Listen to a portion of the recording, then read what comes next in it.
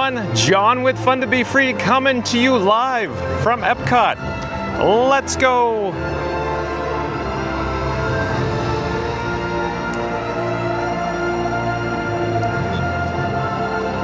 Hello everyone, John with Fun to Be Free coming to you live from EPCOT. Let's go!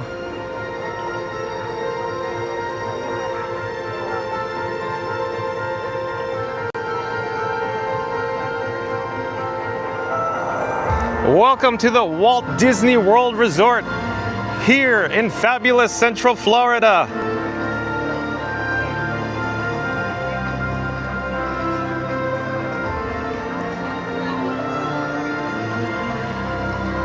You're now looking in the general direction of the guest main entrance here at EPCOT. We're going to swing around, get a closer look, and the reason why I'm walking this direction, we're going to check out the Encanto topiary here near the main gate. It's coming into view now. There's Moana, Maui, Hey Hey, and Pua.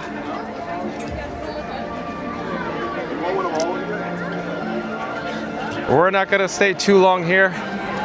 I want to jump into today's video topic. I'm just going to press in a little closer here, check it out, get a better view.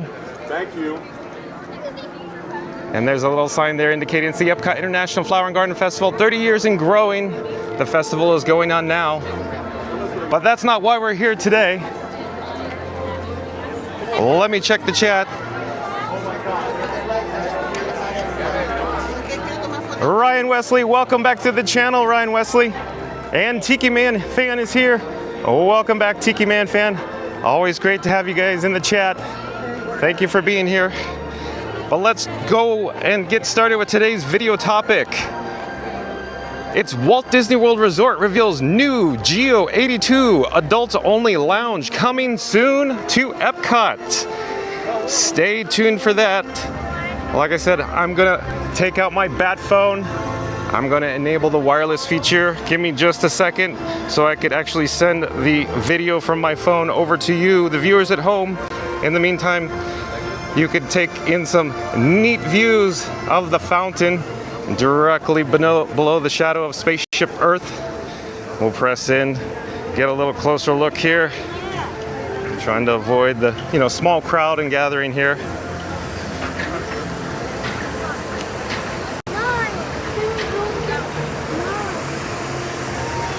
Oh, Rob's Mad World is back. Welcome back, Rob's Mad World. Glad you're back. Happy Tuesday. I'm glad to be back, Rob's Mad World. We had a little bit of a hiccup there, but I believe everything's fixed now. Hopefully we're not going to have technical issues today. Thank you for coming back. Oh, and Robert Sprite's back. Welcome back, Robert Sprite. He says, hi, Rob. Hello, sir. Welcome back, Robert. Nice to see you again. We're in the shadows of Spaceship Earth now. Let's get into the news. Give me just a second here.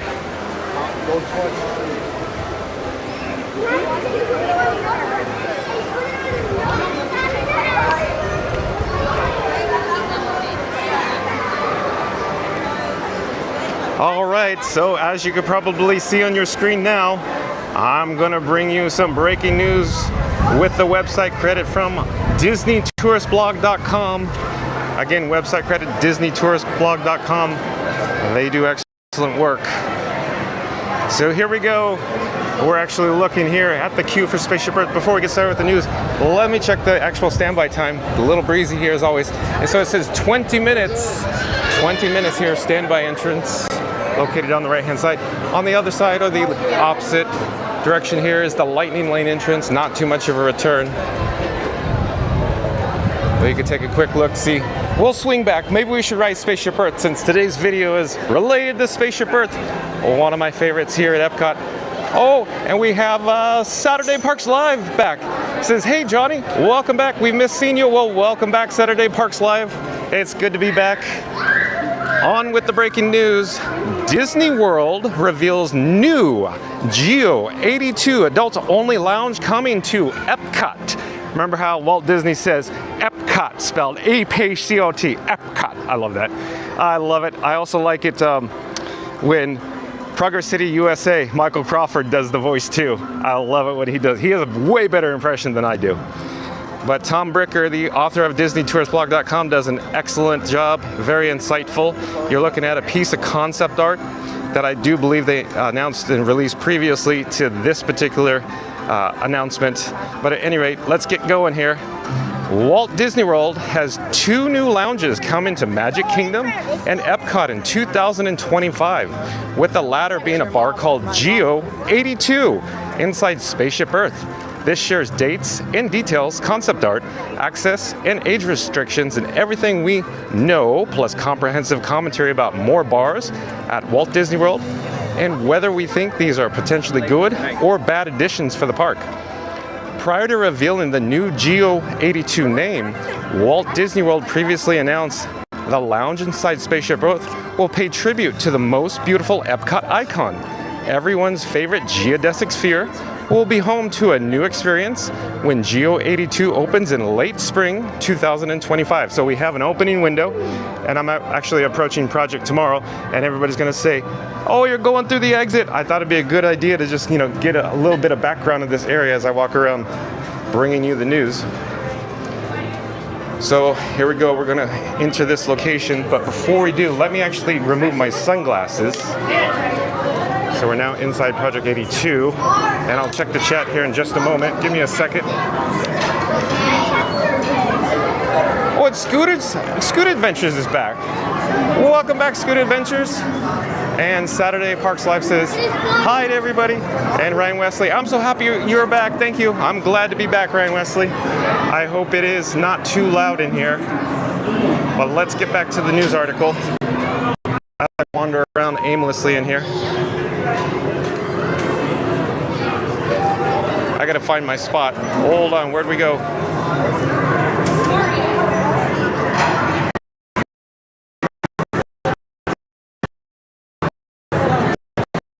Welcoming an elevated lounge to the list of things that make it absolutely stunning. This elegant lounge, offering the intertwined history of Spaceship Earth and EPCOT itself,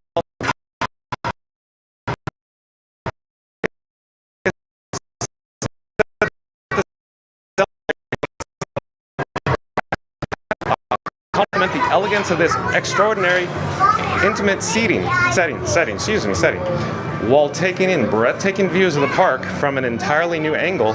You can be inspired by the stories and legacy of this iconic structure, with sweeping views of World Celebration Gardens and a unique perspective of the nightly fireworks. This secluded retreat invites you to raise a toast to the enduring spirit of EPCOT. The latest news from Walt Disney World is that when GEO-82 opens this year, no mention of the previous late spring 2025 timeline, the location will offer reservations for guests 21 and older. The GEO-82 Lounge inside Spaceship Earth will be the ultimate spot to toast to a trip around EPCOT with innovative cocktails and globally influenced small plates while you take in spectacular park views. Tom Bricker's correct.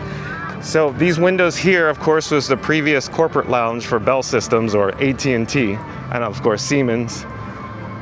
And then, so I don't believe we could see much right now. I'm not certain if they are blacked out, put velvet drapes in there. But, oh, Jaylon! Is it Jaylon? Jaylon, she says, hi, fun to be free. And Scoot Adventures say, hey! So there's the windows there. So I imagine there's some ongoing construction that we're not going to be privileged to see. But they may release, updates in the future. But with this new GEO-82 Lounge, you'll feel like you're discovering an all-new part of Spaceship Earth. GEO-82 will surround guests with iconic shapes and intricate structures inspired by the park's instantly recognizable icon. You'll sit amid rich textures and warm metallic tones that echo Spaceship Earth in an elegant and intimate setting. And then I want to mention real quick, I believe, just as my opinion, speculation, that this area here will they'll have the marquee sign for GEO-82. And let's keep going with the article. The name GEO-82 is a nostalgic nod to Spaceship Earth, which opened in 1982 and is geodesic sphere. As everybody watching now going, Oh, I love that name because I like the name too. I like me some EPCOT, as you know, and it's a perfect name. I didn't actually see this name coming.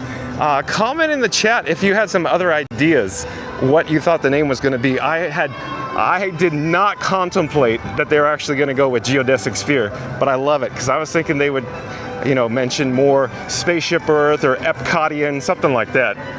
But at any rate. Oh, and Reed Gibson's back. Welcome back, Reed Gibson. Reed Gibson says, hey John, welcome back from the tech dungeon. That's right, Reed Gibson, I'm glad to be back. Resolved, I hope, the issues for now.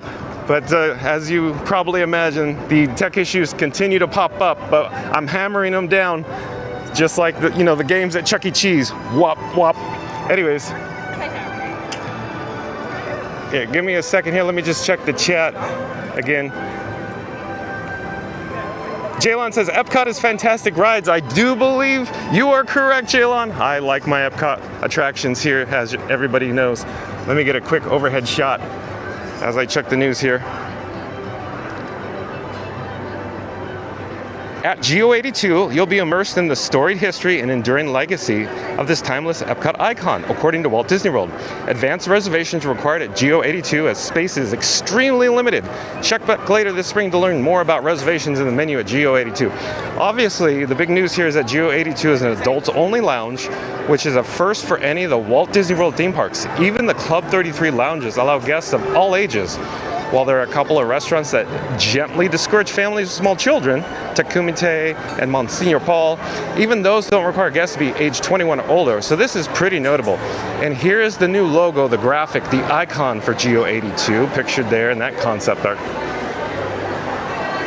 And then it goes on to say, it's also bound to be controversial. Yeah, I imagine that, you know, a lot of people will have a difference of opinion from mine, but it's probably for the best that they're doing it this way. My speculation is Disney's going to catch some flack for doing it 21 and older. But comment in the chat if you have a difference of opinion, we could discuss it. Okay, not just because everything Walt Disney World does is mired in a controversy, if you look for it hard enough, but because EPCOT being too alcohol-centric is already a common complaint among fans, and frankly, one that has some degree of validity. This will only add fuel to that fire. I agree. I do agree with Tom about that. Trying to get a better shot of the actual fountain here. Not quite sure how much we're going to go in the sun because it is quite bright, and my phone screen keeps going blacker, darker as you know it heats up here. So I'm going to stay more in the shade here to read the article. There was a time when we avoided EPCOT on weekends. This is even still mentioned in some of our resources, especially when it comes to fall dates and when Food and Wine Festival is happening, and universities in Florida have away football games. After recently riding Cosmic Rewind over a dozen times during college spring break, I was reminded of this once again. More on that soon. Yeah, I do concur with Tom on that. I tend to pull back on my EPCOT visits. Sometimes I end up coming in the gate and go, oh, I'll just go somewhere else today. However, I very much disagree with the sentiment that this is worsening. That is specifically a complaint we regularly hear that EPCOT is in a state of becoming more focused on alcohol and drinking culture. I love how he threw that is. Tom threw it in a state of, yeah.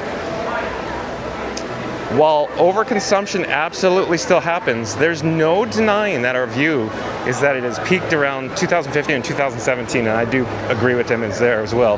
And it seems to me as the price points continue to skyrocket, it seemed to weed out of that a little bit, just ever so slightly. But why don't we actually join the queue here at Spaceship Earth while we check out the news. Saturday Parks Live says, do you know when those ads are about pop-up and we can't see you for a few seconds? I'm not sure how that works on your end. Yeah, Saturday Parks Live, I'm not certain either. I could definitely check into that, but I don't think I have control over that aspect, Saturday Parks Live. Scooter Adventure says, stream looking good, John. Seems like you worked out all the bugs. Well, thank you so much, Scooter, for the update there. I'm attempting to, but the bugs keep popping up, it seems like. My whole, rig, my Frankenstein setup is very complex and complicated, so we're working out one thing at a time. I still remember one infamous weekend during Food and Wine when we saw college students passed out on the lawn and other unsavory activities. While you're still not spot bachelorette parties, team drinking shirts, etc., it's far less common than it once was. I assume younger people being priced at annual passes and the rising cost of alcohol, as opposed to proactive policies on the part of Walt Disney World, have been the driving factor. Okay? Yeah. GEO-82 is unlikely to move the needle on overconsumption one way or the other. I'd liken this to table service restaurants serving alcohol at Magic Kingdom, which has similarly been a non-factor. As a practical reality, GEO-82 is going to be an incredibly competitive advanced dining reservation, easily one of the top 5 most difficult ADRs at Walt Disney World, potentially surpassing the Space 220 Lounge. Yeah, I think so. It's highly unlikely that adults are going to get up at the crack of dawn 60 plus days in advance, fist pump upon scoring an ADR, and shout their enthusiasm. Now I have somewhere to get blackout drunk at EPCOT.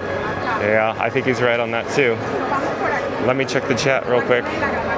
Scoot Adventure says, Saturday Parks Live is my love, Michelle, the brains and looks behind Scuda Adventure. She is home dining or enjoying your stream today. Oh, Gomer Pyle's back. Welcome back, Gomer Pyle. Thank you for being here. What kind of streaming setup is that? We can see your phone side by side. That's awesome. Oh, Gomer Pyle, yeah, I have my bat phone here. I'm just sending the wireless video onto the app to your device at home.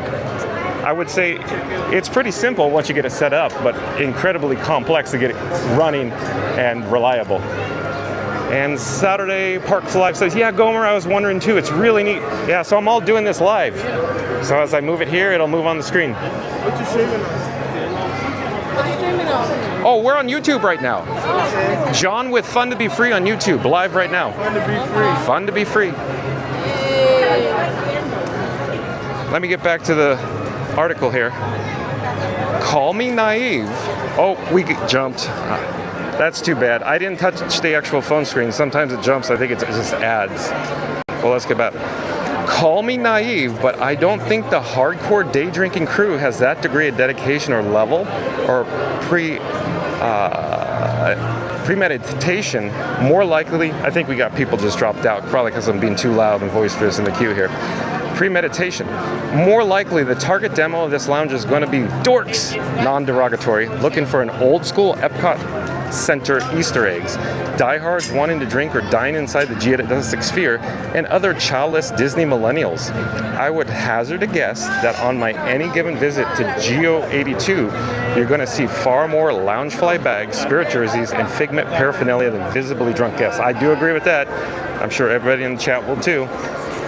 Anyone who wants to get wasted at EPCOT will be doing that at the countless walk-up bars and kiosks throughout the parks. There's no shortage of opportunities for that all-around World Showcase and beyond. And it's hard to imagine GEO-82 changes the equation on that.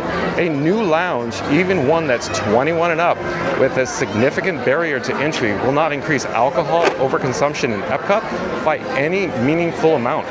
To be clear, none of this is to say that EPCOT still doesn't have a problem with drinking culture. I'm far from a prude, or so I'd like to think, and I think Disney could be more diligent about reducing consumption. There's no incentive to do so, and it would be a nightmare for frontline cast members to enforce. They should figure out something. Regardless, the trajectory is for this to get better as opposed to worse, and GEO-82 won't alter that one way or the other. I assume visible overconsumption will continue to decrease as prices continue going up, and the demographics most inclined to overdrink, at least likely to be able to afford admission and alcohol. Basically, it'll continue self-correcting. Yep.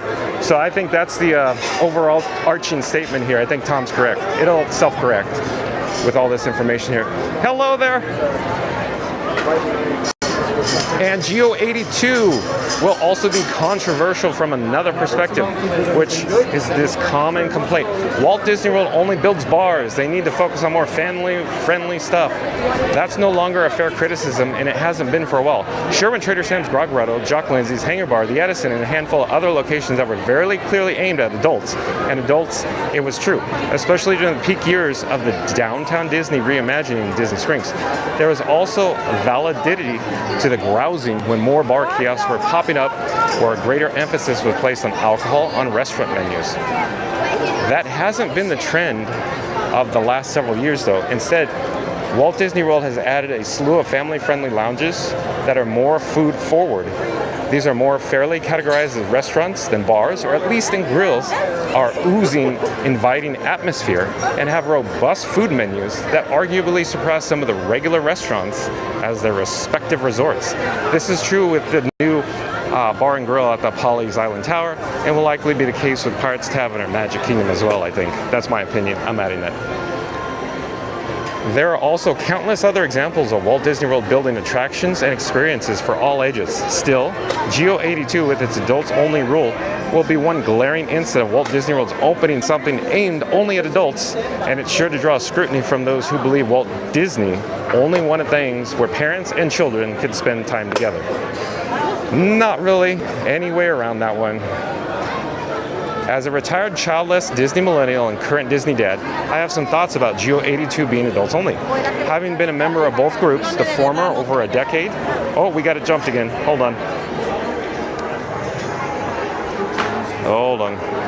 Over a decade and the latter of the last couple of years, I'd like to think that I have a unique perspective. First and foremost, I'm a little bummed out we won't be able to take Megatron here. From a purely selfish perspective, and let's be honest, that's the most important one to each of us. That kind of stinks. Being more objective, this is great for childless Disney millennials and other generations of Disney adults. My general perspective is, and always has been, the kids should be welcome just about everywhere in society. For instance, grown adults get upset about crying babies on airplanes or real crybabies in that example. At the same time, it's nice for adults to have spaces to themselves. They should be discretionary places that aren't essential to any core experience, have a reason, sophistication, atmosphere, etc. for being adults only. This is true of Walt Disney World and beyond. Let me check the chat real quick. Just see the updates here. Easy T, welcome back, Easy T. Glad you're here. The lines, the lines aren't too bad, but we haven't seen the actual wait time signs for the rest of the park, but we'll get there. Jeremy Heath says smoking sections turned into cocktail stands. And Gomer Powell says they will. I'm having trouble with my chat. The app got updated. I need to make adjustments. I'll make adjustments to my chat as soon as maybe I get on Spaceship Earth. But I'm having a hard time reading the chat. I'll come back to the chat in a moment. Back to the news. This is probably going to make me unpopular with my fellow parents, but there are several existing spaces at Walt Disney World that would benefit from being more restrictive. There's no reason I need to take my daughter to Citricos, Toledo, or a handful of bars and a few select signature restaurants. Having some upscale options for families is a good thing, but parents with small children don't need all of them. Allowing kids to a sophisticated restaurant introduces too much of a wild card. We'd had a few expensive date nights at refined restaurants where only a table or two away were kids bouncing off the walls or subdued by an iPad without headphones. We didn't get upset after all. That's the nature of the beast of Walt Disney World. But we did wonder what they were doing there and vowed to learn from that experience and never do the same thing with our kids before they were ready for refined restaurants. To make me even more unpopular, I've also advocated for more stringent enforcement of existing dress codes for similar reasons.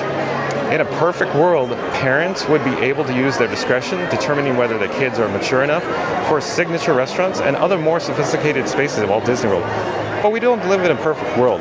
Many people don't make judgment calls with their self-awareness. They do with their selfishness. Our view is that Walt Disney World needs to do more to cater to families with small children, as it risks losing its foundational generation fans if Disney doesn't reach kids during their formative years. I agree with that very much so. But this mostly revolves around promotions and pricing, not the substance of the experience. In that regard, Walt Disney World is undeniably a family-friendly place, first and foremost. At the same time, there's no denying overarching demographic trends. It's savvy for Disney to add adult-centric attractions and entertainment and otherwise chase the convention-goer and childless millennial demographics. Adults without children are making up an ever-increasing slice of the pie for Walt Disney World and their freer spending. Given all that, and since some of these spaces are enhanced by being adults only, and because parents cannot be counted on to use their discretion to determine whether their kids are sufficiently mature for a sophisticated setting, age restrictions can make sense. The question is nevertheless whether it makes sense here at GEO-82. We got to get going here. We're losing time. GEO-82 is obviously a discretionary place. It previously existed in a corporate sponsor lounge, so it has been accessible to 99% of EPCOT theme park guests. Excuse me, I'll read that again. So it hasn't been accessible to 99.99% of EPCOT theme park guests for the last few decades anyway. No family trip will be ruined by being denied entry into GEO-82. Most probably won't know about it and go about their day as always. If anything, they'll instead visit dining options that are more family friendly and better suited to kids. I'm 100% certain that our Megatron will enjoy Space 220 Coral Reef Beer Garden, Garden Grill, and other several EPCOT eateries more than GEO-82. That still leaves the unanswered question of whether there's a good reason for GEO-82 being an adults-only lounge. Will it be sophisticated, have a more adult atmosphere, be a quiet place to decompress from the hustle and bustle of the park? Frankly, I'm skeptical about this.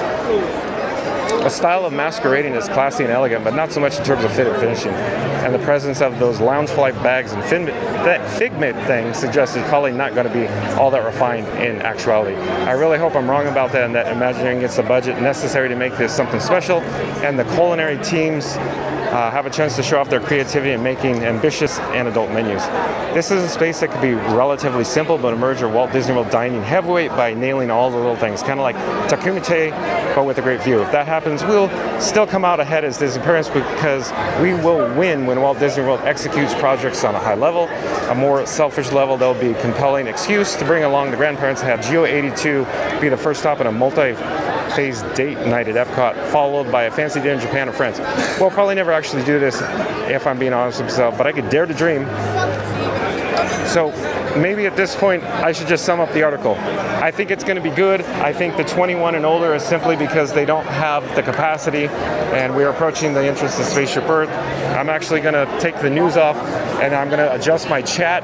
So if I go silent for a few moments, I'm trying to make so I can see the chat appear. In other words, it's like it's camouflage. So give me a second here. I'm actually disabling the wireless feature on the Bat phone, and then I'm going to put the phone in my pocket.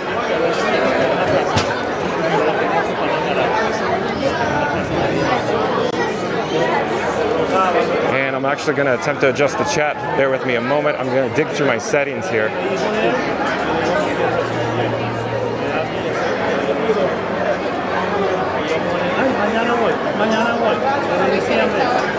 Okay, I think we're in luck. I do believe. Oh, just one, please.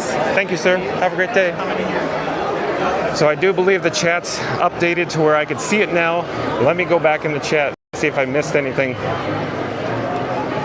Okay, let's go back to EZT. Like I said before, EZT, welcome back. Now I can read the screen. EZT says, the lines look crazy long. School March break, I'm guessing. I wouldn't say it's too long yet, EZT, but we'll check out the wait time signs. Stay tuned for that. Hello there, how are you?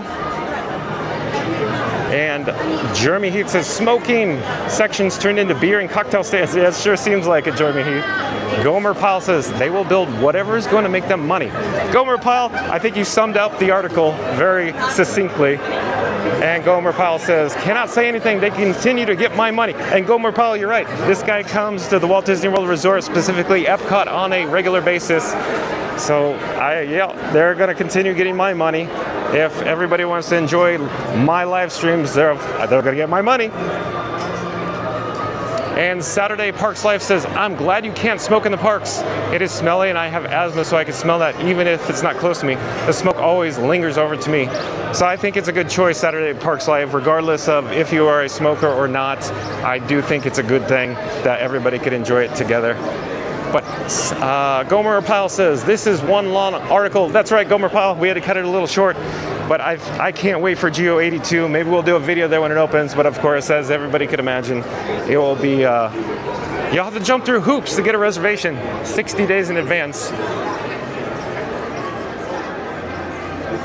And Saturday Parks Life says, all right, I'm checking out for a bit. Enjoy the ride. I'll check in later. Bye, everyone.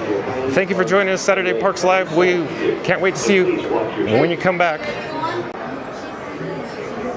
Please take small children by the hand and watch your step. And of course, if you're new to the channel, remember to click subscribe, comment, And don't forget to ring that notification bell.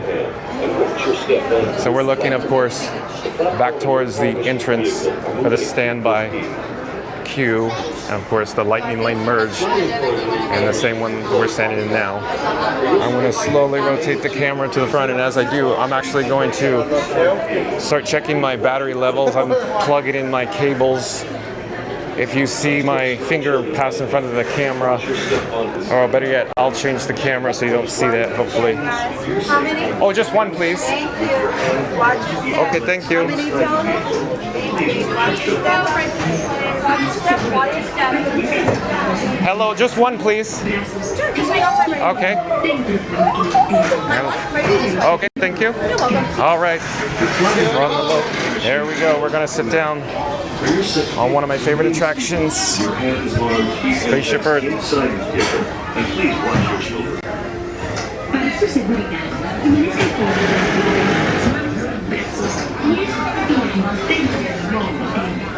cuide los pequeños. Sliding doors on your time machine will close automatically. For your safety, remain seated with your arms, feet, and legs inside the vehicle. And please watch your children. During your slow-moving journey, your time machine will slowly rotate back and may stop momentarily. For your safety, remain seated at all times. During your slow-moving journey, your time machine will slowly rotate back. This is Spaceship Earth Control. Welcome aboard.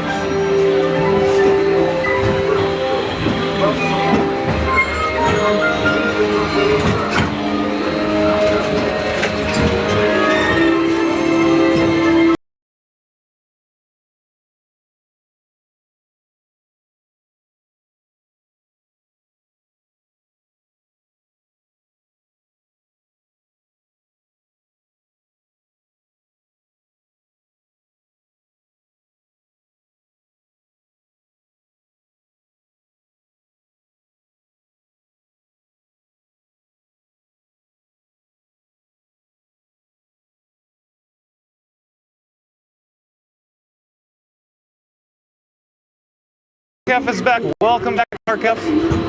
Mark F says, welcome back today, John. Good to be back. Glad you're here, Mark F. Surprisingly, beyond Mark F is, I believe, coming very soon to the Walt Disney World Resort. we've been inventing the future one step at a time. So, let's travel back in time together. I'll show you how our ancestors created the world we know today. And then it will be your turn to create the world of tomorrow. Here, in this hostile world, is where our story begins. We are alone, struggling to survive, until we learn to communicate with one another. Now we can answer the tune and survive together.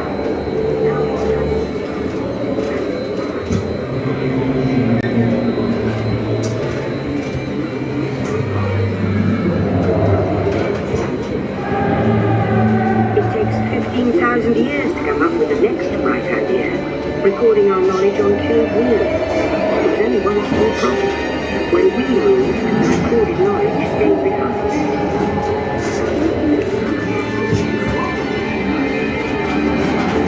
Now let's move ahead to ancient Egypt, because something is about to happen here that will change the future forever.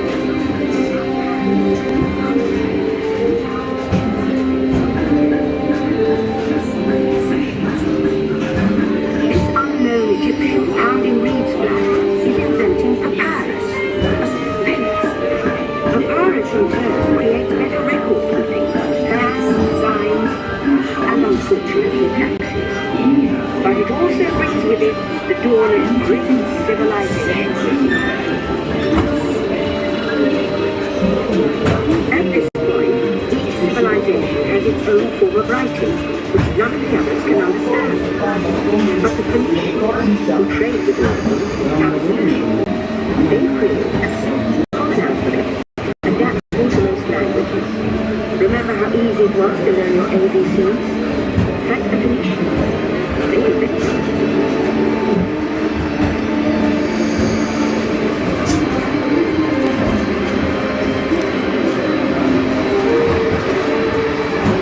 The ancient Greeks were great inventors of the future. First, they established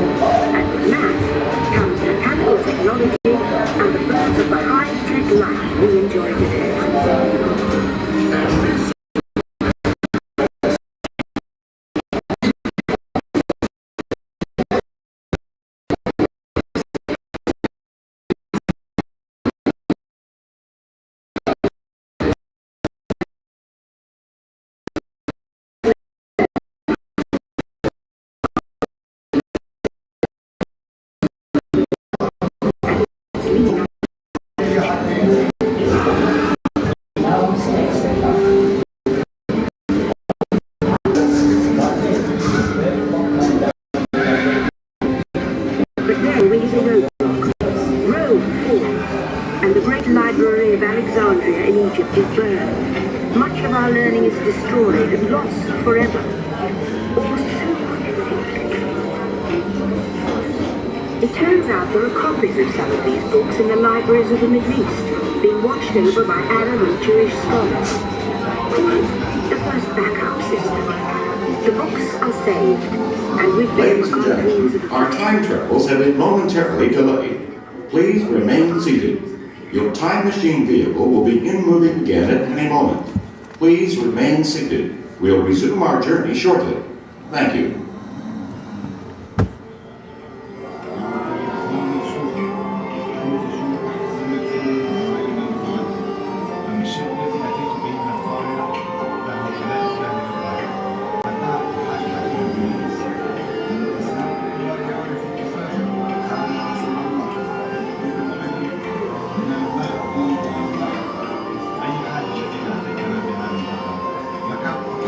Please remain seated. Your vehicle will begin moving immediately. Remain seated, please. Our travels are resuming now.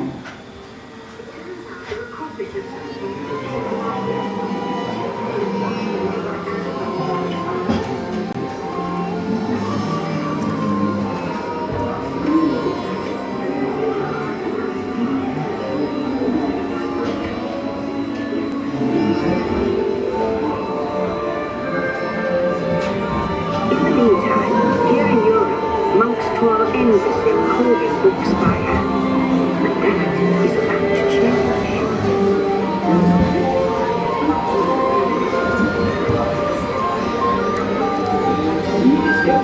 In 1450, Gutenberg invents the movable type printing press. Now knowledge can travel as fast as these new books, and travel they do. Books make it easier to invent the future in every field. And the result is an incredible explosion of innovation we call the Renaissance.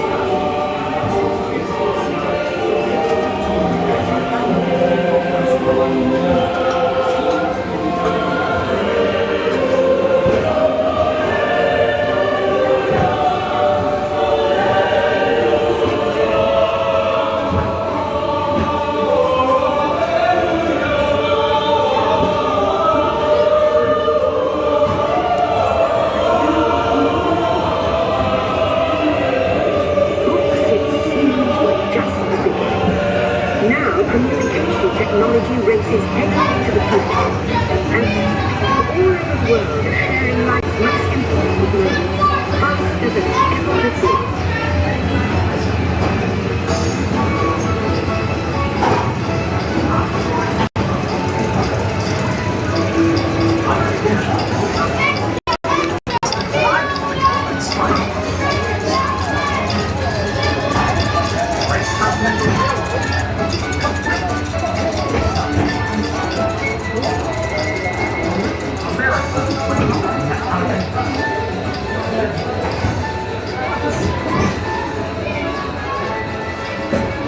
Number 3. On another gold medal run, Jackie Owens makes America proud with 4 gold medals at the 1936 Olympics in Berlin. By now, we're all communicating from anywhere on Earth, and in 1969, since The champions come in all races, creeds, and colors.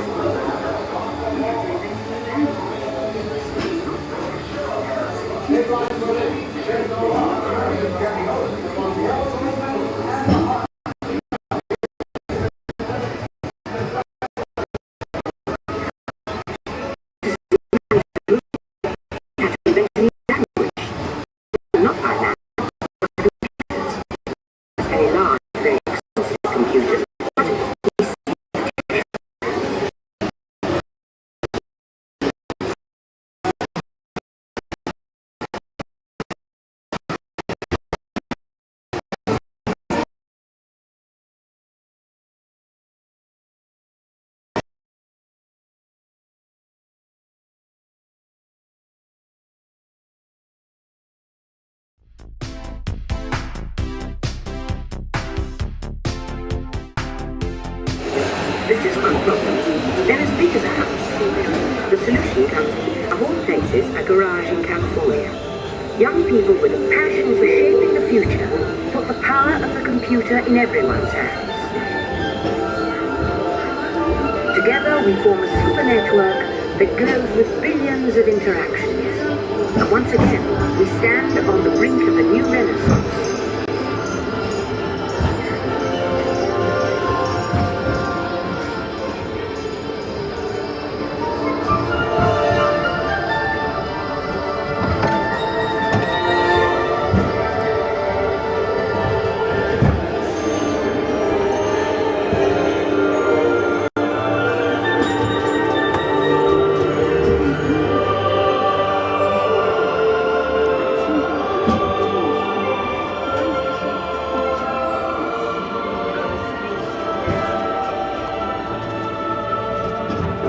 After 30,000 years of time travel, here we are, a truly global community, poised to shape the future of this, our spaceship Earth. Your time machine is now rotating back. Please remain seated. Attention, you are now rotating backward for your return to Earth. Please remain seated, time travelers. Attention, travelers. Please remain seated. Your time machine is rotating backward for your return to Earth. In preparation for your return to Earth, your time machine is now rotating backward. Please remain seated. Attention. You are now rotating backward for your return to Earth. Please remain seated. Attention, travelers. Please remain seated. Your time machine is now rotating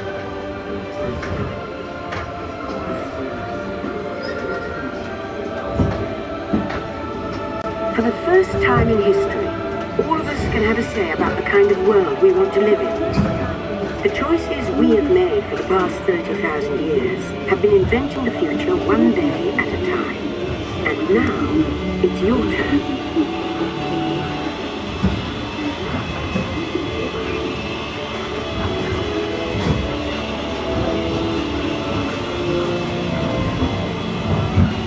Let's have some fun creating the future, shall we? On your computer screen, ask a few questions first. Then we'll show you a new world, custom made just for you. Ready?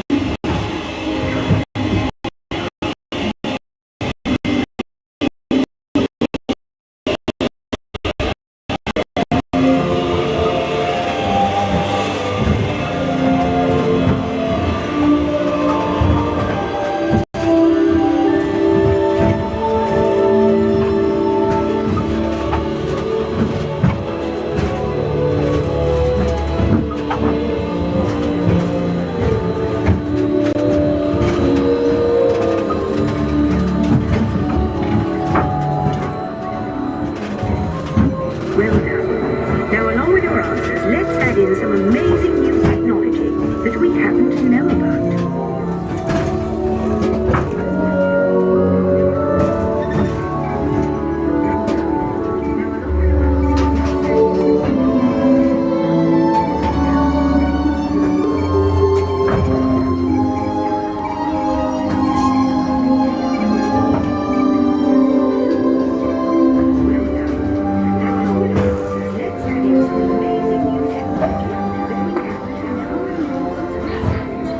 And now I believe your future is... Oh, Captain Mickey Mouse is back. Welcome back, John. Captain Mickey Mouse says. Well, it's nice to be back, Captain Mickey Mouse. Thank you for joining us.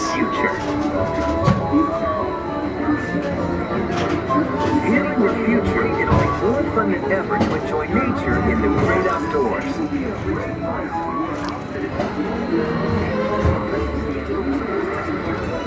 But even in a perfect world, accidents do happen.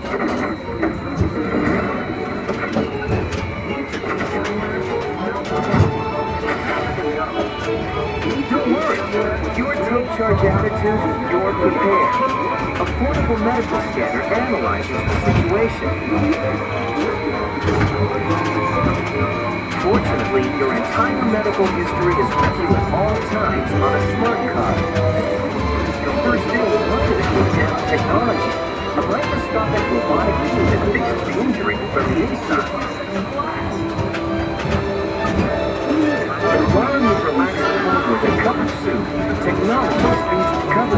In no time at all, you go back on your feet. Uh-oh. Fortunately, in the future, help is never far away.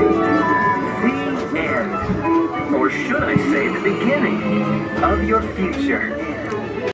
Or should I say the beginning of your future. So here's to the next 30,000 years on Spaceship Earth. While no one knows for sure what we'll see or do, I do know it will be quite an adventure. An adventure that we'll take and make together. See you in the future.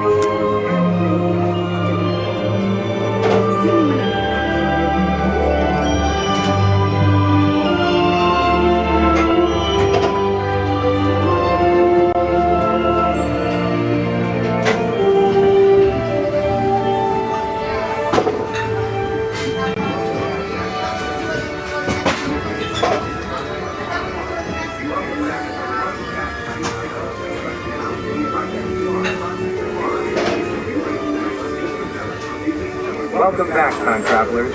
Now, we invite you to visit Project Tomorrow, where new ideas and innovations are being developed to make the world a better place. Your vehicle doors will open automatically. Please keep your hands away from the doors and step carefully onto the moving platform.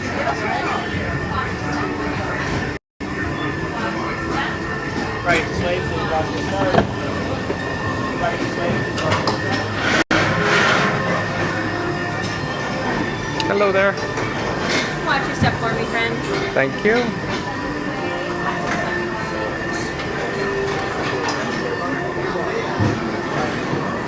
All right, we're now approaching Project Tomorrow. Well, let's spend a little bit of time here. I'm carefully monitoring the cellular reception, if it's any good in this area. I want to walk around here for a bit, take in, of course, all the ambiance of inventing the wonders of the future. We could head up here to the globe projections.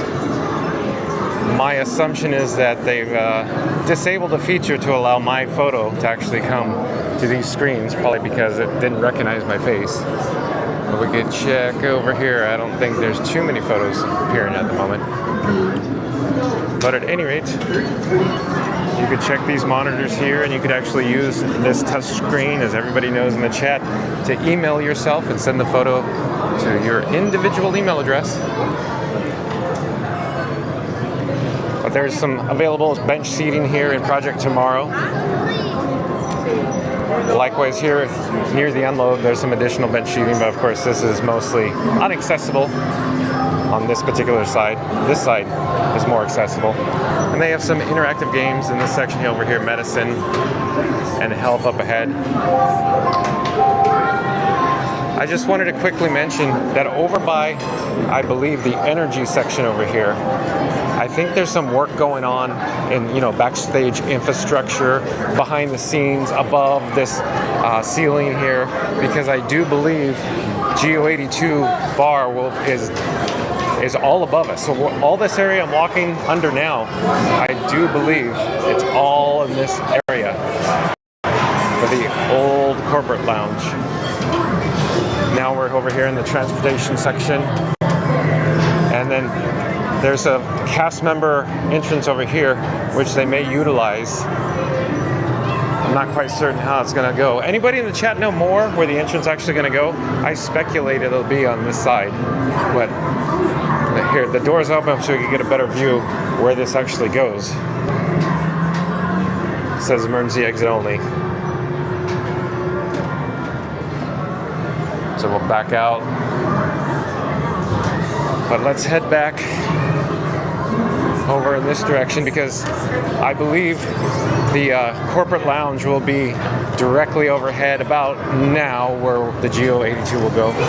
That's one of the exits you could traverse. But we're going to go to the other side because I want to show you. We mentioned it in a previous video on the opposite side here by one of the exits. Well, let's go out there now. Let's talk about it. We're going to go through these double doors, and I'm going to awkwardly turn the camera up to the ceiling. But let me try to get out of the way because there's probably guests that want to exit here.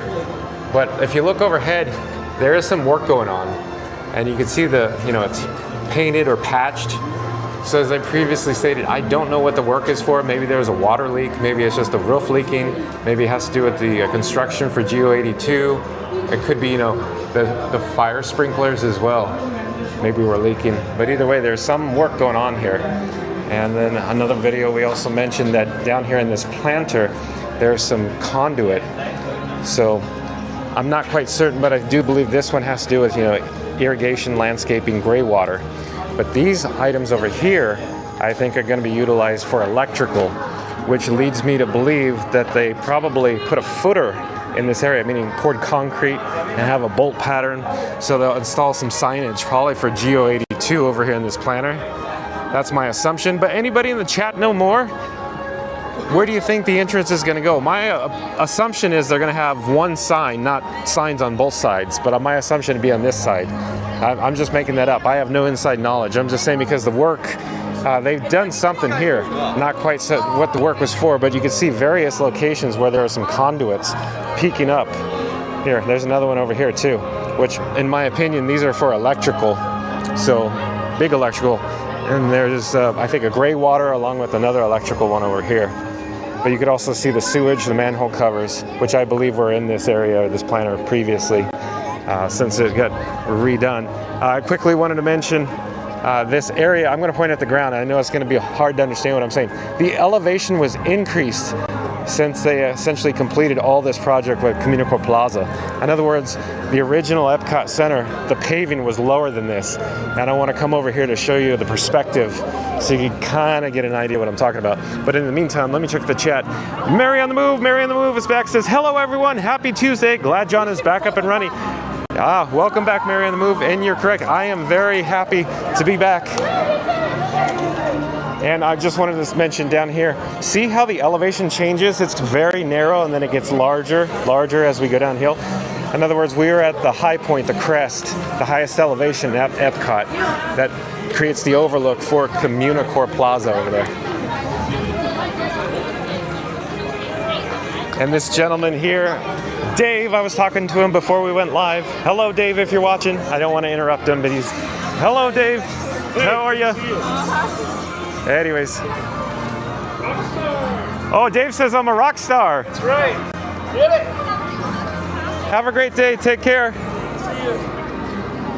So again, I'm just pointing the camera oddly at all the areas with the elevation changes. And the point of all this is because this whole area, this planter here, has increased in elevation for, of course, Communicore Plaza. Previously, as everybody in the chat probably could recall, it was actually a lot lower in the ground or the dirt or the paving. This planter here in front of the corporate lounge, that's becoming, of course, the GEO-82 lounge that we previously talked about.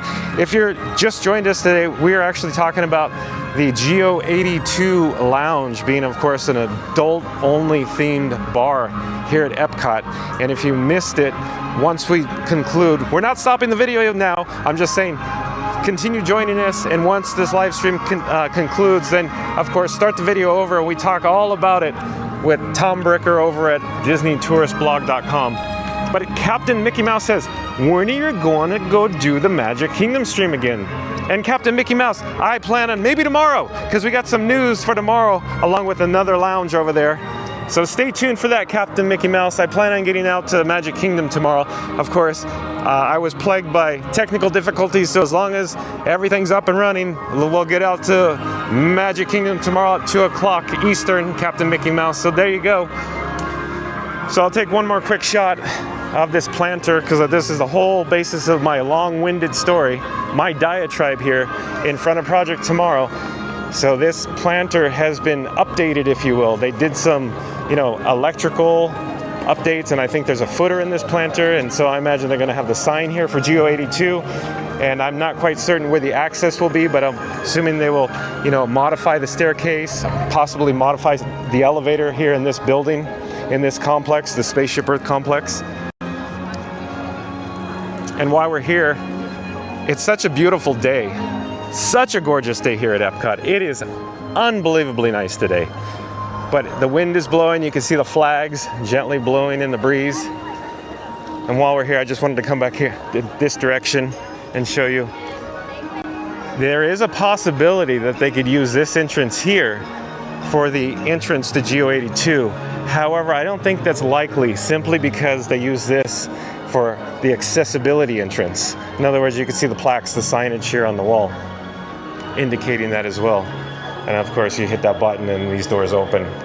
And I'm gonna spin, it's boring on this direction, but I'm just gonna show you here. I don't think they'll use this, because this seems nondescript. Hello there. So going up into, of course, Project Tomorrow with the various cast member doors. But we're gonna pull back here and go back to the pathway, the midway, turning around. There is another door over here. I would assume that's highly unlikely. That'll be used as the entrance. There, of course, is a camera in the top right tucked in there as well. But as everybody knows, one of these shafts have the elevator for the Spaceship Earth complex that goes up to the corporate lounge. Anybody in the chat ever been to the corporate lounge on a tour or any other special access by any chance? And Captain Mickey Mouse says, you know that's not the lounge, right, for the adult stream? Captain Mickey Mouse says, wait, thought that was Spaceship Earth Lounge. Yeah, Spaceship Earth Lounge. GEO-82, Captain Mickey Mouse. Guest relations up ahead. Since it's a gorgeous day here and we are near the main entrance, I want to go back and just take some quick shots of the fountain. You previously saw it when I was doing the news, but you know, it was a little smaller in the actual screen size. I want to go back because I love me some fountain in front of Spaceship Earth. There's nothing like standing in front of the fountain and getting overhead views of Spaceship Earth. It's amazing. And then I just going to quickly mention, since we're in this area, there is many areas for stroller parking on this particular side, and on the flanking the opposite side as well, stroller parking. And of course, gateway gifts on this particular side as well. You can see it just here in the shadows. And on the opposite side is the pin traders. Of course, pin trading, I should say, is extremely popular, and there's numerous pin traders generally in front of the pin traders shop. So Captain Mickey Mouse asks, where's Spaceship Earth Lounge going again? Oh, behind where we were talking about the elevation, the windows overhead behind us, in the back side of Spaceship Earth, Captain Mickey Mouse. That's where I do believe the lounge is going to be going. So take a look at the lightning lane return, little increase, but it's still a 15-minute wait time. So not too bad, seems pretty comfortable overall here today. I do believe tomorrow is a good to go day. I was in the park here at EPCOT yesterday for St. Patrick's Day, and there was, of course, increased attendance. Many people wearing green. It's unfortunate that my equipment I was waiting for a part, so we got the part and we're good. Just popped it in and we got everything going back again. So hopefully we're going to continue to bring you live streams daily here from the Walt Disney World Resort starting at 2 p.m. And David Don Hobley. Oh, David Don Hobley, I do believe you're a new subscriber to Fun Big Free. He says, great to meet you today. You rock. Well, that was nice meeting you, Dave. Thank you so much for subscribing.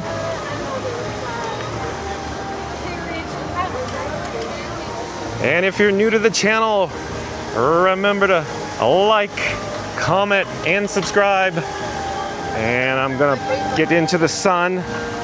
We're gonna get a better view of the fountain. That's the reason why I came back here. And as we do, let me put my sunglasses on here.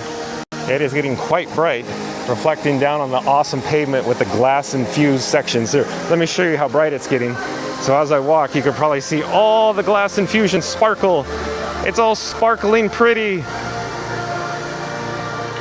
But Dave, nice to meet you as well. Nice talking to you. Here's the fountain again. I'm just gonna pause here for just a moment and just listen to the background audio, as I always say, the background music, the BGM. We'll take an overhead shot here at Spaceship Earth. What a neat view.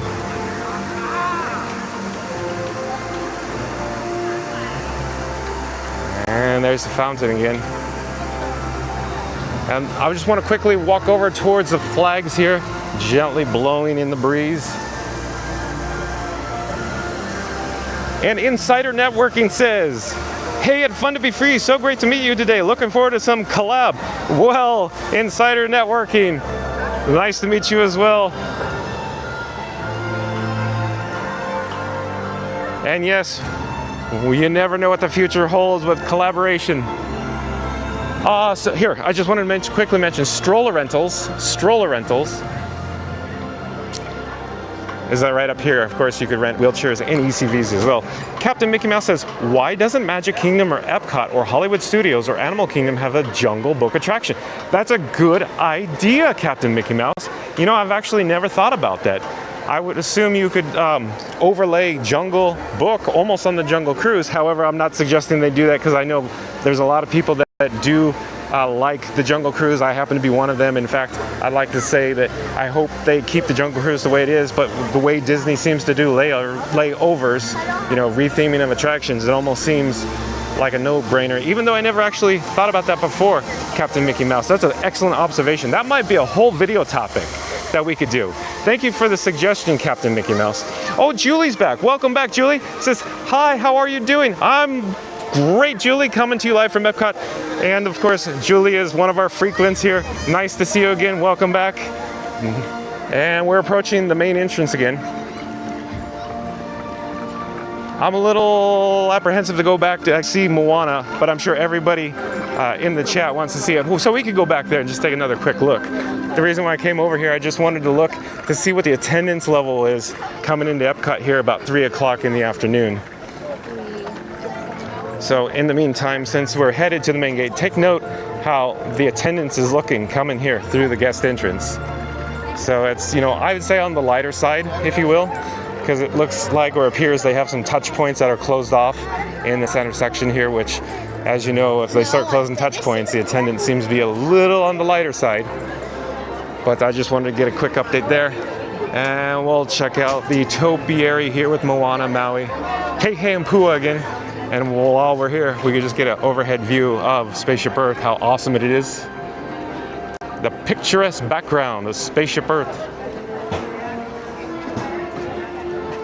And then over in this direction real quick, everybody knows this in the chat, but you have guide maps in various languages here. And Julie says, I hope all is well. Oh, it's all is well, Julie. I'm here at the Walt Disney World Resort, EPCOT, my favorite theme park. But I just wanted to show you, they have different languages to choose from here at the guide maps. And of course, the Festival of Passports are offered here. The EPCOT International Flower and Garden Festival is going on now. And of course, you can see the dates. So behind us, March 5th to June 2nd are the dates for that as well. Let me put that back. So I actually wanted to head over in this direction, and I just wanted to take a look. I know everybody won't be able to see what I'm seeing probably because of the way the shadows are on camera. I just wanted to see what the monorail platform is looking like. I don't see, you know, too many people up on the platform, suggesting yet again it's a lower attendance day here at EPCOT right now, this moment. And then while we're in this general area, I wanted to quickly show you there's some patchwork going on, some paving updates, you know, some of my favorite stuff to see.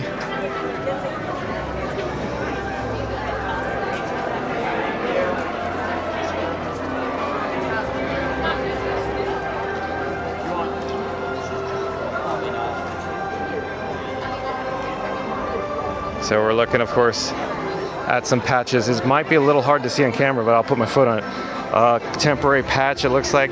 Probably some heavy equipment broke it up, cracked it. So these stanchion here, of course, so you don't step on it probably when it was wet, I should say, so they're letting it dry.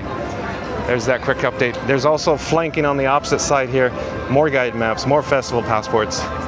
And behind us and in front of us is another quick example of the landscaping they did. A horticultural team here at the resort does such an amazing job.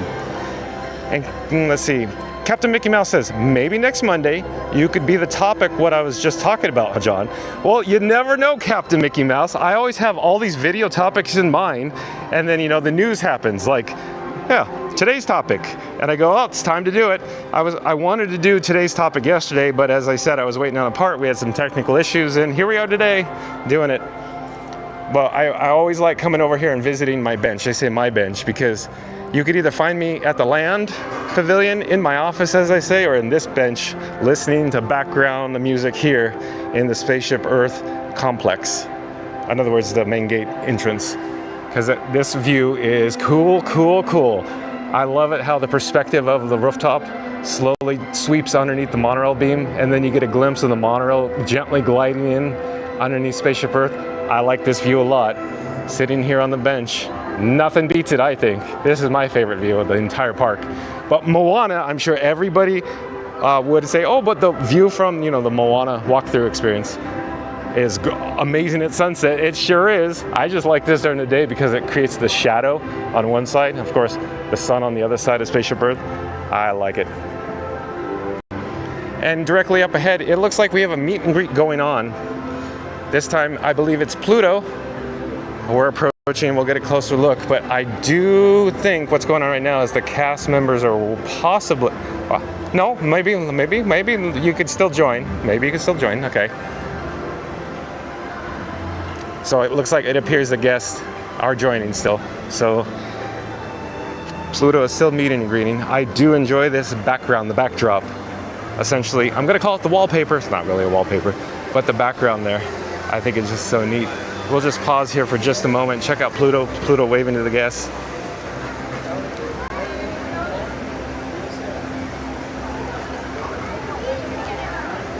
Oh, and Scooter Adventure says, vibes, not rides for me too. I do agree, Scooter Adventure, even though I do like my attraction, specifically at EPCOT. Very much so. It's the vibes at EPCOT. So we're just gonna take one quick shot of Pluto signing the autograph book, and then we'll continue. And since I was talking about pin trading, we could just take a quick look to see what the small group of pin traders are here beneath the Spaceship Earth shadow. And the wind is not bad right now. Usually it's just whipping through Spaceship Earth. So just a small group here of pin traders. Looking through this area, what I'd like to do is let me go over to the opposite side to Gateway Gifts, and you can check out views of the Spaceship Earth's queue again. But I want to head over to Gateway Gifts, and I want to get a replacement fuel rod. So at the moment, we got a big blast of wind, even though I just said not that windy, and then a big blast of wind. I'm gonna go into Gateway Gifts, and over to the left-hand side, of course, is the power station, the fuel rod suspension area. So I'm gonna hit swap, and I'm gonna replace the fuel rod in just a few moments.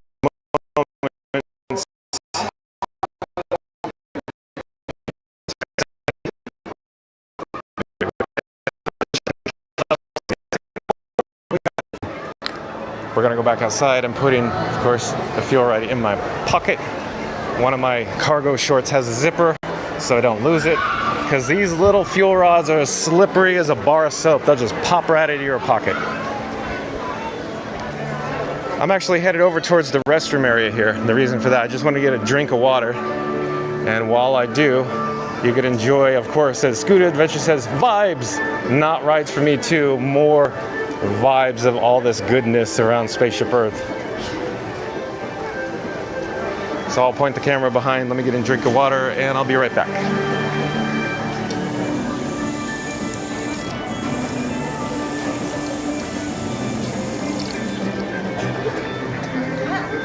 All right, let's continue with our little tour. Oh, there is a monorail. It looks like Monorail Blue cycling overhead, headed right back into the EPCOT monorail station. You can see it just peeking through, gently gliding along the beamway. Okay, we're gonna head up the elevation, and what I should do is actually pause, kind of point the camera at the ground.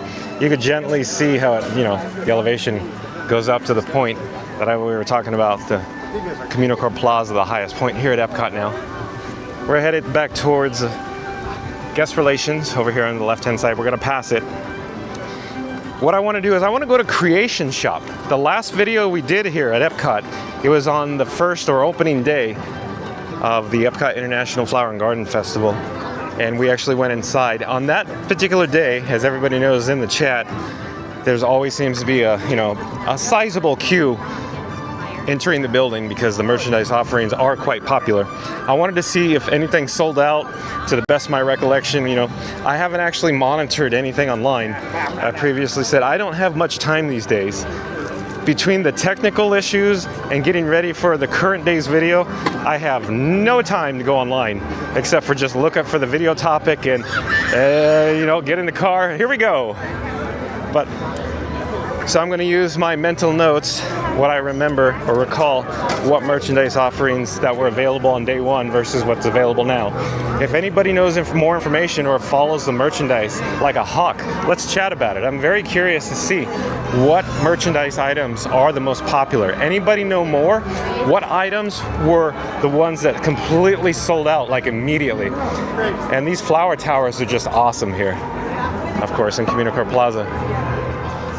As we pass it, let's actually just take a look down here because you can see the Figment Topiary. We'll go down there in a few moments. I don't want to get sidetracked. Like I said, let's get over to Creation Shop. This guy goes on tangents like Rob's Mad World says. John, get back on track, huh? So we'll stay on target. So let me take my sunglasses off because we're going to go in the store here in just a moment. This merchandise location, of course, is the largest location in EPCOT, and they generally carry essentially most merchandise items that I think most guests are interested in. However, I do appreciate the fact that most pavilions carry very specialized themed merchandise items as well. I think they did a great job, of course, with this store overall. Hello there. The look, the feel, the guest flow, and of course the large queue with the humongous register wrap and the Mickey mural overhead. I love the color palette in here and the flooring. I'm sure I've showed you the floor before. I really like the floor, like the terrazzo floor. Of course, this is, to me, it's reminiscent of Innoventions, if you will, because remember Innoventions, like, you know, the Road to Tomorrow or the Highway to Tomorrow. But let's head. Oh, something caught my eye. Oh, and Rob's Mad World says, love those tangents. That's right, Rob's Mad World. I do believe that's why you're here, because you like my John tangents. I really like this. I'm sure I mentioned this before. I need to touch it to kind of describe what it's like. It's not like a vinyl. It's more of like a cotton, durable, like a sail, like a canvas. It's really durable. Really, I'll get even closer. Really durable material on this. It's got the snaps. It almost seems to me that you could buy this literally in the early 80s when EPCOT opened, something like that. But I do like that a lot. And let me get out of the way. There's a cart coming. I just wanted to show you. That's pretty cool too. Pretty cool. Maybe I'm a sucker for anything like with the Walt Disney World logo or Mickey on it, maybe. I'm sure a lot of people in the chat would agree. Just, you see that and you go, I gotta have it. Look at all these Spirit jerseys here. Well, I shouldn't call them Spirit jerseys. These are actual, long sleeve t-shirts, but yeah. I think everybody knows me. I like my original logos, so not bad at all. I even like the new contemporary one. It's pretty neat stuff. Hey, while we're here, I'll just show you, they have a bunch of Crocs here, themed to the parks. And I would call these literal jerseys, right? Not even a Spirit jersey. These are literal jerseys. I'd say, of course, MLB style jersey. They have multiple socks in this location as well. The Mickey socks and the Fab Five as well. Let's push on. The reason why we came in here, I wanted to go over here to see the merchandise for the flowering garden. And I wanted to see if it's been reduced, like if it's still popular, if it's sold out. So I'm looking all around. I'm not sure where I should start here. Spike the Bee. It looks like they have plenty of these. So ordered a bunch. But anybody in the chat know what merchandise items were like the most popular ones? Which ones sold out? Because I'm trying to recall what was where and what's missing, what they don't have anymore. But it seems like they have most of it. So it seems like they have a pretty large selection. And as I mentioned before, hello there, Orange Bird. I like how they have all the Orange Bird merchandise and they're incorporating Orange Bird heavier or more in the festival here for Flower and Garden. Because who doesn't like Orange Bird? As I say, we need more cowbell, more Orange Bird, more Figment, more cowbell here at the Walt Disney World Resort. That's a pretty neat shirt. I showed you last time we were here, but it's embroidered. A lot of these clothing or apparel items are like higher quality where they have embroidered logos on them. Very cool. Here's the actual Spirit jersey. We saw this last time too. If you touch it, it's more like a beach towel. It's fuzzy. It's so fluffy. Hello there. How are you? Nice to see you. And over in this direction while I'm pointing the camera, I gotta turn it slowly overhead. There's, of course, that stylized mural that I can't get enough of when I'm here in the Creation Shop. Of course, this side and the opposite side. We just breezed past it, but here there are some orange bird ear headbands, which are cool. That matches the trash can. We should go out and see the trash can because they have special trash cans. I missed it. I didn't see it. But it looks like some of the merchandise has been replaced with the general EPCOT merchandise, meaning the flower and garden. Maybe they did sell some of it because a lot of this section had it previously. But so my general consensus here is that they don't have all of the selection that they once had during the opening day. But anyways, here's a Figment Loungefly. Nothing beats Figment. Nothing beats Figment. There is a limited selection of Figment merchandise here at Creations. I do believe most of these items you can purchase over at the Imagination Pavilion as well. But I wanted to go over towards this direction and see. Last time we were over here, they did the limited edition pin trading over here. But of course, that was only for the opening day at Flower and Garden. And you know, this sign drew me over here. Celebrating 30 years for the EPCOT International Flower and Garden Festival. So I don't see much. They have the Loungefly here, the Orangebird Loungefly, still in this area. And Rob's Mad World says they sold out of Bort license plates. Oh, Rob's Mad World, Bort, yeah. Yeah.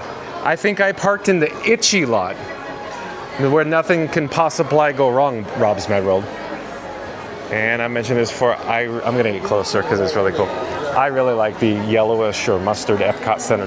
Look at how cool is it? You can still buy or purchase an EPCOT Center t-shirt. I mentioned before, that's not bad at all, the black one with the fireworks. But I'm gonna pull back here. Oh, hello there, excuse me, I'm sorry. Okay. It's a little congested here, even though the attendance is not that crazy here today. But the Creation Shop, of course, is very popular. As you can see, a lot of people here, of course, searching for possibly last-minute gifts before their departure to get on their aircraft to go back to where they came from. But let's go outside. I want to find the Orange Bird trash can. When we were here on opening day, the trash can was located just outside this doorway, this exit, over in this general direction. I'm not sure where they moved it to, but oh yeah, here it is. I think I found it. Okay, we're gonna head over to the left. Here we go, so you get an idea. So look at, you got Spike the Bee buzzing around. Let's get closer, get a better shot of this. Spike the Bee buzzing around since 1948. And on the bottom, of course, it has the little silhouette, of course, of World Showcase in the pastel. EPCOT International Flower and Garden Festival. Oh, hello there. How are you? How are you? Good, thank you. So we have another live streamer here. I'm John with Fun to Be Free, by the way. Hi. Is it okay to point my camera in your general direction? I just want. Okay. For everybody, like I said, I'm John with Fun to Be Free, and who would I have the pleasure of speaking with? Aaron, Roxana, Magical Horizons.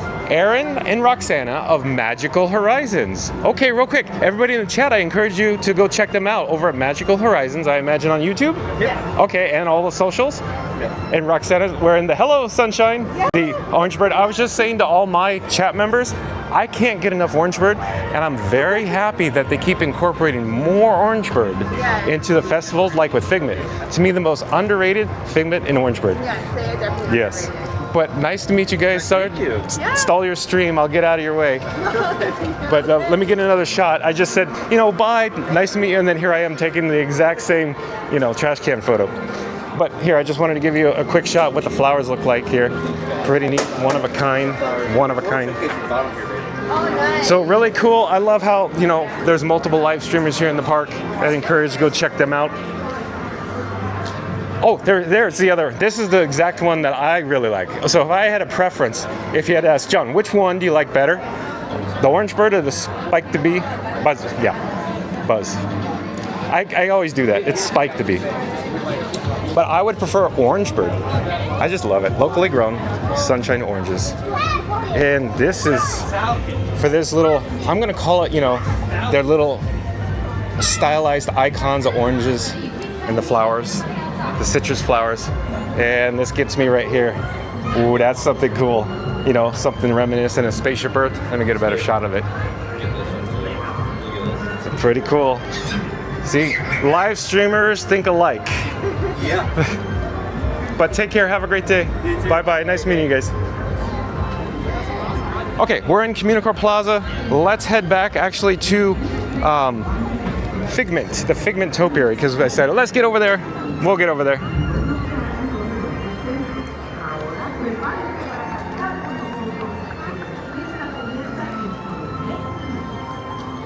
I'm just checking my camera levels. Hold on a second here.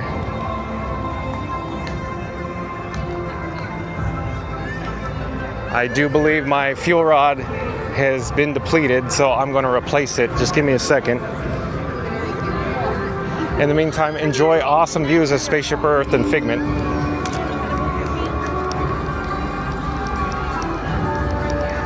Oh, there is a show going on. We should go over there. Hold on. We'll cut Figment short and come back after the show, maybe. I just realized that.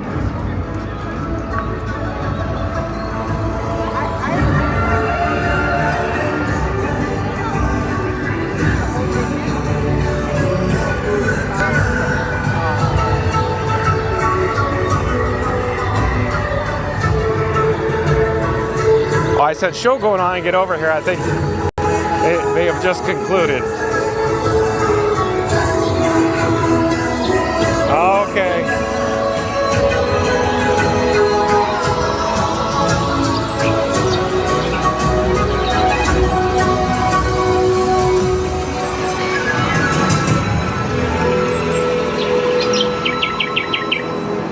Not bad. Still not a bad shot.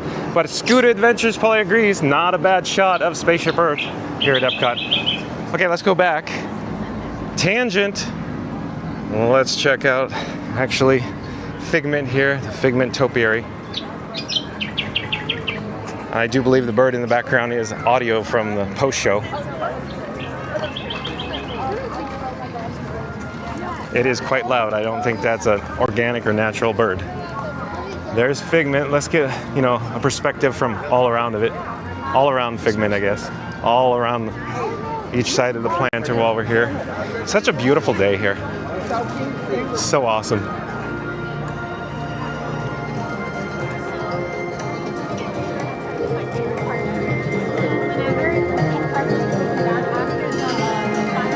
And while we're in this area, let's get an overhead shot of Spaceship Earth. Kind of the focal point of today's video. That's why I'm spending a lot of time here, because who doesn't like Spaceship Earth? I'll just pause here for just a moment. Maybe we'll go up to, you know, the Walt statue and just take a quick peek. A little peek-see while we're here. Oh, excuse me, I'm sorry.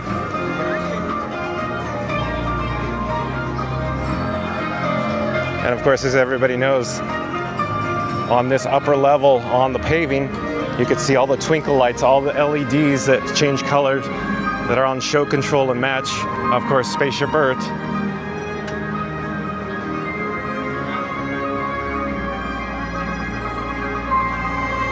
Oh, and while we're here, quick tangent, I just want to quickly point out, this is just an average planter, but look at all the flowers. All the horticultural team does just such a good job. And then quickly point out, all the landscaping in this area is very nice, and of course there's more or additional flowers in this section as well. Since it is Flower and Garden and we are here at springtime, nothing beats, I think, the springtime flowers here at the resort. And we'll get a better shot here of Walt sitting here at Dreamer's Point, and we can pan overhead. So if you're just joining us, well, of course we're live streaming from EPCOT, and we're talking about the lounge, the bar that's going right up here behind Spaceship Earth. So once the live stream concludes, start the video over, we check out all the news. But here's another quick shot of Spaceship Earth hovering overhead in the picturesque background. So I can get closer to Walt. And I do believe we have another, hello there. I just wanted to point out they have some lighting for the evening, projects up on the Walt. So cool, so awesome. I can check out the plaque while we're here. On this particular side, it says, always be in a state of becoming, Walt Disney. And of course, with I'll just say it, this is my favorite logo ever, that one, the EPCOT logo. I really like that logo. I usually always go, it's one of my favorites because there's so many, it's hard to choose from, but that is my favorite logo ever, that one, the General EPCOT Park logo. And here's a stunning look that Walt looks out, of course, south down to World Showcase Lagoon, past Figment Topiary. And Scuba Adventure says, I know! The householder shirts are usually the first thing gone. Yeah. Yep.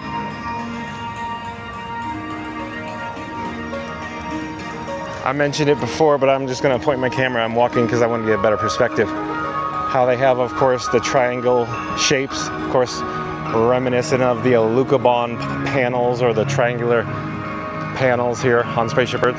I just like it. I like how it contrasts. In other words, rustic and more aluminum or futuristic. I like the contrast very much so. And then even with the contrast with the stainless steel railings here. Yeah, you're going to get a shot of the stainless steel railings. Yep. I believe it's this side has the lighting. So, or maybe I'm wrong. I think is it this side? Yeah, maybe it's this side. So I get under here, or maybe this railing doesn't. Maybe it's the one behind me. I can't quite remember. But either way, these railings, some of them, not all of them, have the undermount lighting, so you could, of course, easily see it and grab a hold if you need to, going up the elevation. So it's all lit up from the underneath. That's all of what I'm saying. And here's another quick look at the planter, all the landscaping, how cool it is. And one quick thing of note, I really like how they did this. Like that box there, if you will, or the black box under there, of course, subwoofer for the audio, but they have that little feature, or, you know, it's a hood, a subwoofer hood, all themed. Pretty neat.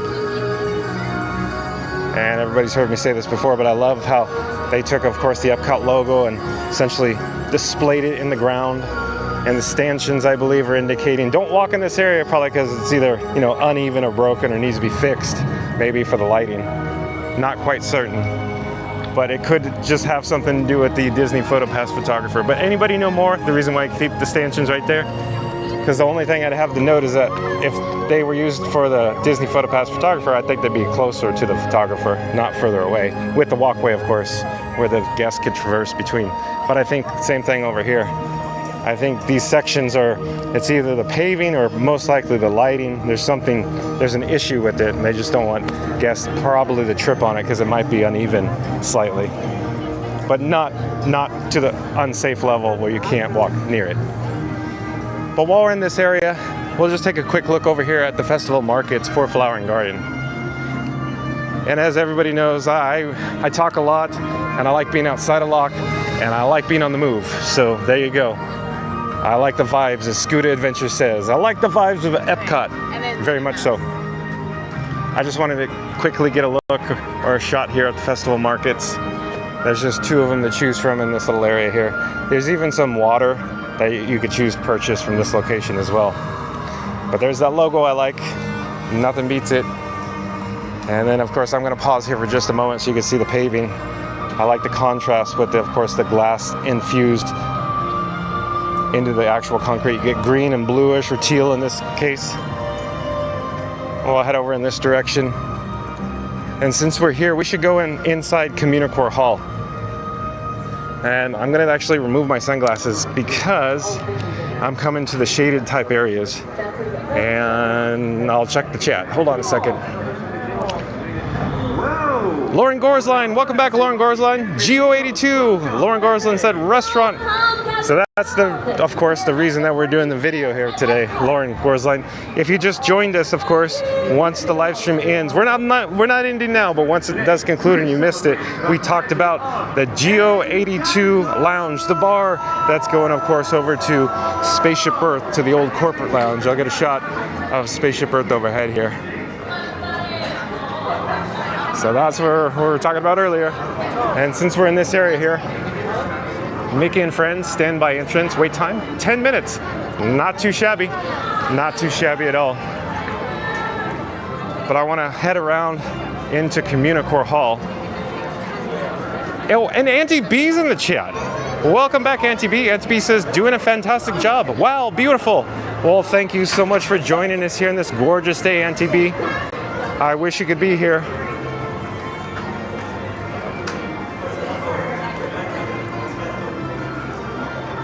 And if you're new to the channel, remember to like, comment, and subscribe. And don't forget to ring that notification bell. And since we're headed up here. Let me get a shot of Communicore Hall, the signage above first. But I just wanted to mention these exterior paneling glass, I should say, you know, the big panels of glass, they cover with like vinyl. And look at how cool it is. Representing the Flower and Garden Festival here. And there's a couple of doors that you could choose to navigate through. I like the EPCOT International Flower and Garden Festival very much, very, very much. The color scheme, the color palette is very, to me, it just screams spring. Here is a menu board for EPCOT Farmers Feast. Of course, a kitchen that's located inside this building here. Let's go inside. We went in here on opening day. I just wanted to come back because I think they did a really good job. And I'm quickly going to mention, but I don't want to dwell on it. There seems to be a high level of negativity when it comes to Communicore Hall. I think they do a good job here. I think this is very well done, very well themed. It is just beautiful in here. I love the background music. I love the look and feel. You come in here, get some AC. The tables are themed. So look, even the tables are all wrapped. And there, of course, is Spike the Bee. We're just gonna go around here.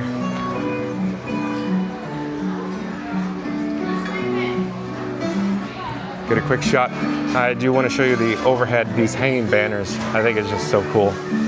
And also above here, I can't imagine that's easy to theme or put the vinyl up there, vinyl sticker. But they sure do a good job here. And even down on the ground, all themed as well. I was just gonna quickly come over here to this kitchen. I keep wanting to say outdoor kitchen, you know, because all these food studios are generally outdoors, with the exception of this one. Delicious. Have a nice day. So over in this direction is the EPCOT Farmers Feast. Like I said before, the attendance here is on the lower side at EPCOT today. Not too shabby. We're not going to spend too much time in here. I just wanted to come in here, just show everybody what it's like. I just did a quick update. Everything looks the same to me. And here is an opening day. I like Communicore Hall because if it is, you know, Florida weather outside, hot and humid, you can come in here and chill out, and they have all these couches here where you can come relax for a few moments. Really neat. We got bubbles. Let's head outside.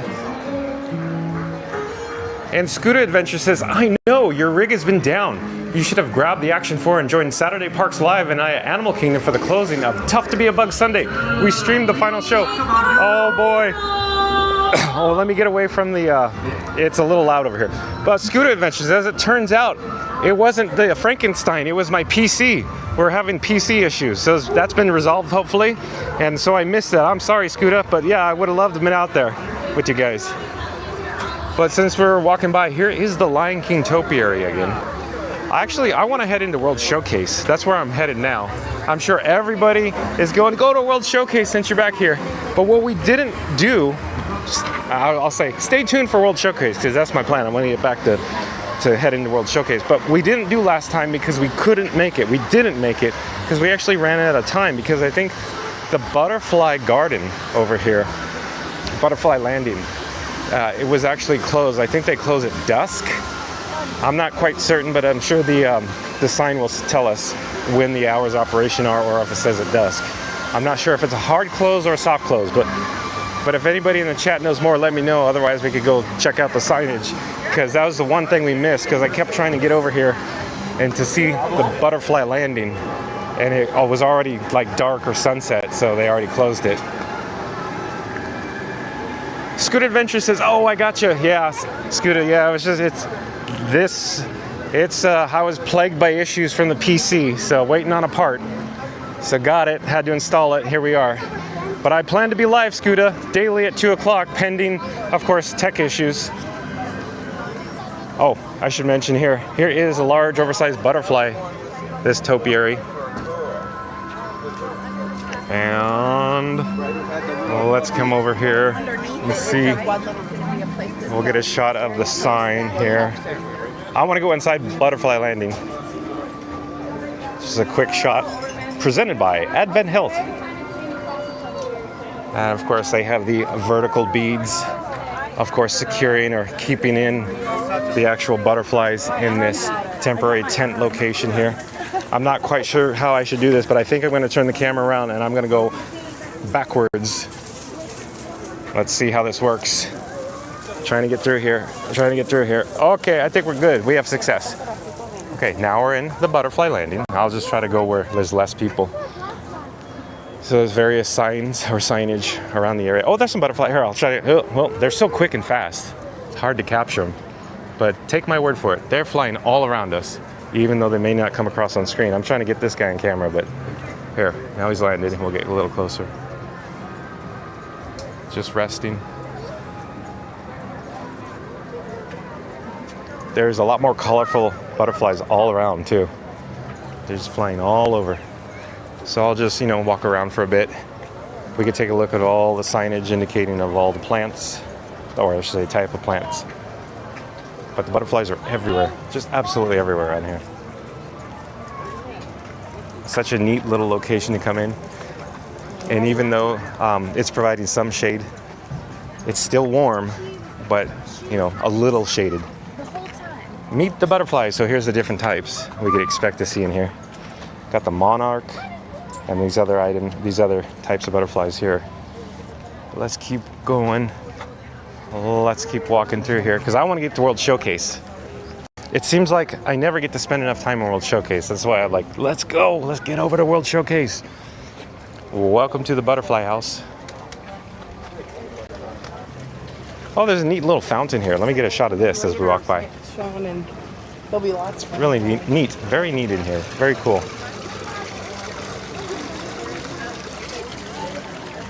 Reed Gibson says, love the butterfly tent. Yep, I agree, Reed Gibson.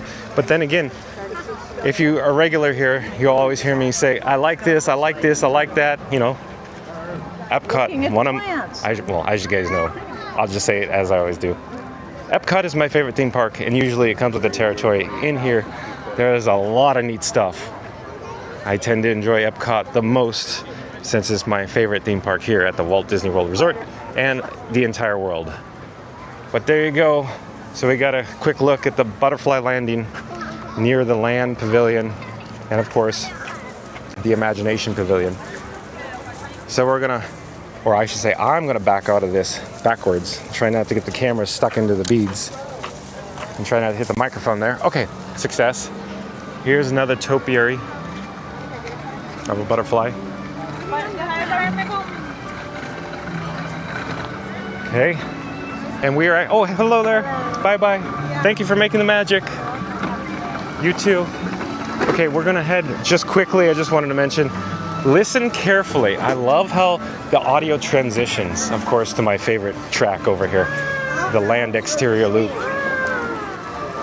We're not gonna spend a lot of time here. I just, boom, boom. I love it how it transitions right there. And we're immersed in the land. I like it. And I bet Scuda Adventures and Reed Gibson likes this too. They're probably flipping their lid right now. Good job, John. You came over to the land to get the original loop for just a second. But there is, of course, another butterfly topiary. So let's head back, reverse our direction and away we came, and I'll get another shot quickly of the land. I don't want to spend too much time here. I got to get into World Showcase. Everybody else wants me to go to World Showcase, I imagine. Anybody in the chat have a preference? What direction I go? Should I start in Canada since I'm on this side? We got a monorail coming. Monorail coming. Oh, I'll come over here because we got nice flowers. Look at the flower bed. Got the little fountain and the water feature there. And in just a few moments, we'll get a shot of the monorail. There we go. We got monorail black. Cycling gently overhead past Spaceship Earth. Nothing like it.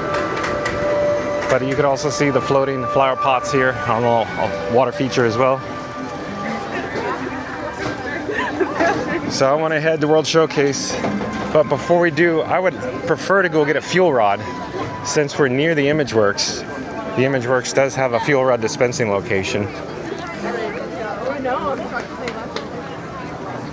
So I'm just debating whether what direction I should go here with the crowd. I think this is our most successful course of action.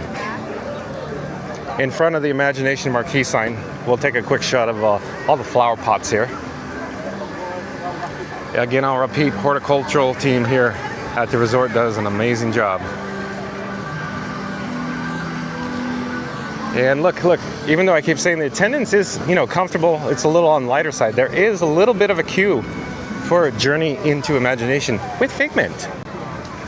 So posted wait time sign, I do believe it says 25 minutes in the red LEDs. I don't think it's actually 25 minutes. I'm actually surprised that it's actually, you know, sticking out the door, the front door, outside, exterior queue.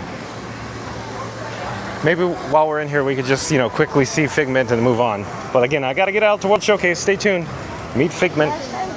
We're coming in here because I want to get a replacement fuel rod for my camera rig. ImageWorks. The What If Labs. I'm gonna take my sunglasses off here. It's gonna get shaded and darkish in just a moment. Right there. There we go. Out of the sun. Use the force, Luke. Okay. Let's head in here. I was expecting a lot of people to be coming at us, but good news, wasn't too many. So let me get my depleted fuel rod, head towards the portable charging station, and we'll be on our way in just a moment. Gonna hit swap, put it in the machine. I like, of course, this particular wrap, the theme, such a good job that they do. So we have a new fresh fuel rod, and we have success. Let me put it in my pocket. Let me pause for just a second. I'll try to zip my zipper. Oh, we got Figment, but he's gonna go. I think he's leaving, not coming, I think. Yeah, he's leaving. So we'll just say hi and bye. Oh, hello there, Figment. He's gonna go to the Dreamport. And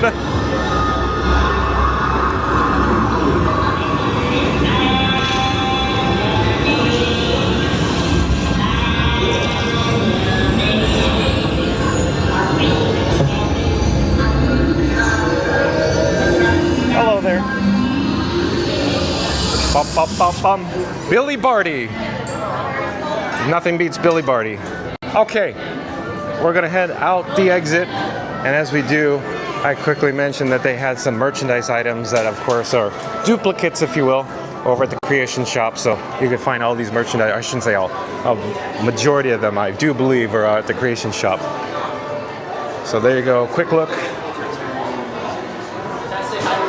Oh, hello there. Hello there. Welcome to Creations, the Figment Shop at EPCOT, the best park in the world. That's right.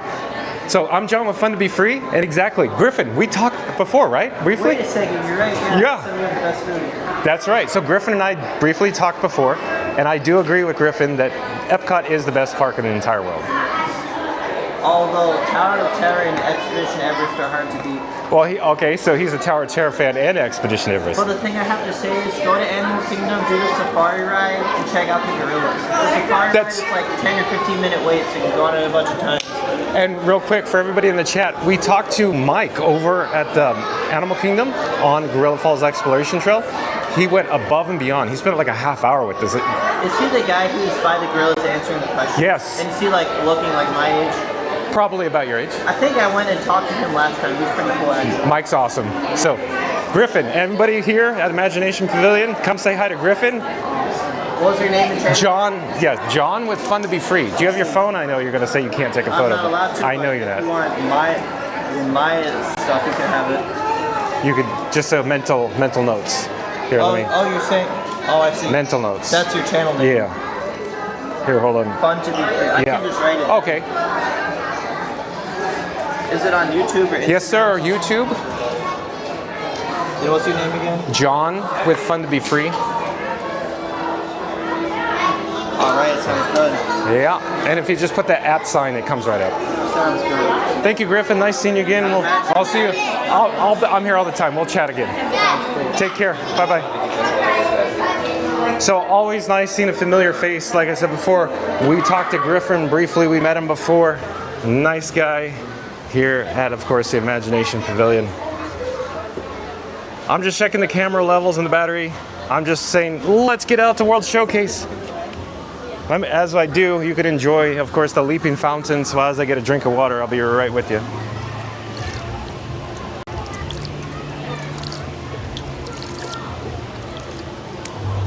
All right, I'm gonna put my sunglasses back on.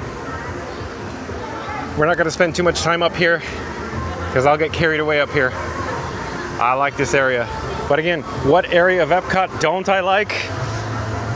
I've shared this before. My favorite area is actually over in the United Kingdom. Even though I say I can't get into Spaceship Earth, I just love the ambiance over by the International Gateway. Just all the comings and goings. Air conditioned too.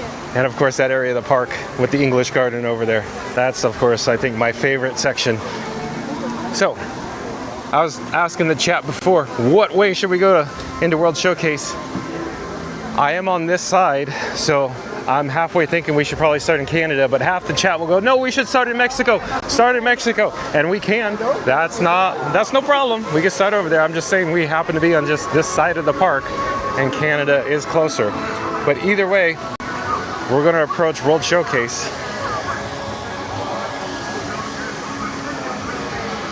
Give me a second here, just looking at all my cameras, making sure everything's good with the power levels. And just to get your bearings, over in this direction, of course, is the Lion King topiary that we traversed or went past earlier.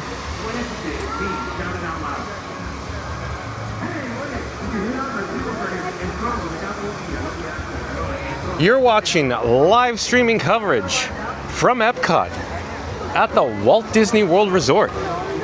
The magic of possibility. Since we're over in this area, we should take a quick look at the upside down fountain. And of course, the monorail beamway and the Imagination Pavilion, silver halide-esque pyramids. And we'll come up here to another flower and garden inspired landscape planner, which is very cool.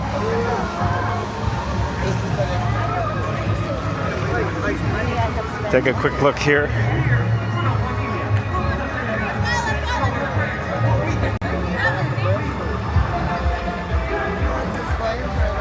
And Rob's Mad World's going, John's on tangents again, but we gotta see the flowers since we're here. We'll check it out. Just a quick look at the flowers. We're pointing into the sun somewhat, so I won't stay too long, but I just wanted to give you an overall look. I like coming over here to this location. It's just so gorgeous. We got the Encanto show in the background. And here, you could probably see, it looks like they're filling this part of the lagoon. Since I said before, you could hear the water stream through here. So it goes down into the pipe down there. If you listen carefully, you can hear the water. There's all the infrastructure, the pipes. But that's boring. We should look at the flowers. So let's take a closer, better look at all this flower mural, the patchwork, the quilt work. We're coming up to some outdoor kitchens here. This one, of course, is Beach Grub, inspired by Disney's Beach Club Resort. There's also a playground.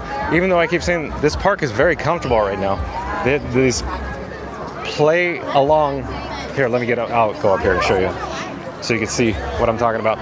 This particular playground in the flex space here at the Rose Walk, the Play Along Bay, is very popular right now. Look at all the families here. They have a little, playground equipment inside. I'm not gonna stay too long here. I just wanted to show you quickly. Even though the attendance on the lower side, still very popular here. Very cool though. Look at the sign here. The Play Along Bay, like the Storm Along Bay over at Disney's Yacht and Beach Club Resort. Here is, of course, another outdoor kitchen, Yacht Grub. While we're here, let's look at the dandelions being blown by Goofy from this topiary statue here. Oh, we got the monorail.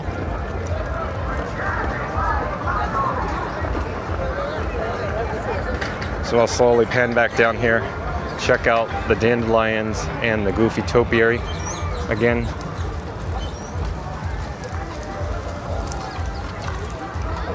So look, normally, we come over in this area and there's just so many people in the area, the midway, the pathway, that it's very, challenging to traverse it through here. It just seems to me one of the most challenging areas to navigate through is this area here, approaching, of course, the pathway in front of Canada, especially the outdoor food studio in Canada. And of course, the Mexico as well. Yeah. I would say they're pretty equal. It just depends on the flow, but it seems to me like most people tend to go right. In other words, they traverse the pathway, it seems like, more by heading right, or the direction of travel we're going in now. Thus, you know, it clogs this little pathway, this artery up a little bit more. And I always mention that this location used to be the Starbucks. This World Showcase is always so popular. Always popular based on location, I believe. And then you get in this area, and then, of course, the background music loop fades in. I love it.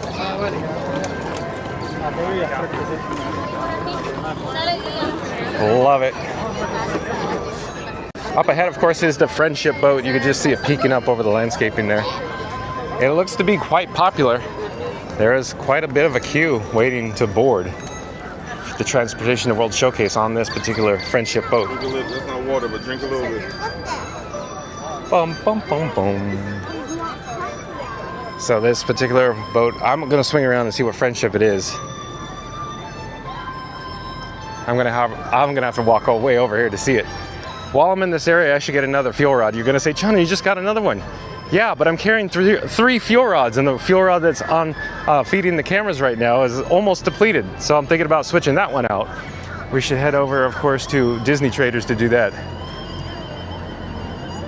But it looks like Friendship 2, I think it is. I'm having a hard time seeing. The sun's so bright, it's reflecting off it. Maybe you guys can see it in the screen better than I can. But also, real quick, you can see that, or lack of seeing, the luminous barges, they're not out yet. What time is it? I wonder if they're delayed for some reason. It seems like by this time they would usually have the luminous barges out tonight. Anybody have an idea why? Is there a special event going on tonight? Something I'm not aware of? I didn't look for any show times today. So it seems like every time I've ever been here, luminous is 9 o'clock, park closing. We're headed over here to this merchandise location now. I'm gonna get another fuel rod. Bear with me just for a moment.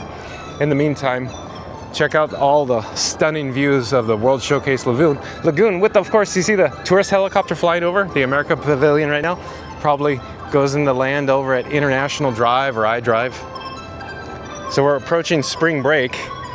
So I'm starting to see more helicopters, more aircraft in the area as well. Has anybody in the chat ever actually had the opportunity to take one of the tourist helicopters from I-Drive? I've never done it. In fact, I think we should do a video on it one day. I have so many ideas for videos. It's just, you know, the news pops up and then I never get to the ideas. So let's go inside. Let's get a fuel rod. And as we do, I'm gonna unplug the fuel rod from my camera rig. And boom, it's off. So the one that's like depleted is gonna go in the machine. This machine is probably hungry. Let's hit swap. Put it in. And oh, since we're just right here, look. So this particular t-shirt, this is like an embroidered type shirt. So, and it's also screen printed as well. They also offer the sweatpants. So you heard my fuel rod, we're ready to go. So let's not take too much time in here. We'll head outside. Since we're here, and I was talking, which way should we go? We'll go towards Mexico since we're on this side now. Because it seems like I always tend to gravitate towards Canada simply on proximity. Because it seems like I always end up walking from the Imagination Pavilion or the land. So I'm trying to, you know, change the direction of travel for once. Okay, I got a quick drink. I'm gonna put my sunglasses back on. Awesome background music. And this particular outdoor kitchen is the Trowel and Trellis. And we saw earlier that the Flower and Garden Festival does go until June 5th. So everybody in the chat, you have plenty of time. Oh, and Mark F said he's coming soon. So Mark F, are you gonna indulge in the Flower and Garden Festival? If Mark F is still in the chat. I bet Mark F is hard at work, just like Reed Gibson right now. Oh, and probably Tiki Man fan. Tiki Man fan's probably typing away right now on his keyboard. Just up ahead on the left-hand side is the, of course, Miguel and Dante topiaries with the lack of projections here in the evenings. We'll just take a quick look and continue pushing through. And I was thinking, here, oh, excuse me, I'm sorry. Just take a quick look here, Miguel and Dante.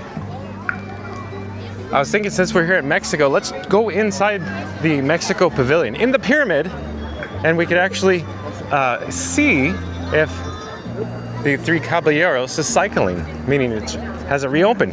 Because if I remember correctly, a while back, Tiki Man Fan looked it up and found that it was March 15th that this attraction featuring the Three Caballeros was going to return here to Mexico.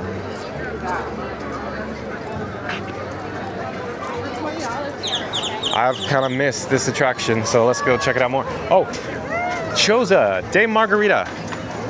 Gives you an idea the attendance level here. So I would say this is on the shorter side of queues here. And you can see the lack of people in the pathway. Usually, as I mentioned before, this pathway, of course, is usually congested. But it's very comfortable right now. I'm having no trouble just walking casually. But here, Grand Fiesta Tour featuring the Three Caballeros. Let's check that out. If there's a short wait time, we should actually go take the boat cruise. Excuse me. Let's go inside. And since I'm right-handed, I seem to always go off to the right-hand side. So let's head in the actual pyramid by navigating to the left-hand side entrance. Remember me. Oh, Mama Coco. That's what is always in my mind for Coco. Mama Coco. So there's a lot of people in here. I believe this is a queue, but hold on, we can go check it out here in just a moment. I'll show you. Everybody on my left-hand side is actually in a queue. Plaza de los Amigos. So it's quite lengthy, and this might be for, Grand Fiesta Tour. So yeah, I do believe it is. So I don't know, maybe we could come back, even though I'm saying, oh, the attendance not bad. This looks like they're doing a crossover for Grand Fiesta Tour, so maybe we'll come back.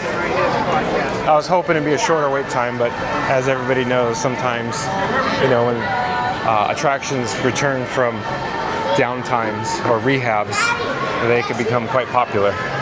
So maybe we'll check it out later. But while we're here, I previously mentioned I love how they're doing specific merchandise for the individual countries here in World Showcase. I really appreciate that. I think it's just so neat. Let's push in a little closer so you get an idea of what we're dealing with the queue. Like I said, we'll come back. I bet you maybe later, I can't say for certain we'll get to experience this, but usually you wait a little bit and then there's essentially no line. So let's continue with our World Showcase tour while we're here. And while we're in the area, maybe I should just get a drink of water. You could enjoy this for just a moment.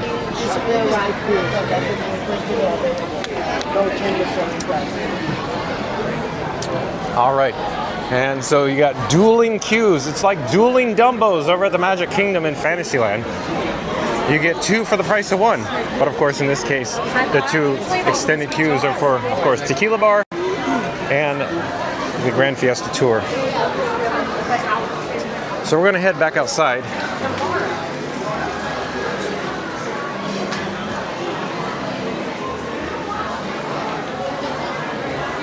And before we do, let me get a shot of the overlook here with the pyramid all the way off in the distance. Okay, we'll slowly turn back. And as I do, take note of how long the Grand Fiesta Tour is. Look, it goes all the way back to the entrance. It's like I said, we'll try to come back. Maybe it'll be shorter later. We can monitor the wait times. I can take the bat phone out. I don't have to pop it up on the screen, but I could just check the wait time.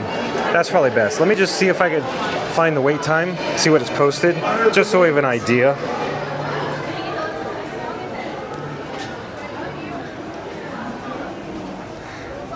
And this, you're in for a real treat here. So, down this little exit ramp, all these gorgeous flower beds.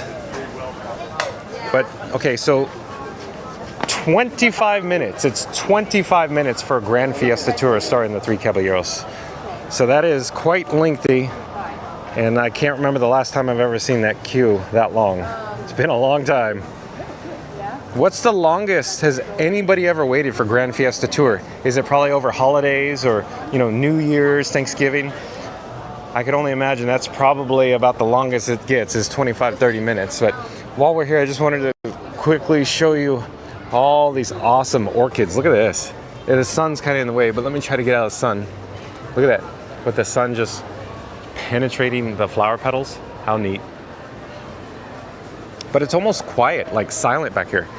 And everybody's going, no, but I can hear stuff in the background. But it's so quiet in relation or proportion to the rest of the pathway, the midway, the area back here in Mexico. And there's these flower pots here. Mayan flower pots, I imagine.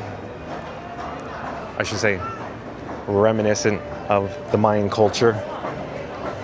There is a signboard, a signage up here for Flower and Garden. We can just take a quick look what it indicates, because I don't think I've ever came and read it. Let's just take a look. Tropical rainforest. Hot and humid climates can create highly adaptive plant species. In rainforest, trees search for sunlight, shading the dark forest floor below. Meanwhile, extraordinary orchids extend their roots to absorb water while attracting pollinators with their intricate petals. Very cool. Okay, we're gonna pull back. I'm gonna get out of the way of all the guests here. And we're gonna get into the passing lane, into the midway. And let's head towards Norway. Oh, I think we're in luck. Look, look, listen. I'll pipe down so you can hear and enjoy this. Mariachi Cobra is performing right now. Let's get a better shot.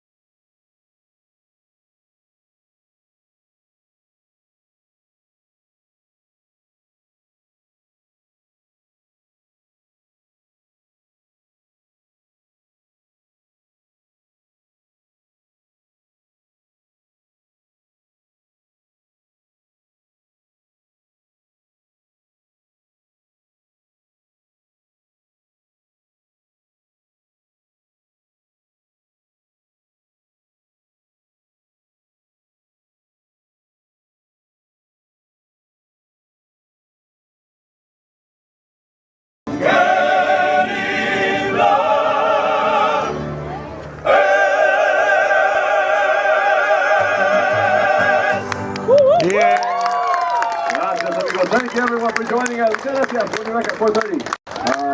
Oh, just our luck. We get over here and the set's done. Okay. Beautiful. Very talented, very talented. Okay, I'll pause here since we missed it, so you can just enjoy some ambiance of the area as they, of course, just say their goodbyes. Bye-bye. Thank you for making the magic. Thank you.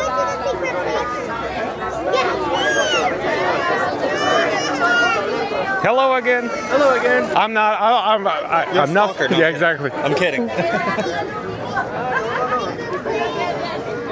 Okay, let's check out some gorgeous view of the World Showcase Lagoon. And look, since we just saw, they actually put some barges in place for Luminous, so that's good news. It appears the show is going to go tonight. So we're slowly going to head over in this direction.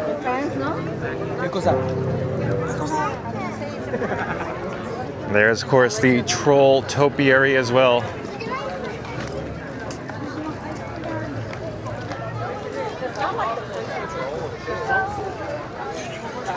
We'll take a quick look. And I thought, oh, maybe I could get, a drink of water over here by one of the original restroom blocks before they themed it to Norway.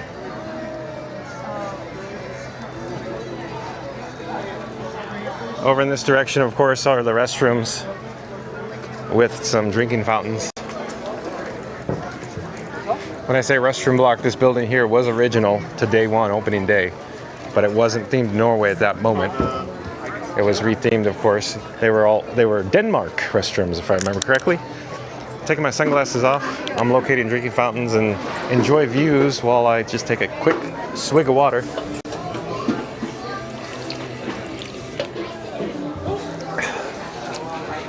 LOL, Larry. LOL, Larry. All right, let's head back out to the World Showcase Promenade Take a quick look at the World Showcase Lagoon. And you can see the shimmering waters out there, reflecting the gorgeous Central Florida sun. And in this area, I just want to quickly take note, there is a high volume of strollers for the somewhat lower attendance. In other words, more strollers, less people, it seems like. Usually it seems like more people and about the same strollers. But over here in Norway, we are approaching Frozen Ever After. And it seems actually not too bad, because usually it seems like the extended queue actually starts somewhere in this area, so not too bad right now. We could go a little closer and look at the wait time.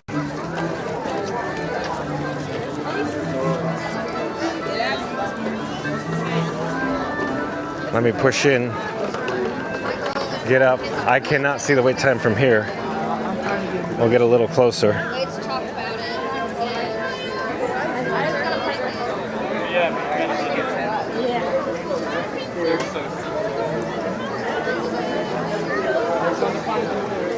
Okay, we're gonna have to swing around. I'm kind of caught in a pocket in this crowd, so bear with me a moment. Trying to navigate.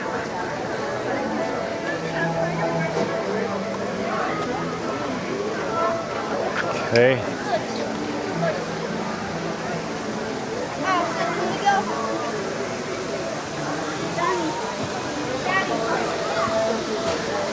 I do believe it says 70 minutes, so 70 minutes, 1 hour, 10 minutes for Frozen Ever After, which is not surprising. It's just the line doesn't go all the way back out to where it normally is. So that's what we're dealing with, 70-minute line for Frozen Ever After. Take a quick shot of what it looks like. It's kind of bright in this area, so I don't want to stand here too long, but there you go, 70 minutes. Well, let's duck in this exit/entrance to the shop. Over in this direction, of course, is the exit for Frozen Ever After. But we're in the post-show shop now. And no, we're not the first to pass this way. In this location, you could choose to purchase Anna and Elsa themed merchandise and apparel items. This shop seems, pretty popular. There's a lot of people in here. Bubbles, we got Olaf Bubbles. Oh, excuse me. Bubbles. And of course, princess dresses. Disney Frozen Anna, Disney Frozen Elsa. Okay, I don't want to spend too much time in here, but I do want to take note. There is a press penny collectible machine located in here as well. Over in this direction. Okay, let's head out. I don't want to spend too much time in here, but we'll go say hi to the troll. Of course, near the Helly Hansen display. Up ahead, of course, is the Dale, D-A-L-E sweaters, which are made of high-quality wool. You can't find too many wool items these days. They're a little expensive in the price point, but it seems like it's the last sweater you'll ever have to buy, the Dale sweater here. I think it's very stylish. And if I could afford to buy one or purchase one, I would. However, I just don't have the discretionary or disposable income to do so, not to mention that it's Florida and I don't think I would ever wear it because they are quite warm. But look, you can even get Norway-themed merchandise items, that I always say. It's so awesome that you can get very specific Norway-themed merchandise. And there's that Mickey shirt I like. Look, Mickey-themed to a Viking, if you will. This Spirit jersey with the Mickey-themed Norway logo. Even, of course, beanies, stocking caps. They even have specific shirts here at Norway for the Junior Explorers. So look, there's even this one. I haven't seen this one yet. So that's pretty cool. Even the pillows. So I would say, even though they have a limited selection here in Norway of these specialty merchandise items, it's still not a bad lineup, not a bad collection. We've seen this before, but these are still cool. They offer all this. You could be a Viking and some Steins. Maybe I should look to see just the price, so I have to be very careful. I don't want to knock one over. I'm sure the price tag's on the bottom. $89.95. Oh boy. So a little pricey there, but really neat, really cool. Oh, and Reed Gibson says, fuel rod. Yeah, I think I got my fuel rods all set. Reed, I have one charging right now and 2 others in my pocket for a total of 3. Here is the troll that I was talking about, briefly mentioning. It seems like most times, what the exception I guess now is, there's no junior explorers actually taking their photos with it. Usually they come over here and they're literally climbing on top of it every time I'm over here, it seems like. Well, let's head back outside. I'm not certain what direction I want to go. Maybe I'll go out near the perfume so you could get this whiff of, you know, Norway. I'm sure everybody knows, but you go over to Norway and you smell this perfume shop literally starting in Mexico. And it seems like if somebody purchases or takes the sample tester, you could smell it throughout the attraction that you're actually in at the moment. So everybody knows that scent, I do believe. Excuse me. Got 2 bright suns. No, the sun's bright at EPCOT today, I'll tell you that.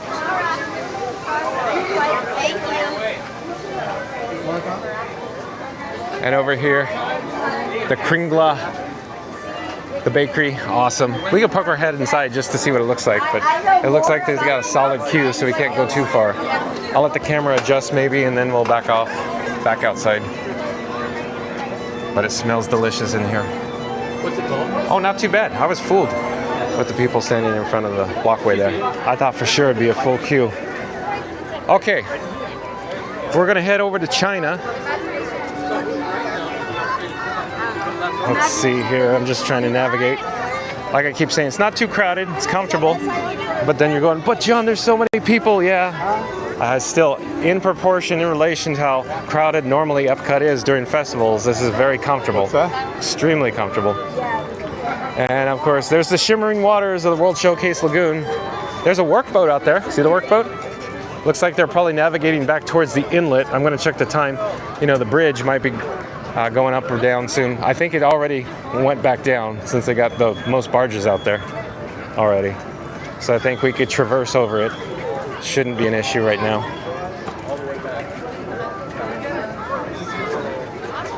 Here's another outdoor studio, of course, here in China. And we can see the miniature plants here. Just take a quick shot as we go past. It's hollow.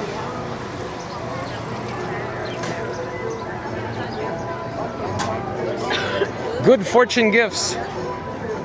I'm sure I mentioned this before, but all these little puppets are very popular. Very popular. Just take a quick shot. We won't stay too long. Along with the hats. I've said it before. It seems like I don't see too many of the hats around EPCOT, but it seems like most people just, you know, get their photo, put the hat back. Joya Tea. We should go see the pandas. Remember the last time? I think it was, oh gosh, I'm trying to remember. I asked, what do you call more than one panda, or panda plurals with an S? And if I remember correctly, I think Mary on the Move and Kel B said that they're called an embarrassment of pandas. And I had to second guess. I'm like, really? That's what it's called? I went, okay. So we're gonna go look at an embarrassment of pandas real quick. This topiary over here has more than one. I do believe they have 3 embarrassment of pandas. I don't know if that's a double negative. Maybe I should just say an embarrassment of panda. Panda embarrassment. Not still quite sure the terminology that I should use, but there you go. Let's actually head into Reflections of China just to see what the show status is. And everybody's gonna go, don't stay for the show. And I'm gonna go, I don't intend to. I just think it's so cool in here. I don't want to stall the stream. If we go to see, you know, Reflections of China, I think we're gonna have people tuning out. They just want to see the ambiance, as Scooter says, the vibes of EPCOT. But who doesn't like ageless beauty and modern wonders from Reflections of China? This guy does. I'm gonna take off my sunglasses here. You probably hear it clicking around near the microphone. Oh, the show probably just went in anyway, so I would say, no, we're not waiting. We got so much cooler, neater stuff to say. See and do. Oh, you could probably hear echo, echo, echo, echo. Not Amazon Echo. No, it was pretty good. Just it's neat in here with the echo. That's all. So here's the theater that you could choose to wait for the next show on these bench seating here. It's nice and air conditioned in here. Like I said, we're not going to stay. I like coming inside for the ambiance. I think it's neat. We'll just cruise real fast through the inside Shanghai Disney Resort. That is, you know, I would say, aging that they updated recently, but we'll just pass through, go back outside. And to these doors, I don't know if I ever mentioned it, these doors are so heavy, so heavy. Sometimes I use my back, meaning I backwardsly go through them using my backside because, oh, thank you. They're so heavy. I'm touching it now. Look, I'll even show you. Look at how thick these doors are. Look at that. That is not your average door. So crazy how big and heavy these doors are. Anybody in the chat ever experienced this where you open the door and you're like, oh, those are heavy? Oh, Joe Cat's back. Welcome back, Joe Cat. Joe Cat says, yeah, buddy, I'm late to the party. When do we eat? Oh, Joe Cat, I don't know. I wasn't planning on eating today because I had a big lunch right before I came over. I was thinking I'd do another video on just flower and garden. Stay tuned for that. So maybe next time we're back, Joe Cat, we'll do some eating. And Scoot Adventure says, at least I see we aren't the only ones that go to EPCOT and never make it back to World Showcase for a few hours. Spend most of our time up front. Okay, that's right, Scooter. So I just want to share, when I'm a guest in the park, no matter my age, like when I was younger, when I first visited EPCOT in May of 1996, I was, what was I? I think I was 18 then. Anyways, the point is, yeah, you're right, Scooter. It seems like the majority of your day is always in Future World. Yes, I said Future World because I love me some Future World.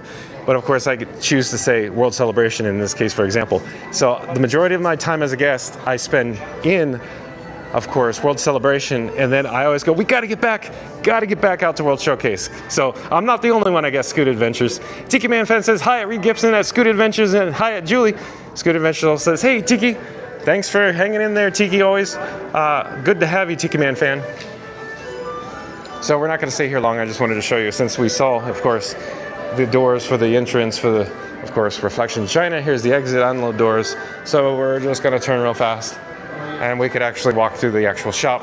Just get some ambiance since we are in China here.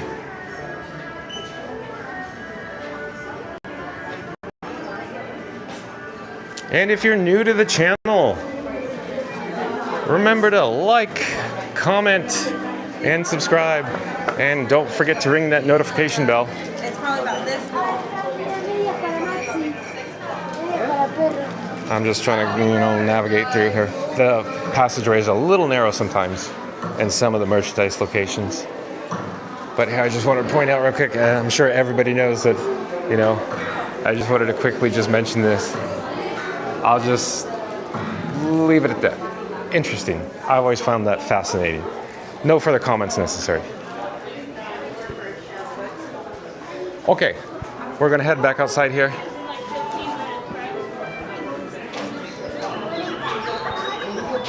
And there is a press penny machine here, just take note.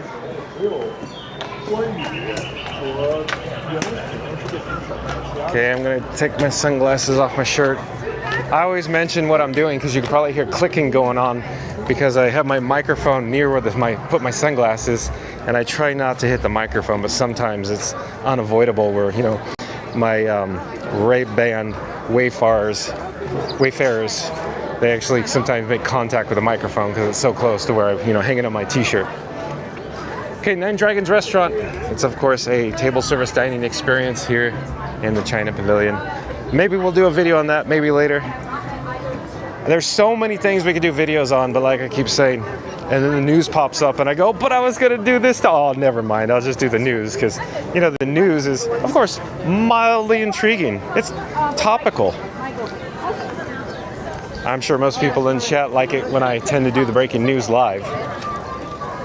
Live on screen, where I take the bat phone, put the images together, meaning my phone screen along with the live video footage of the area. We're back out here to the World Showcase Lagoon. I do hear drum beats coming from Africa. No, not Equatorial Africa, but just Africa. We're all head there now. Like I was mentioning, the attendance is very comfortable. Usually on a crowded day, you could always tell the attendance in this area, even though the pathways are large. For whatever reason, the guest flow in here, it always seems like it's many directions of travel going on in here. I can never figure it out. It almost seems like people just spread out and they don't stay to the right or the left. And the only thing I can think about or my assumption, I should say, my assumption why people spread out in this area and go in different directions instead of staying on the right side of the direction to travel is because I think the people get excited and see birds. There's a good example. Birds. We got the American white ibis that go out and, I don't know what the correct word or terminology is, but I'm going to say nest? No. They're not actually nesting, they're just hanging out, I guess. I thought nest would be a better term than just hanging out. They're just sitting there. Oh, and Scooter Adventure says, good luck getting through those doors on a mobility scooter. You're right, Scooter Adventures. Boy, oh boy. Yeah, something I've never tried, but you probably avoid those doors over in China, those big heavy doors I was previously mentioning. Because even me, I don't even push open on the forward direction. I use my backside because they're so heavy. You could briefly or just faintly hear the drums going on right now. Before we could hear them very, very loud. Okay, you can hear it now. You can hear it now. And they put up a new, I guess I'm gonna call it seating, themed seating in this area. That wasn't there before. That just popped up. And I'm actually surprised how many people are here in Africa right now with the attendance being this low, especially over here at the refreshment outpost. That's a lot of people there. Usually I walk by and nobody. Seems like nobody's ever here. And also, you know, I always say, good luck finding a table over here. I think I came over here, we purchased something in Germany. I'm like, let's go see. I don't know if I find. And then there was an open table. Like, wow, found an open table. Okay, we're headed up into Germany, into, of course, the outdoor food studios, outdoor kitchens. Joe Cat was asking if I was going to eat, and as it turns out, Joe Cat, I had a big lunch. I didn't actually plan on eating here today because I figured that it wasn't the actual, you know, flower and garden video. I just wanted to bring you the breaking news about, of course, the lounge, the bar over at Spaceship Earth, GEO-82. Oh, there is, I mentioned it before, but there is some Orange Bird merchandise at these festival markets here. I should have said that before. So we got several festival markets to choose from that do sell, I believe, the same exact merchandise items from Creation Shop that we saw earlier in this live stream.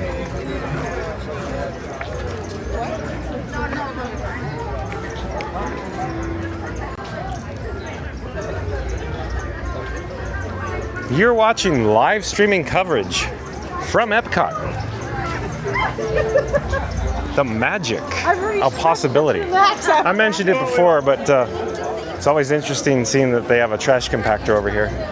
Like I said, I think it's simply because it's a test and they need it in this area, because I don't think on a crowded day that they could actually keep up with the amount of trash cans that they have here. In other words, they need to compact the garbage. So in this location, they have the Bauern Market. This had that awesome, here I can show you real quick, even though I say, oh, I'm not gonna eat, now I wanna eat, but here we go. This warm cheese strudel. That's what we had last time with the berries. Oh, it's so good. So I highly recommend that. But there's usually a meet and greet over here. I'm having a hard time seeing it because the sun's so bright. I'm trying to shade, oh, we're in luck, we have Snow White. We'll just go see Snow White real quick. Just real fast. So what we're dealing with here in the queue, over in this direction, and then Snow White meeting and greeting at the wishing well. I'm trying to get out of the sun. Probably in this perspective right there is probably best. So let me go over here. We can't go too much further, but just a quick shot, quick view, and let me check the chat. Oh, and Mama Duck says, Mama Duck, welcome to the channel. I do believe you're a new subscriber here to Fun to Be Free. Says, yay, you're back. Love your videos. Well, thank you so much, Mama Duck. Where are you from, Mama Duck? Where are you viewing us from in the world? Are you here in the United States? Are you on the East Coast, the West Coast?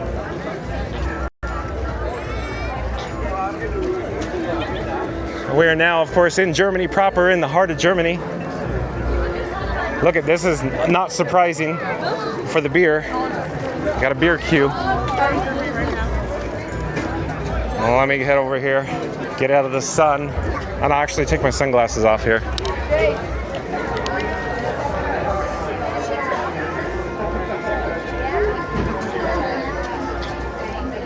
So there we go, large line for the beer. And up ahead, of course, is St. George slaying the dragon. The Beer Garden restaurant in the background, that's of course table service dining experience, and behind this is the, here I'll show you, we'll go in there. Instead of just talking about it, we'll just show you real quick. Since we're in the area, I love coming over in Germany. I like Germany. I like the Germany background music loop, but then everybody else say, but John, you say that all the time. Yeah, but I have my favorites, you know. I really like this mural. Oh, while we're here, oh, Mama Duck says Oregon. I do believe, Mama Duck, you're the first viewer from Oregon here on Fun to Be Free. Again, I'm John with Fun to Be Free. Thank you for joining us here today, live from EPCOT, where we're talking about, of course, the Spaceship Earth Lounge, the bar, the GEO-82 actual location that they're going to announce, I assume, shortly. But it's definitely going into the old corporate lounge. If you're just joining us here, once the live stream concludes, it's not concluding yet. Stick with us. We still got to go all the way around World Showcase. But once it does conclude, there's a cart here, so it's very loud. Hold on. Hello there. Just trying to get out of the way. Once it does conclude, go back, start the video over. We talk all about the new bar lounge going into Spaceship Earth. But here is the Summer Fest. It's a quick service dining experience, of course. They primarily have the sauerkraut with, of course, the bratwurst. So I should say bratwurst with sauerkraut and beers. But while we're here,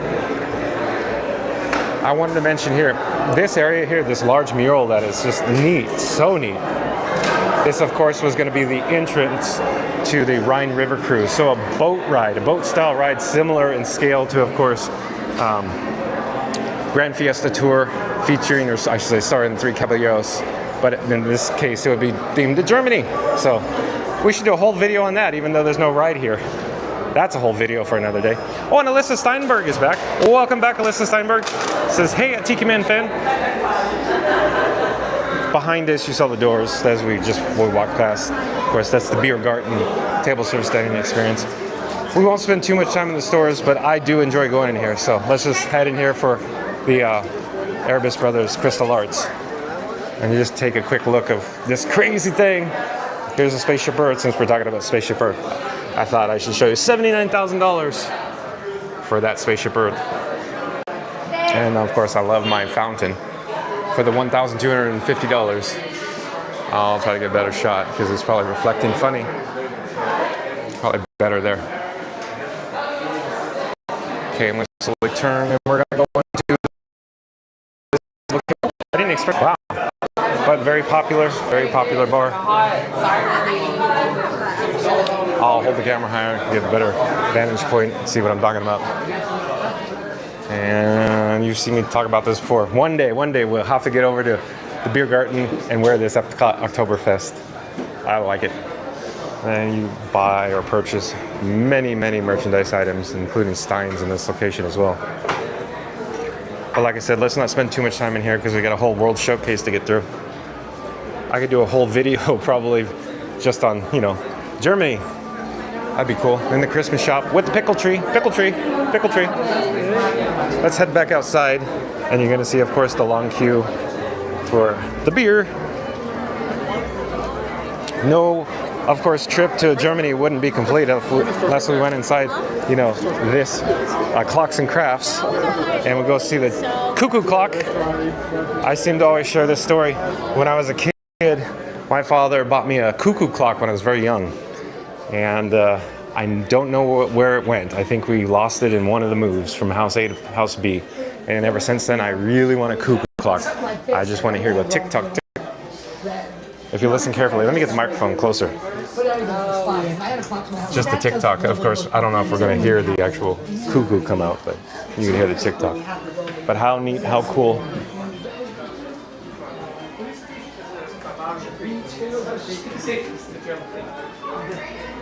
So we're going to press ahead, back outside. Rob Smedrell says, Pickle Rick. So I assume he's talking about the pickle tree over from this location over here in Germany. And one thing I wanted to see real fast, because I think we never actually saw it, is the Snow White and the Seven Dwarfs topiaries. We'll go head over there in a moment. But I just wanted to show you, it's so comfortable out here. There's hardly anybody in the midway, the pathway. Very short line for this cart. But on the opposing side, that beer cart. Crazy. It's just so crazy. And the sun is reflecting off of course, the EPCOT reddish in color pavement. I'm putting my sunglasses on. There's some seagulls in the area. We got seagulls. I do believe this is the first time we ever actually visited this topiary. For whatever reason, we just couldn't get over here before. But here's this Seven Dwarves inspired topiary. Slowly pan. Oh, the bridge over by Africa, in between China. It's up. So they're gonna bring some barges out, I imagine, real soon. I'm kind of getting halfway excited. Oh yeah, it's coming out now. Let's go get a shot, since they're just traversing the inlet through the bridge. So you get a look at the scale of these luminous barges. They are quite large. I don't have all the data on it, but I believe they're the largest they could be to navigate through that inlet safely. But these barges are nowhere near the size of the previous show, Harmonious barges as well. We're not going to stay too long, but it gives you an idea how large they are. And of course, the draft of the barge, you could see it duck into the water there. So they're probably quite heavy, and a lot of power powering it that fast. Probably the Mercury outboards is my guess. Anybody in the chat know more about these barges? Okay, let's go back to the Snow White topiaries. And as we do, I'm actually double checking the fuel rod that's on my camera rig. I'm attempting to replace it as we walk and talk. Let me get a fresh fuel rod, put it back on charge. So there we go, got a fresh one there. Put it back in the rig. And here are the Snow White and the Seven Dwarfs again. Snow White, stand by for that. Stay tuned, we'll get up there. I'm checking the camera levels and the power. Hold on a second. Yeah, we're good. Okay. So here's Snow White in the shade, along with Dopey. So I should say the six dwarves and the seventh dwarf over here. That would be correct, I guess. In the shade, they're quite dark. On my camera screen, it's so dark I could barely see them. And I'll just hold the camera higher so you can see. Of course, there's the luminous barge that's headed into its position now in the center of World Showcase Lagoon. So we'll come back to the barge. Hopefully I don't miss it as they dock. But I just wanted to mention the outdoor railway, the Garden Railway, you know, the LGB. As a kid, my father bought me the LGB trains and all the POLA kits here. Like I mentioned before, I think I've had that one there. Anybody in the chat ever had a POLA kit, POLA, or the LGB trains, G-scale trains? I loved it. Put it around the Christmas tree. Came out annually around Christmas. So I wanted to quickly show you that. And then there's the barge. It's headed over to its dock now. We got bubbles, bubbles, bubbles, bubbles in the area. And then we have some more plants, some more landscaping here. But I was headed over to get, oh, here's another barge. We got another barge. So you're in luck. Over here at the Garden Italiano, we're gonna just take a quick look at two of the luminous barges dock. And you can see the work boats, of course. And as we do, of course, Spaceship Earth out in the distance.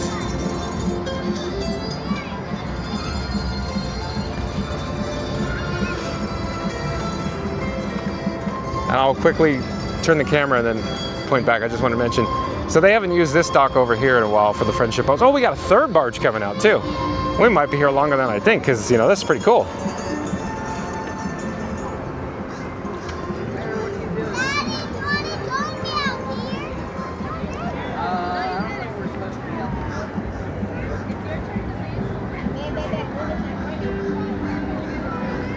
Remember to like, comment, and subscribe. And we have some watercraft cast members probably going to lunch, is be my guess. Going back towards the inlet, and they're probably associated over here. Look, we got a lot of watercraft on the move right now. Look at this. This is a sight to behold here at the World Showcase Lagoon. You don't get to see this too often.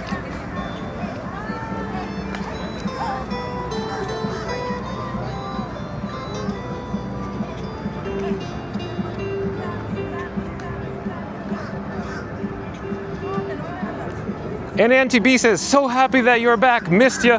Well, it's good to be back, Auntie B. Thank you for your patience. As I said before, we were having some technical difficulties on the PC or the computer side.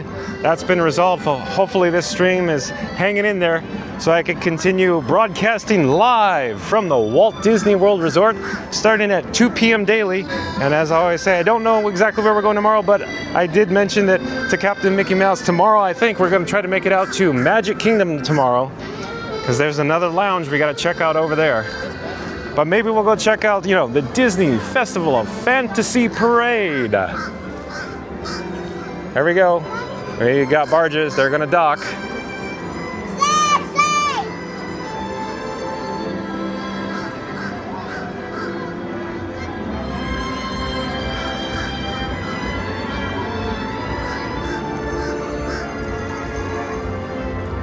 I'm trying to get a better shot. I'm debating on whether going to the other side of Italy, but I think by the time we get over there with the, you know, the steps and the canals, I think we'll miss the barges actually dock. So I'm going to stick here for just a moment. But either way, we got Spaceship Earth. Not bad, not a bad view. I hear purple martins in the tree behind me. I see seagulls in front of me. There's a seagull right now up there.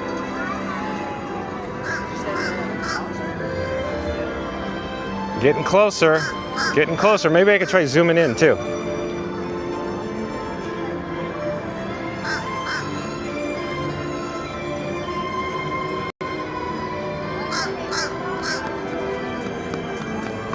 Joe Cat, back in the chat. Joe Cat says, how about a drink? Haha. Joe Cat, as it turns out, I'm not really a big drinker, but maybe we'll do another video in regards to, you know, indulging in some adult-style beverages here at EPCOT one day. I want to keep my videos very theme specific. And Joe Cat says, ah, my spot. Yeah, with the audio coming in here near Italy, I love it. So then you could, of course, see the barges going in dock.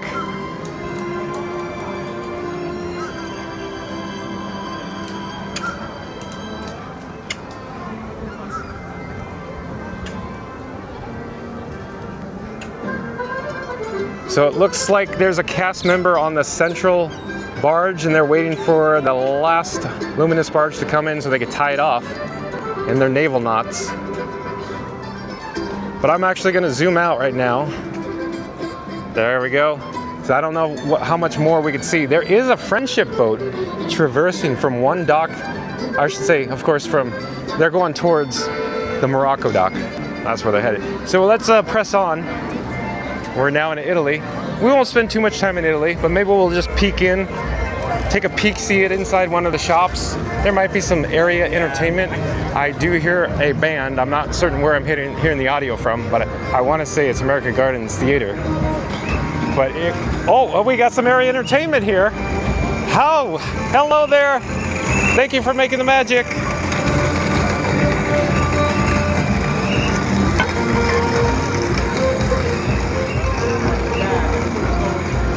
And Luke Marcheski says, where's the Foghorn Langhorne bathroom?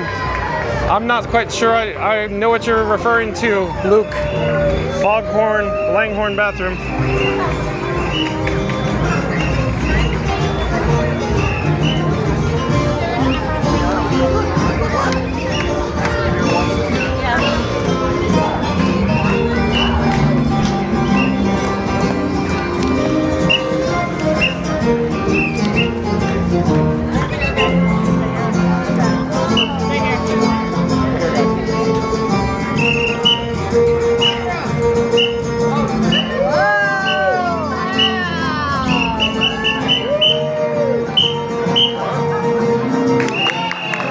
Joe Cat says, any word when that scaffolding is coming down?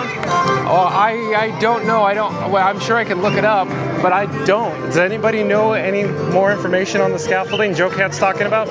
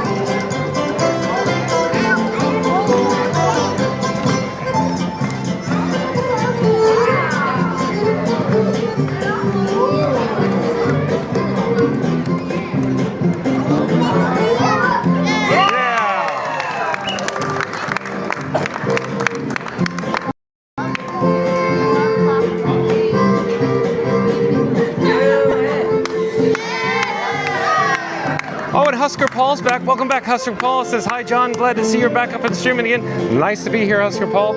We're enjoying Sergio Area Entertainment here in Italy. They figured it out.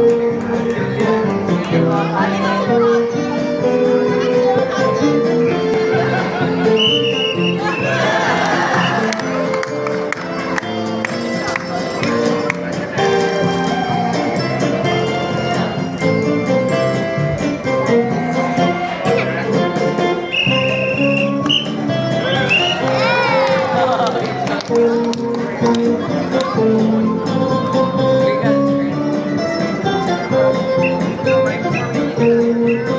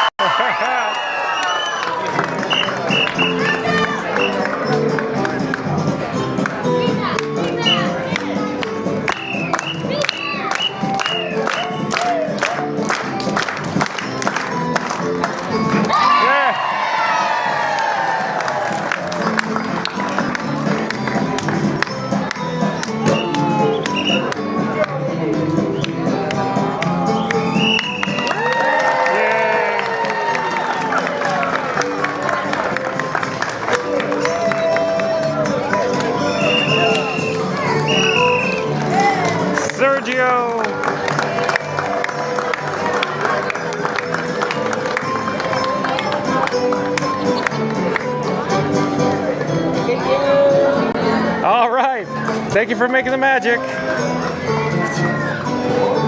Sergio's really neat. Okay, so cool. Let's keep going. We're in Italy. We got a large crowd. Sergio's popular. Let's try to get through it.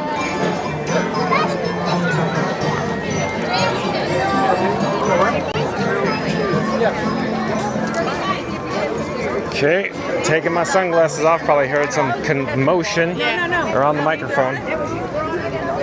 I want to head towards the World Showcase Lagoon. We'll take another quick look at the luminous barges. I think they're all docked. Let's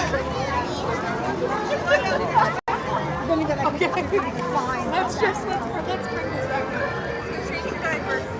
Right about choo-choo. Of course, there's World Showcase Lagoon with Spaceship Earth off in the distance. And today's video topic, if you're just joining us, the reason for today's video, there is the GEO-82 Lounge, the bar that's headed into the Spaceship Earth. Once this live stream concludes, I encourage you to start the video over and go back, check it out. We talk all about the news. And Reed Gibson says, yay, Sergio. That's right, Reed Gibson. Sergio, he does multiple sets here as the street performer here in Italy. So let's head towards America. And take note, of course, the attendance is a little on the lighter, the lower side today. I think tomorrow is a good to go day here at the Walt Disney World Resort. So I expect the Magic Kingdom, or my assumption, my speculation, my opinion, tomorrow, I think the Magic Kingdom should be a little comfortable in attendance. Or at least I hope. We're in the sun. Let's try to duck out of the sun. I'm not certain where I should go. I'm surveying. While I'm here, I just kept saying, no, I should get out of the sun. And then I go, let's get a drink of water. And everybody goes, come on, John, pull it together. Get a water bottle or something. Okay, just a quick drink to wet my whistle. I'll continue walking. Over in this direction is the America Garden Theater. We can actually see, I'm all over the place right now. Hello there. Hello. Icon Party Band. So there you go, Icon Party Band tonight. For anybody that's wondering. I was wondering. Oh, hello there. How are you? Oh, good, thank you. John with Fun to Be Free. Come here often? I do. Oh, excellent. Would it be okay to turn my camera in your general direction? Sure. Okay. Let me come back here. Hello, everyone. Hello there. I'm John with Fun to Be Free, and who do I have the pleasure of speaking with here? Barb Robinson from Maine. Barb Robinson from Maine. Yeah. And so do you actually have an annual pass, even though? I do not. You just frequent the come every year. Okay. Mm-hmm. Do you watch live streams or any video content from YouTube? No. Oh, okay. So you just pop in and you just see a weird guy holding this crazy camera. Yeah, he said something. Okay. Very nice. Well, Barb, thank you so much for stopping me. I enjoy meeting new people. Real quick, what is your favorite park here at the Walt Disney World Resort? Magic Kingdom. Oh, okay. So real quick, there are two types of people. I want to see if Barb agrees. You're either a Magic Kingdom person or an EPCOT person. 100%. Okay, so I'm only in EPCOT because my daughter wanted to come. Okay, I see. So Barb's daughter is here, and that's why they're here. But yep. Excellent. Thank you for stopping me and saying hi. Nice to meet you, Barb. Take care. Enjoy your trip. Take care. Bye-bye. You too. So always nice meeting new people. So as I was saying, you remember the T-shirts? Everybody in the chat's going, gosh, John, you showed this story again. It always resonates with me. There are two types of people. Because when I saw that shirt come out, I don't know what it was, 4 years ago, 5 years ago, I thought that shirt really nailed it. There's two types of people here at the Walt Disney World Resort. You got EPCOT and Magic Kingdom people. Magic Kingdom people or EPCOT people. Here's a nice fountain here in front of the American Adventure. We're not going to stay for the show. Don't worry. Everybody's going, don't go inside there. Don't go inside there, John. And I go, but this is one of the best shows ever created. You know? Randy Bright. Oh, Randy Bright. What an amazing talent that was from WED. He was such a talent. At any rate, we're headed towards this outdoor studio now. Even though I say I like to keep my videos themed, I didn't plan on eating today because I just wanted to focus on the bar. Even though I say themed and you're gonna say, whoa, you could drink since you're talking about the bar. And I'll go, yeah, but it's not open. I can't go there. It's just the breaking news about the bar. So over here at the Magnolia Terrace, maybe I should show you real quick. Here we go. Reed Gibson says, hello, Barb. come over here. I think that's displayed. So if you didn't get a chance, I actually did a Flower and Garden Festival video on opening day, and I indulged in a few dishes from the outdoor kitchens, and I got this spicy chicken gumbo.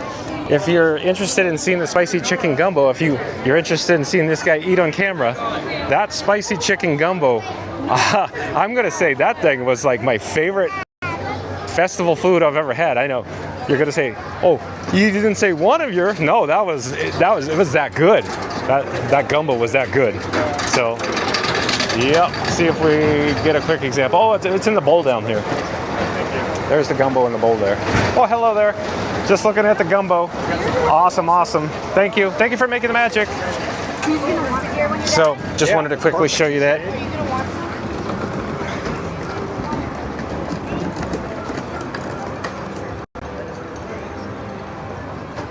You're watching live streaming coverage from EPCOT here at the Walt Disney World Resort. And while we're pointing in this direction, I need to get a drink of water. But while we're pointing the camera in this direction here, you can see the luminous barges and Spaceship Earth. Can't get enough of that, as you know. Love my Spaceship Earth.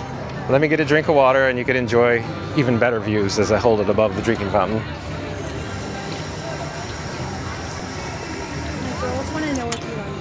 Oh, hold on. Is it okay to point my camera in your direction? Sure. Okay, here we go. So yes, in fact, I'm John with Fun to Be Free, and we are streaming live on YouTube right now. Would you like to say hi? Say hi, girl. Well, hello there. Fun to be free? Yes, ma'am. Awesome. Fun to Be Free. If you have your phone, I could show you my other phone, and you could take a photo of it. Yeah, yeah. Okay. Oh, thank you so much. You're welcome. Enjoy your stay. Oh, got the bubbles. Oh, it's quick story. So everywhere I go, I see the little, there it is. And then the bubbles everywhere I go. I get out of the car, the first thing I hear and see, bubbles. That's it. Love it. They're so popular. Thank you. You're welcome. Nice to meet you. Take care. Have a great day. All right, girlies, come on. So always nice to meet new faces. Let me check the chat here. I'm just putting the bat phone back in my pocket. Has little zippers so I don't lose it, because this guy likes losing things unless I put it in the zipper pocket. Oh, shaved ice. Look at the line. Wow. Didn't expect to see that. And Adam N is back. Welcome back, Adam N. Happy New Lounge Day, everyone. That's right, Adam N. Happy New Lounge Day. Henry Gibson says, hey, Adam N. So let's duck out of the sun, because look at how bright it is, of course, on the pavement here. I would like to show you the pavement, but it's so bright. It's like mirrored. It's just reflecting the sun. So crazy. And Reed Gibson says, bubbles. That's right, Reed Gibson. We got bubbles. Do-do-do-do-do-do-do-do-do. Let's get it out of the sun. Out of the sun. Oh, I mentioned this before. If anybody's interested, I made a video, an actual video, not a live video, but a regular video. It's on the video section on Fun to Be Free. I really, really liked it. I enjoyed making this, the Japan Pavilion video. I'd encourage you to check it out. I'm calling it a piece of art because I just enjoyed making it so much. So I encourage you to check it out. But let's head into Mitsukoshi real fast. We won't stay too long since the sun's just blaring down. We'll stay in here just a moment to get to an overall vibe and what it looks like on the interior ambiance here. Oh, real quick, we should head over here. We won't stay long, but I'm gonna, cut through all the people real quick. You ever come over here where the sign says, please ask the cast member for assistance? And they have all these cool toys and figurines and the Gundams. Oh, quick story about the Gundams. So let me just hold the camera here. It's gonna be a story that goes nowhere fast about the Gundam. So that's a Gundam for anybody.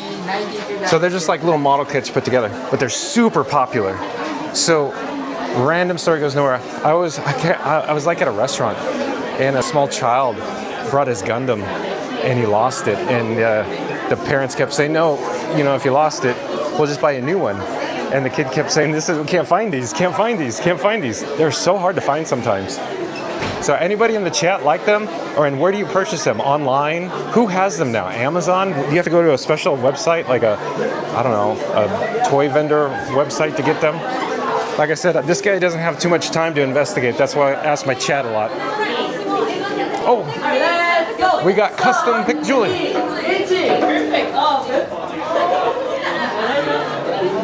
I found your pearl. Well, your beautiful pearl is right. Yeah. I can't see if I'm gonna get a better shot. Did we get pearls? I think we got pearls. I couldn't see the size of it. Oh, hello there. Sorry.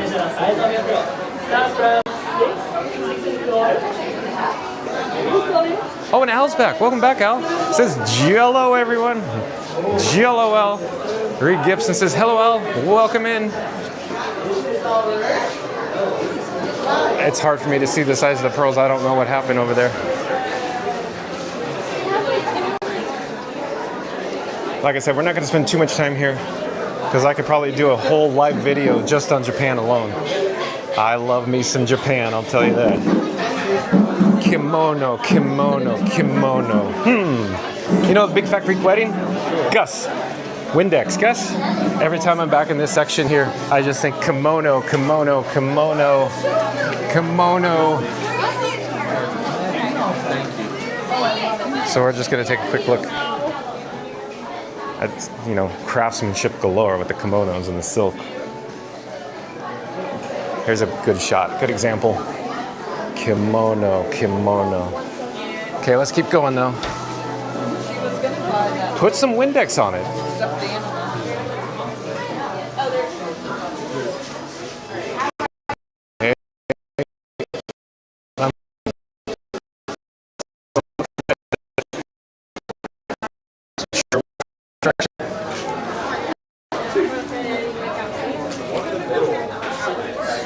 And I just wanted to quickly show you. I may have mentioned this before, everybody in chat is fully aware, but reasonably priced items from Japan over in this section here. Quick grab and goes. So I would imagine some of the most reasonable food offerings here in World Showcase are on this shelf. But let's keep going.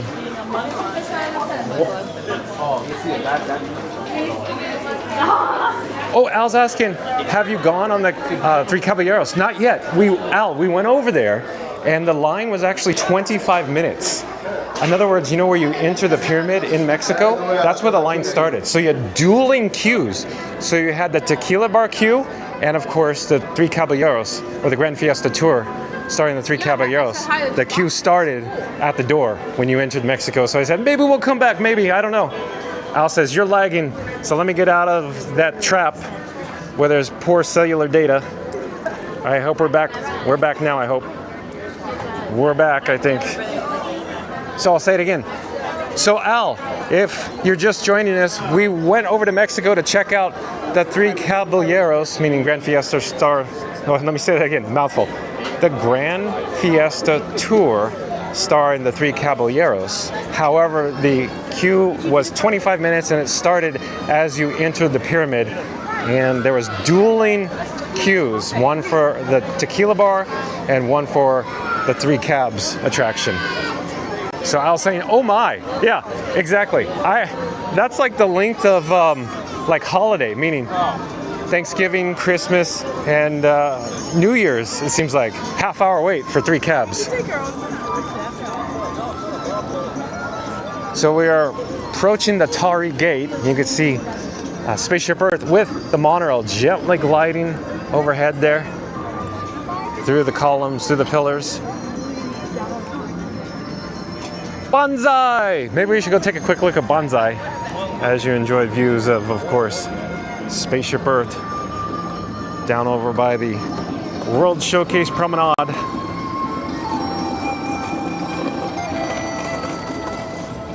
What was the movie? UHF with Weird Al Yankovic. Pops out of the closet, goes, supplies! Not bonsai, supplies. So just taking a quick look at the bonsai trees here, and then we'll get going. I want to head over to this garden here. We're in the sun again. Let me try to get out of the sun. Hold on, I'm walking fast. There's like literally nobody in this area. Oh yeah, I can multitask. Hello there. I'm John with Fun to Be Free. I'd be happy to take your photo. Oh, Disney cast member. Yes. Where do you work? In the Magic Kingdom. Or do you think that I'm working for Disney? No, I'm on YouTube. I can still take your photo. I could take a photo with your camera. Oh, Oh, you on YouTube? I'm YouTube Live. Oh, wow. Yeah, John with Fun to Be Free. And who do I have the pleasure of speaking with here? This is Miriam. Miriam? Irene. Irene. Today is my birthday. Oh, well, happy birthday to you. Thank you. I can still take your photo, though. You want it in portrait? Sure. Okay. We'll get a good photo here.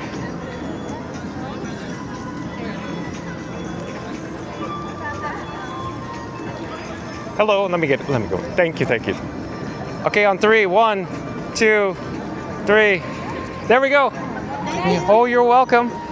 Enjoy your stay. Out of town? Live here? Yeah. Yes.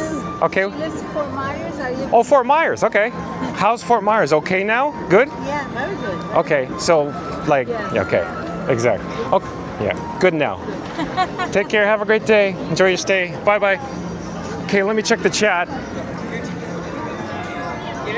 Reed Gibson says, Disney Up shows 20 minutes now. Well, we could go check it out, Reed Gibson. I wanted to circle back. That was my whole thought process today. It was the first day I've been here since it's been open. So I want to get over there. And Tiki Man Fan says, that's a riot. Tiki Man Fan, that was one of a kind.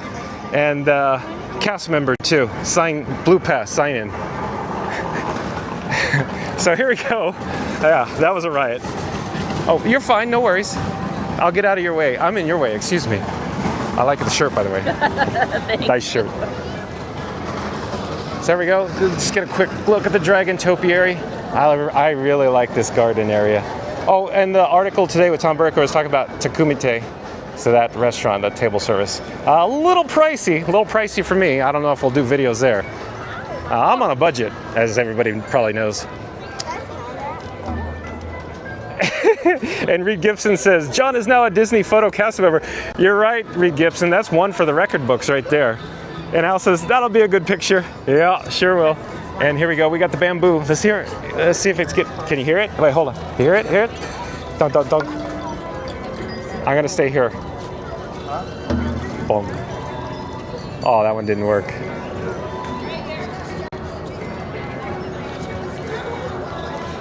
Tiki Man fans, you have that professional look. Oh, Tiki Man fan. Are you saying that I'm pretty? Or are you saying that Frankenstein, my camera rig, just looks professional? And Kenneth says, hello from Denmark to all. Welcome back, Kenneth. Nice for you to join us here. Al says, hello, Kenneth. Henry Gibson says, hey, Kenneth. I feel like all the bamboo is not making as much noise and the water's not contacting it like as much as it should. Like this drum's about to, oh, it didn't make contact. But maybe we got, yeah, boom. We got that drum. And Al says, what is the song? I don't know. Anybody in the chat know what the song is? Because I can't make it out. Let's go up to the upper level. Is that a double negative? Let's head to the upper level and we could see if that little song contraption is working. So I'm waiting for these guys to take their neat photo. All clear? All good? Yes. Oh, okay. All set? All right. So I was headed towards the Tari Gate and we witnessed the riot, and then it got me sidetracked. But I wanted to go up here. I thought, well, maybe I'll go into Mitsukoshi and then head up to the upper level and see the song. So Al's asking, what is the song? So then I'll say, what's going on up here? What is the song we're about to listen to? Last time we were here, one of the drums was working. I'm hoping both of them are. It's sure gonna be a disappointment we get up here and none of them are working, because I believe there's 2 drums that make a music up here. Oh, I hear it now. Hello there. Can you hear it? It's working. At least one of them is. So anybody in the chat, I can't quite make this out. Oh, we got 2 of them working now. That's good.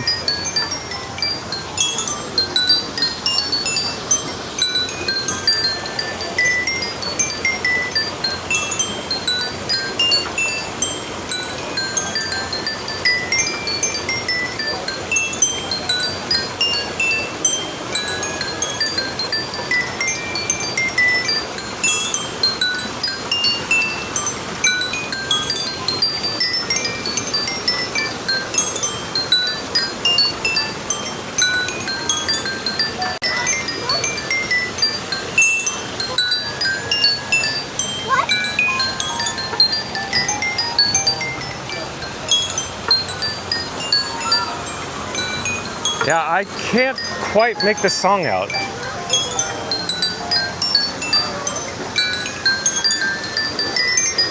Anybody in the chat know what this song is? Very cool though, very cool. Okay, well let's proceed. Let's go down the ramp, the walkway, back to the promenade level, World Showcase Lagoon level.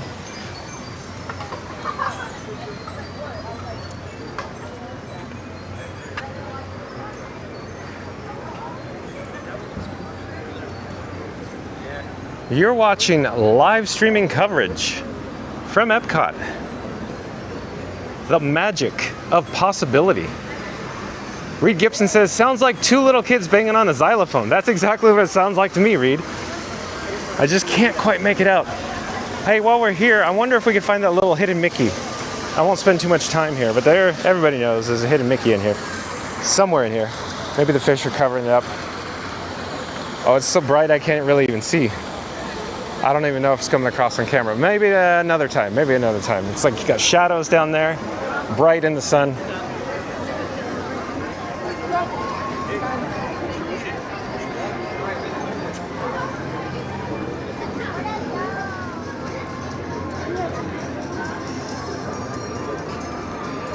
Okay, there is another outdoor kitchen here for Flower and Garden. Hanami, I always say. I don't even know if I'm saying that correctly. It's probably close. Bubbles, we got bubbles. Lots of bubbles. Bubbles, bubbles, bubbles everywhere, Reed Gibson. Bubbles. See, look, everywhere I'm looking, we got bubbles. Bubbles, bubbles. Oh, we know them. Hello again. You got this. Yeah, exactly. It haunts my dreams at night. No, I'm kidding. No, I enjoy it so much. Yeah. Take care. Bye-bye. Okay, let's press into Morocco and take another look at the World Showcase Lagoon with Spaceship Earth off in the distance.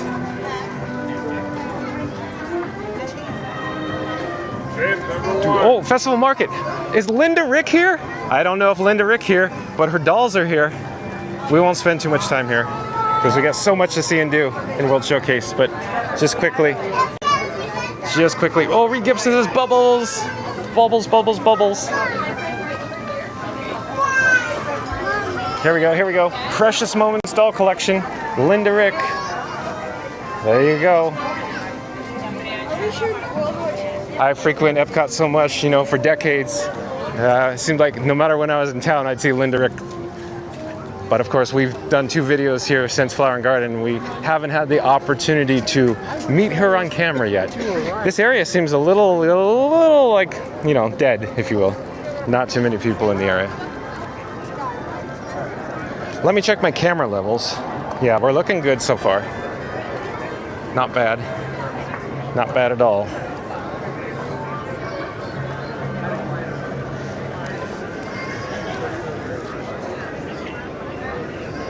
Okay. Let me get out of the way. I'm trying to get out of the sun. Maybe I could turn back once we're in the shade. So yeah, there's Morocco, what it's looking like right now. And one of my other favorite food studios over here, Tangerine Cafe, Flavors of the Medina.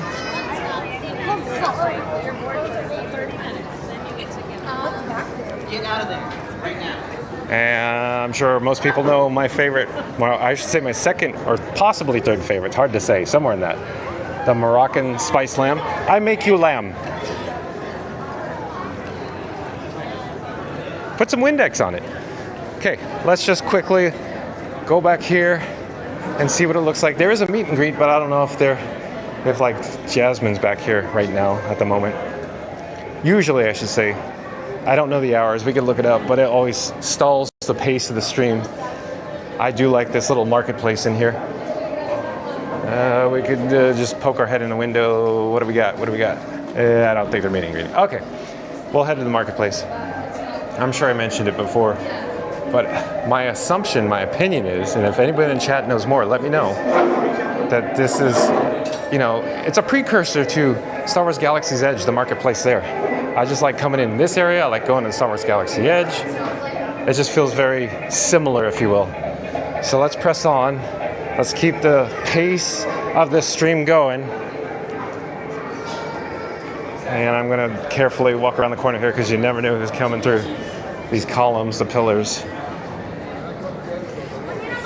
Every time in this area, I'll turn around as I tell this story. This is a lame story, but you know, Indiana Jones and Last Crusade, that's what I'm trying to say. It always, when I walk through here, it reminds me of, you know, Rolls-Royce Phantom 2, that part of Indiana Jones, Last Crusade. I always get that in my head. I'm gonna put my sunglasses on because we're approaching the sun again. And of course, now we're gonna head towards France. And it's looking so comfortable back here. Beautiful day, we got a nice cool breeze. It's not too hot right now. We got the Spice Garden directly in front of us. We'll even go say hi to Kermit the Frog here and Miss Piggy. They're kind of in the shade, so, you know, it's a little dark, but we won't stay that long. Let me try to get out of the sun so you can see it. Just pause here a moment. Well, I'll get a drink of water.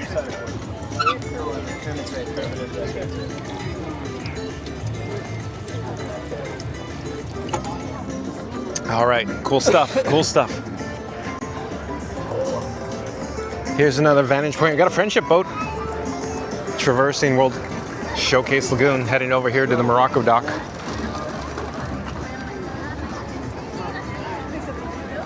I'm gonna walk a little closer so we can just see the friendship boat. Honk, honk. I love it. Danny J says, hey John, are you eating any flower and garden snacks today? As it turns out, Danny J, I had a big lunch. I didn't plan on eating today. I just wanted to keep it the news today and just hit some, you know, some vibes from in the area here. But I want to come back and do a whole nother video on flower and garden. So maybe next time we'll do some food. And Reed Gibson says, hi at Danny J. And Al says, hello Danny J. Let me see if I can zoom in. Let's see here on the friendship.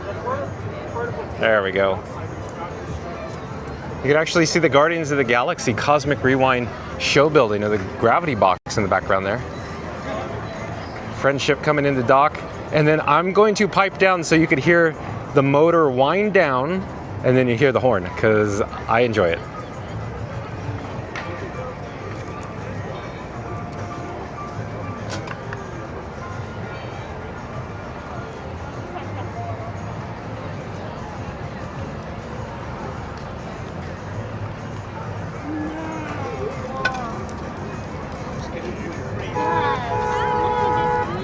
That's what I'm talking about.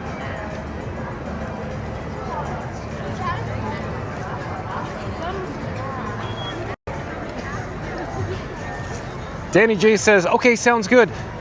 So if you're just joining us, Danny J, the video topic for today was, of course, GEO-82, in other words, the Spaceship Earth themed bar or lounge.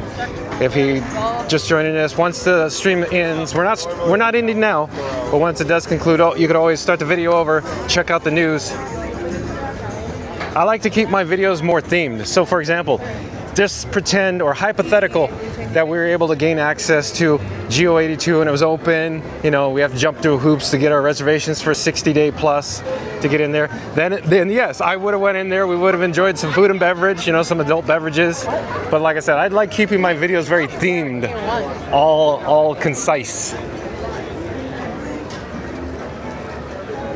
But we're in France now. We'll just take a quick look here at the Beauty and the Beast topiary, and of course the Cogsworth and Lumiere as well.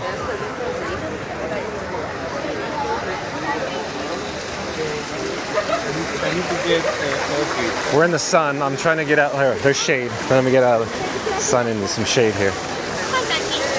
Oh, let's see here. I think this is probably the best we're going to get right now. And Danny J says, yes, I'll definitely restart the live to get all the news. Well, thank you so much, Danny J. So there we go. We got the B&B topiary. Let's head over to Cogsworth and Lumiere. And of course, this garden's here year-round, but I do believe the flowers are special for a Flower and Garden Festival right now. As I always say, just the landscaping and the horticultural team here at the resort just does a job that exceeds all expectations. Absolutely top-notch. Okay, we're in the sun. Let me try to get out of the sun. I'm not sure where we should go here. Maybe on the back side, which is not a good view, but maybe along the side profile. Here we go. Somewhere in here is probably going to be the best for right now. Okay, let's go this way. We're going to check out the outdoor kitchen of a name I cannot pronounce, so I'm not even going to try it.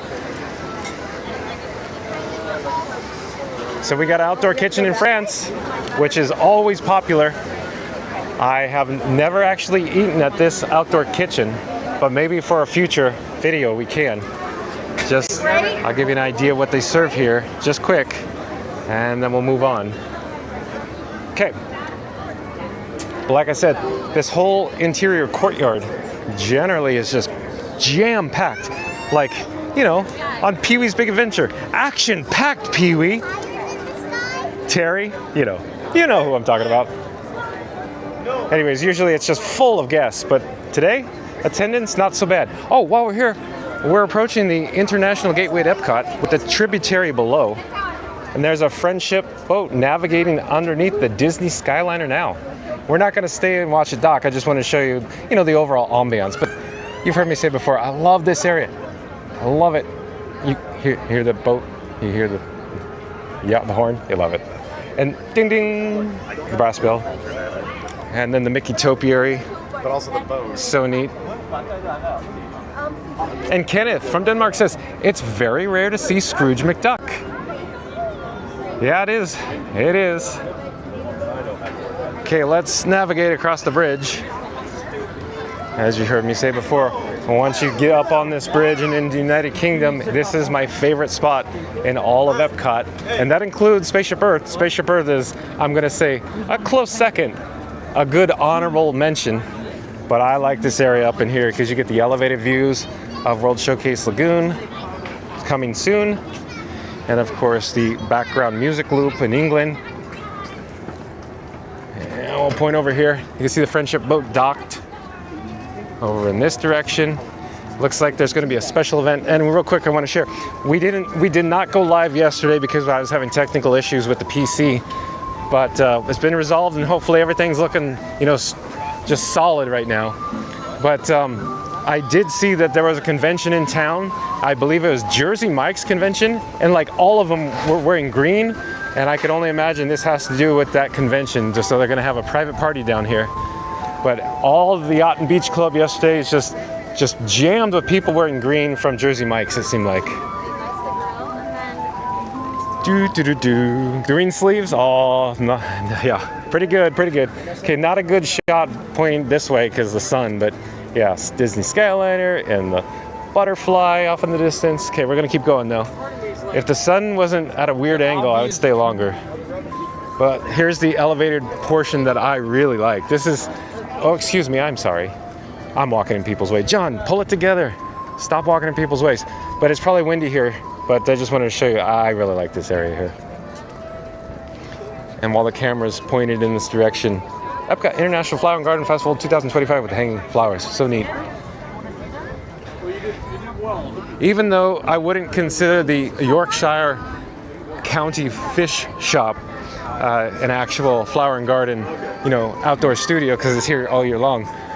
Every time I pass it, I go, I could use some fish and chips right now, even no matter what festival's going on.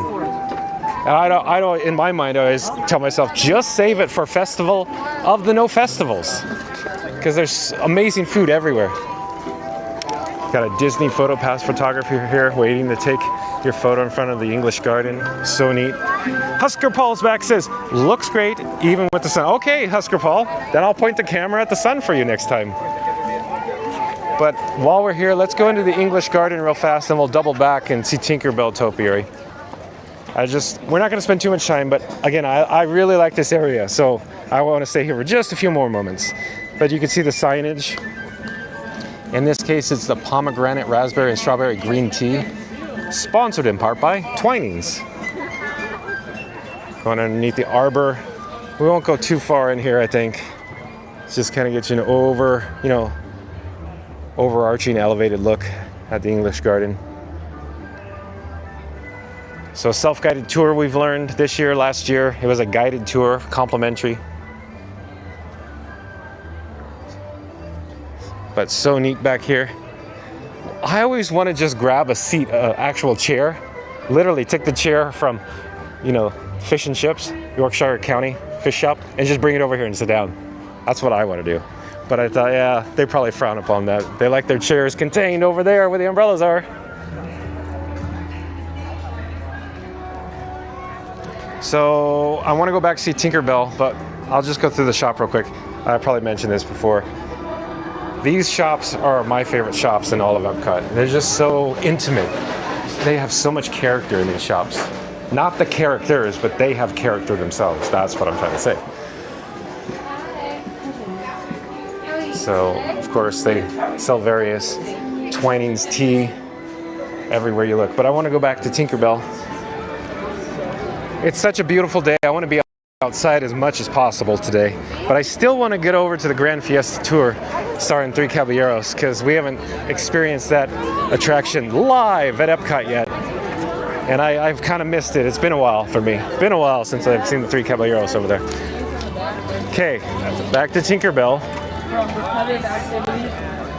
Oh, I'm just looking at my power levels. Let me change out my fuel rod as we look at Tinkerbell. So the fuel rod is getting changed out. Hold on a second. The camera bouncing around. Oh boy. Okay. I gotta dig around in my other pocket for my third fuel rod. Hold on a second. Hold on.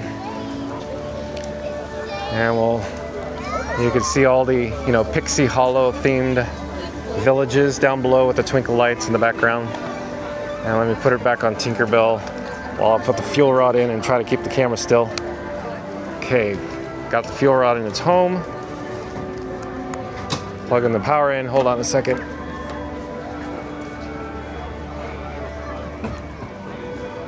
Okay, success. Oh, and Danny J says, I always buy stuff from the UK shops. I know, Danny J. It's hard not to, especially over at the Sportsman shop. I always pull back. I'm like, my wallet, my pocketbook tends to suffer if I walk in the Sportsman shop. Maybe we should do a whole video on just purchasing items here in England alone. I keep saying, I got so many video ideas. Oh, yesterday I just wanted to give you an update since we weren't here. Oh, Reed Gibson is showing little Tinkerbell icons in the chat. So here at the Rose and Crown, yesterday, if you didn't see it on another live stream, when I was here, of course, not going live because we were having technical issues yesterday too. Had to get the part in the mail. The line started not there, not inside, but they had their actual stanchions, meaning the black and the brass chains, so brass chains. And so the actual queue, when I was here, went back over in this direction, and they had to staff this door so nobody goes in the back. So in other words, cast members staff the door. But if I open the door, it looks like wall-to-wall solid people in there. So we won't go in there because it looks packed in there right now. But anyways, let's continue. There is the Winnie the Pooh topiary here.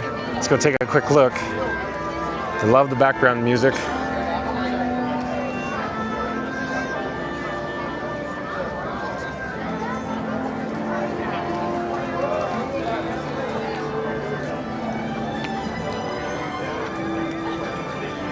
Get another quick shot here before we proceed.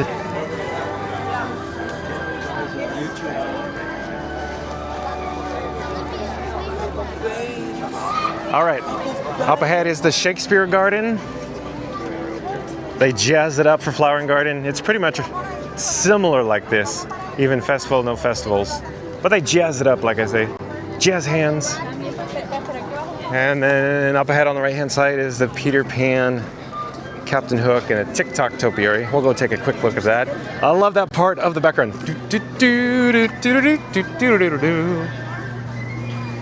And there's some neat views again of World Showcase Lagoon. Of course, with seagulls. Remember the part in The Simpsons where Homer says to Marge, I'll just make some soothing ocean sounds. And he's doing the, you know, white noise. And then he starts doing the the seagulls. Yeah, I like that. There's TikTok. And Peter Pan and Captain Hook.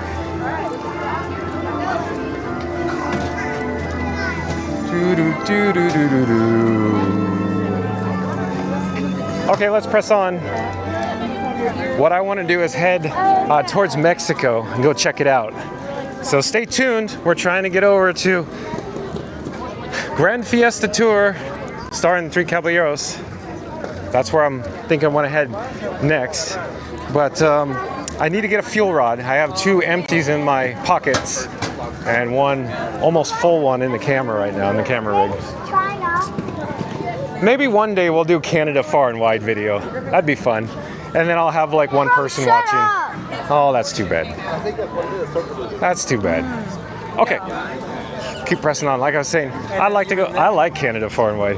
As everybody has heard me say before, I like everything at EPCOT. I love LAMP. Hey, since we're here in its flowering garden, let's go see what they actually did in Canada.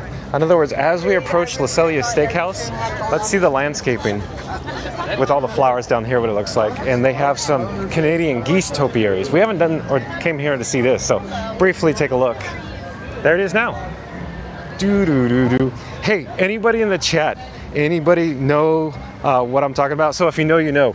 The moment you open the Le Cellier door and you step inside, and then your sniffer just goes pow with the satisfying smell of filet mignon. Wow, that's just a scent to behold, isn't it? Chat, or anybody in the chat have that experience where you open the door and you're like, you feel like you're home when you just smell the filet mignon from Le Cellier Steakhouse? And because, you know, it's so satisfying because it's so difficult to secure a reservation.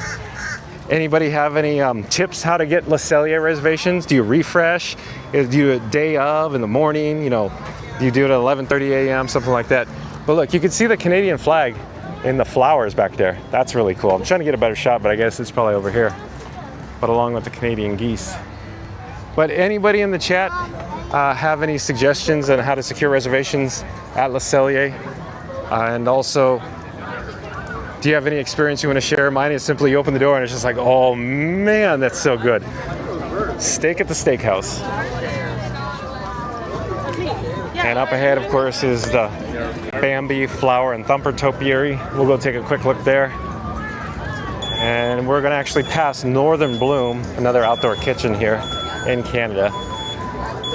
So maybe on another future food video, we'll check out some Northern Bloom food menus and offerings, food fair offerings.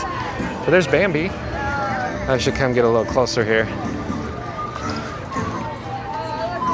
And Thumper and Flower.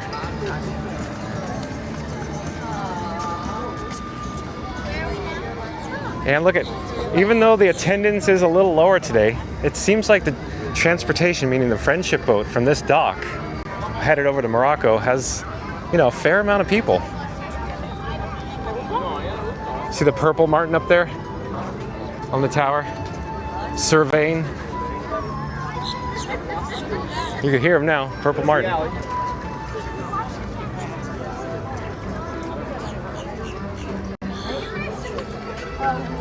And if you're new to the channel, remember to like, comment, and subscribe. Also, don't forget to ring that notification bell. Up here on the left-hand side is, I believe they call it the Pineapple Promenade. I'd love to read the sign, but it's in like neon with the, it's so bright I can't make it out. I'm not colorblind, but those colors together are hard to see in the sun, in my opinion. But if I remember correctly, this is where you get the Dole Whips.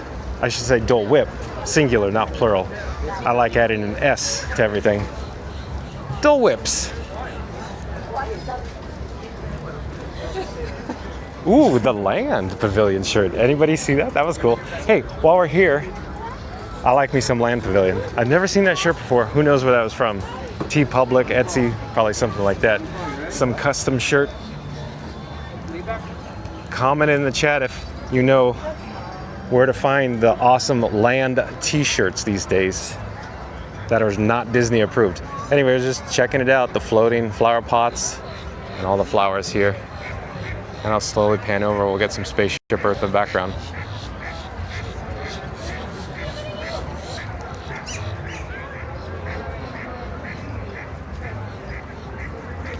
Okay, let's head over to Disney Traders because I want to go get some fuel rods. I want to keep these cameras powered so I can continue broadcasting live from EPCOT. And even though I just said that, tangent alert. Well, let's check out the topiary here for Encanto.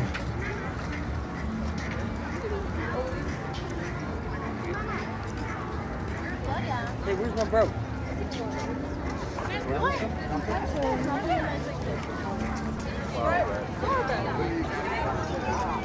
We'll just pause here for just a moment.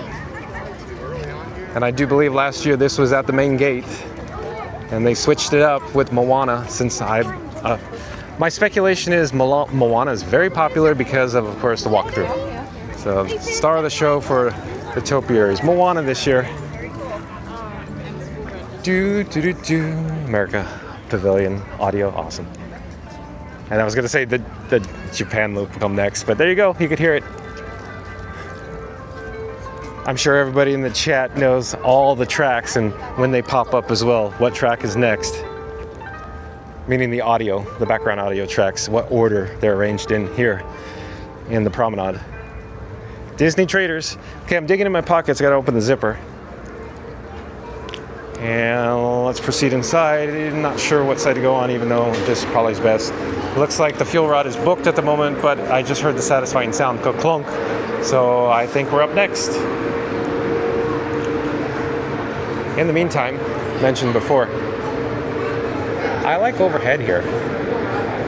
All the little scale models they have. Very cool. Okay, I think we're set. So I'm gonna hit swap. So swap. Going one in. I'll point up again. So those scale models overhead, of course, representing some of the countries around World Showcase. Okay, I think we're gonna have one here in a moment. Give me a second, I have to do a second one. They even have Russia. And of course, anybody in the chat, you know, some quick history. I'm not gonna share the story right now because I'm focused on the fuel rod, trying to hit swap to get out of here. But remember when there was a rumor we were gonna get Russia Pavilion and it never panned out? Anybody in the chat know more? What happened with that? Was it like a money issue, a budget issue, a funding, travel, tourism issue, anything? Any updates? So I'm gonna point the camera back here at the fuel rod and we're just waiting on number 2. In just a moment here, we're gonna get the second one pop. Oh, we got it, success. Let me grab it and let me get out of this. Hello there. Hi, good. Excuse me, have a great day. Going outside, let me check the fuel rod levels here. That looks good. I always like to double check these. I've had 2 fuel rods so far that didn't work, meaning even if they showed green LEDs, I plugged my cables in, they just didn't do anything. I'm just getting a drink of water. Hold on. Okay. So we saw Trowel and Trellis briefly. We didn't actually look at the menu. But we're headed now to the Mexico Pavilion. And I'm hoping, let me check the chat here. Oh, Reed Gibson says, Grand Fiesta back up to, oh, Reed Gibson, really? It's back up to 25, huh? Oh, well, maybe we'll just get in line, I guess. Hey, well, look at the birds. Look at the birds. Oh, whoa. They're hovering. Okay, so stand by, stay tuned for Mexico Pavilion. I really, really want to experience Grand Fiesta Tour today. And I'm sure most people in the chat do too. But we'll check it out. I just wanted to walk over here to the Citrus Blossom featuring Orange Bird. A good quick shot of the sign before we enter, go that way, go that direction. So I love, of course, their signage. I love their graphic design. I'll slowly swing the camera so you don't get seasick. But here's the Citrus Blossom menu that's located out here, you know, as the marquee, kind of greeting guests. And then the Odyssey sign. In past festivals, they seem to have themed these signs, but for whatever reason, it's not this go round. This one and the opposite one on the other side as well.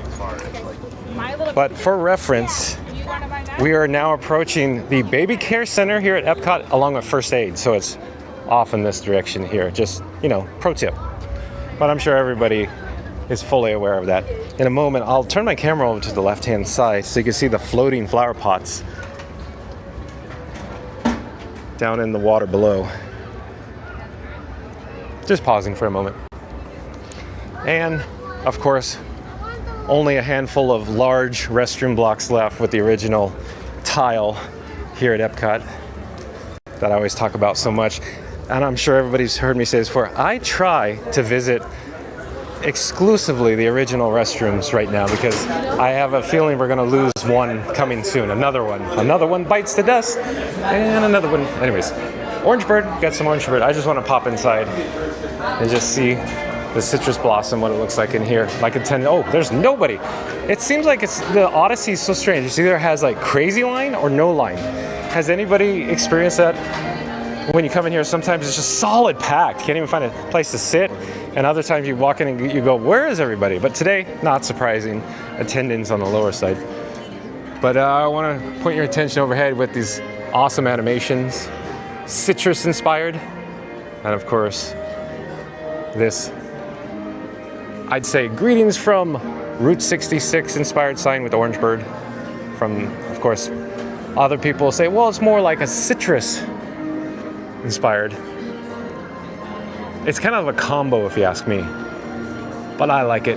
I like it no matter what.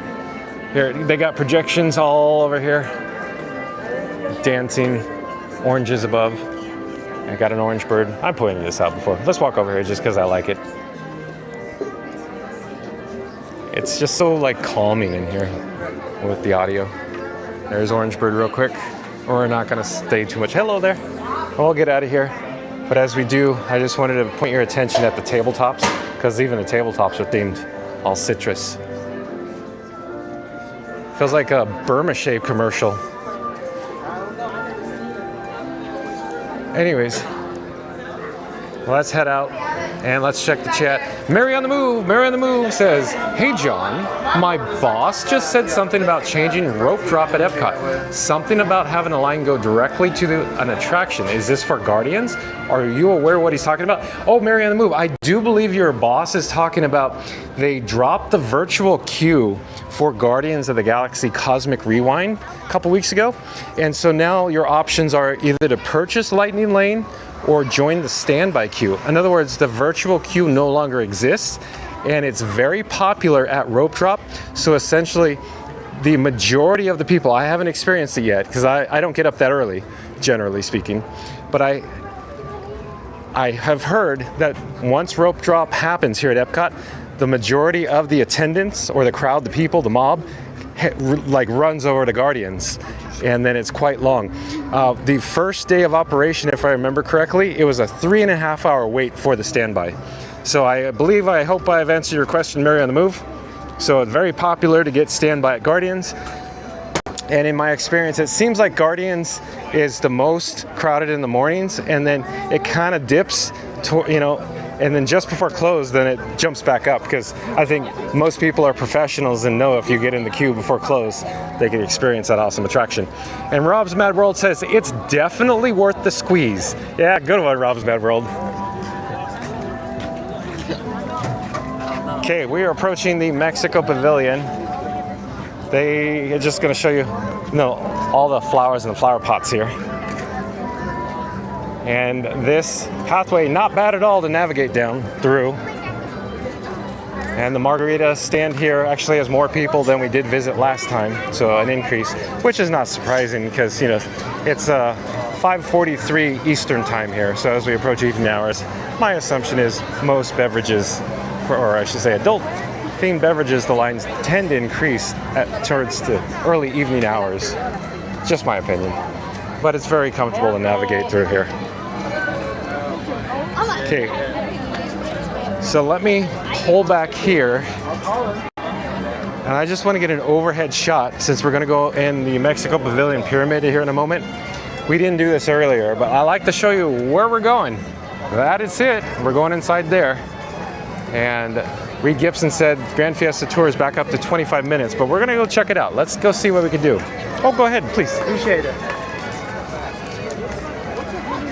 And let's swing around here, even though it's the same sign on both sides, just a different vantage point. We'll just take a quick look. So I'd like to experience the Grand Fiesta Tour boat cruise, starring the three caballeros. They sing, they samba, ay caramba. So there we go. Let's go see what trouble we could get in. I sure hope this is not 25 minutes, because like I said before, it's, man, look at, they're prepared. Look at all this. So I'm not certain, maybe earlier there was more demand, but we came in this doorway earlier and the line was in this area right here, just inside. Let's see. So looking better. We're looking better.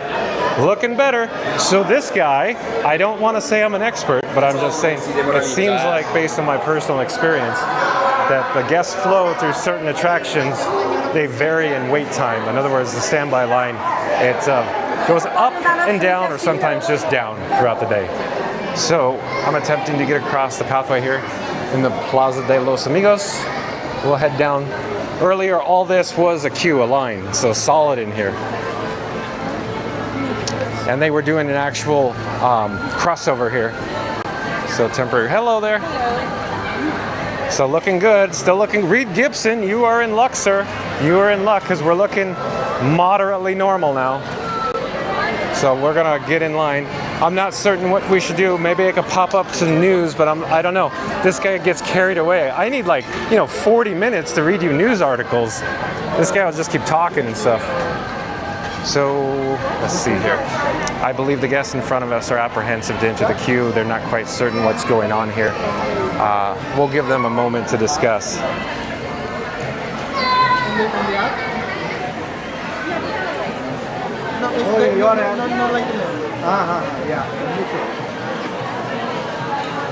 And I think it'll be smooth sailing here in just a moment.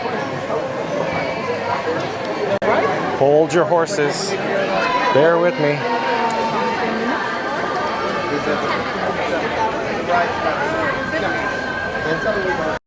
Hello there. How are you? Remember to like, comment, and subscribe. So a cast member thinks it's 10 to 15 minutes, and I would concur with that. So not too bad, Reed Gibson. And I'm guessing Rob's Mad World and Tiki Man fan is excited to experience Three Caballeros as well. Three cabs.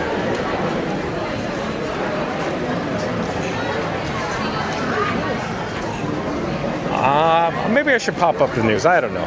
Let's see. Let me take the bat phone.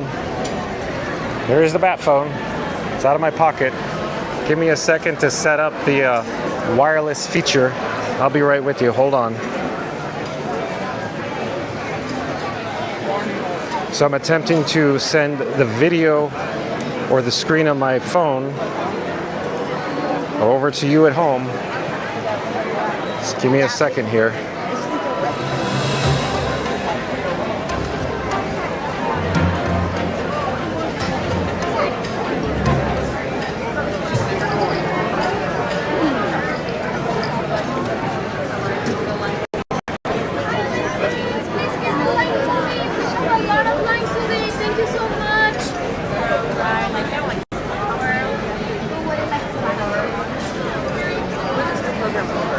Okay, in just a few moments, we're going to have some breaking news from one of my first personal favorite blogs to visit, Blog Mickey. Shout out, website credit to blogmickey.com. Okay, here we go. Let's see what we got. Let me go. Oh, here's a good one since we're at EPCOT. So, this is published on March 18th, which I do believe is today. We had the 17th yesterday, St. Patrick's Day. Test Track 3.0 ride vehicle testing begins at EPCOT. Well, that's cool. We should go check that out.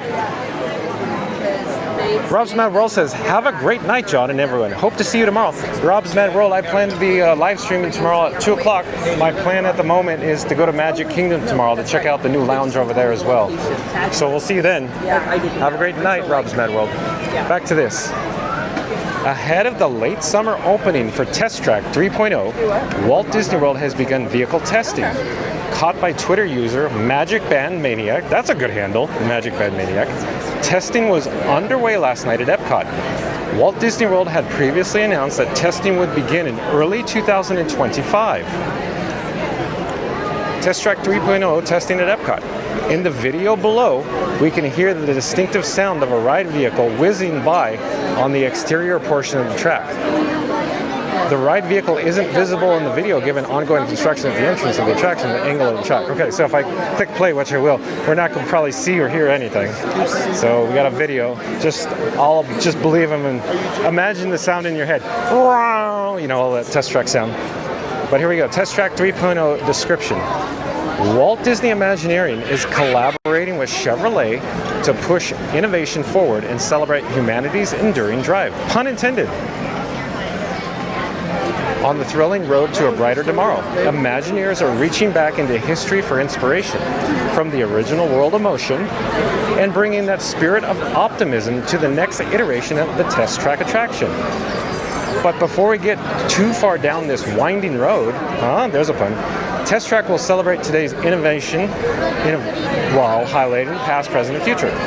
The queue will feature 6 distinct exhibits, and within each room celebrate the vehicles and people behind the vehicles that push the envelope and help get people to our next chapter in our motion journey. Like World of Motion, new show scenes will be added showcasing technological advances in how our lifestyles and relationship to mobility connect everyone. Enjoy a ride through scenes focusing on onboard technology, customization, and personalization, followed by a trip through a scenic outdoor route, reminding us of all the joys of driving, taking in the world around us, and spending quality time with friends and family. So there you go, update. Test Track 3.0 ride vehicle testing begins at EPCOT, so that's a good sign. Let's see what else they have to offer. Here, hold on, let me hit it. Let me go back to the main menu here. Oh, here. This might be good. New Animal Kingdom map highlights Dinoland USA extinction. Removes It's Tough to Be a Bug. Yeah, so Scooter Adventures was over there. So if you have a chance, check out Scooter Adventures video. He was there on the last day, I believe, on Tough to Be a Bug. So a new guide map has debuted this morning at Disney's Animal Kingdom, and the map shows a park in the middle of a transformation in multiple areas. Here's a look at what the new and changed in the map since the last map debuted just a few months ago in January 2025. New Animal Kingdom Park Map, March 2025. The new map features a child on the cover using binoculars for some bird spotting. It looks like a portion of the tree of life is also on the cover. So there you go, there's the photo of the map.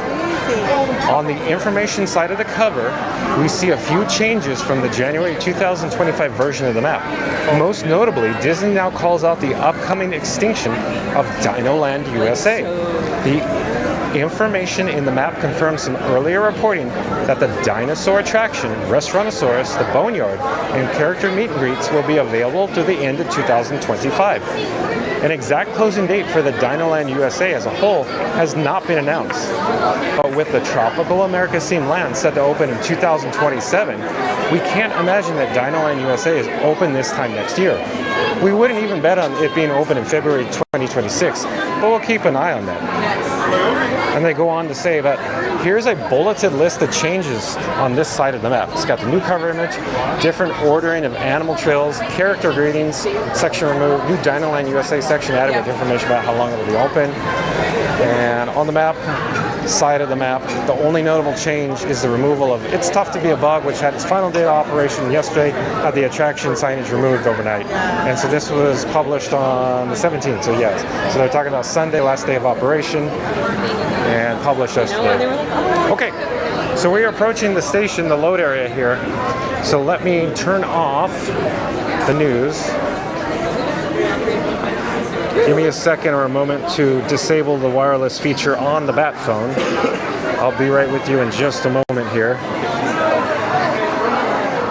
It's the one that's by Okay. So there's the views. Oh, we got Panchito, Donald Duck, and Jose Carioca.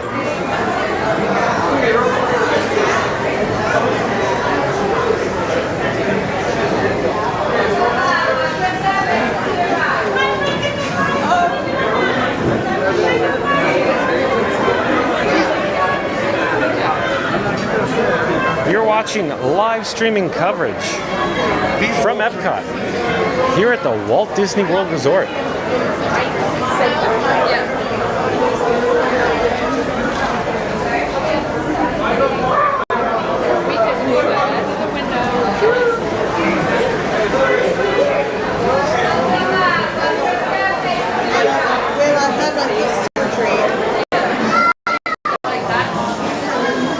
In just a few moments, we are going to experience the Grand Fiesta Tour starring the Three Caballeros. Not long now. And I just want to mention, of course, they have the separate load and the separate unload where the boats advance, thus trying to maximize ride capacity. It looks like we have some confusion up here, so cast members are, attempting to alleviate this.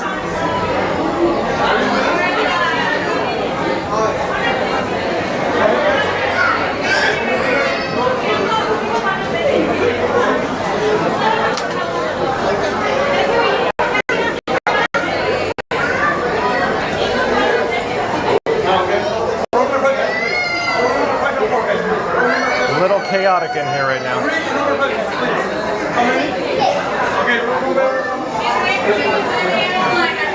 I do believe a cast member is here with their receipt for CDS or cast appointment indicating to bump BUMP, the cast member here at group. Hello, just one.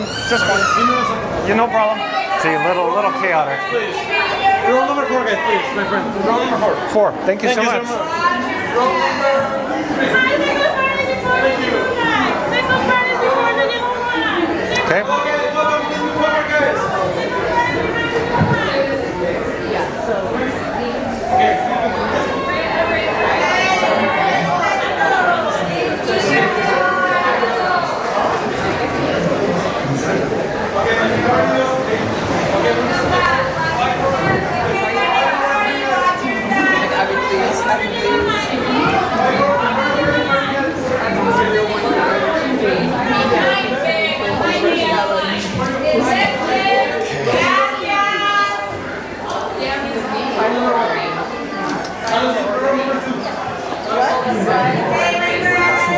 Bye-bye.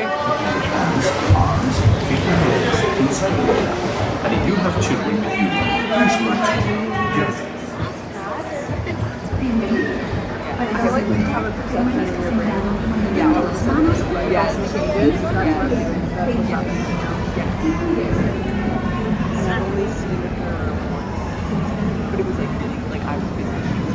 Yeah. Like it was like, and she was just like, oh hi, and she gave me like a giant hug, and she was like, oh, I miss you. And I love her. Like, she would like,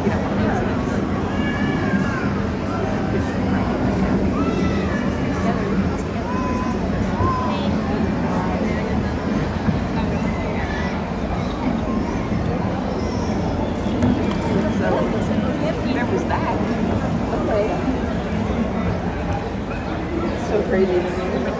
Like, I would never have expected to talk to you about it. But it's more of like I asked her how things are going. Yeah. And so like, how are you doing this? How are you doing this? Yeah, we did this. Yeah. Like, yeah. It's a week now. Yeah.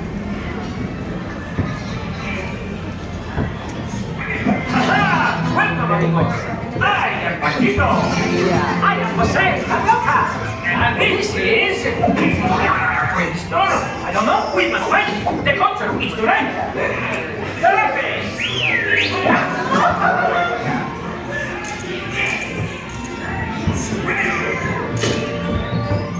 There has to be Mexico City. This way.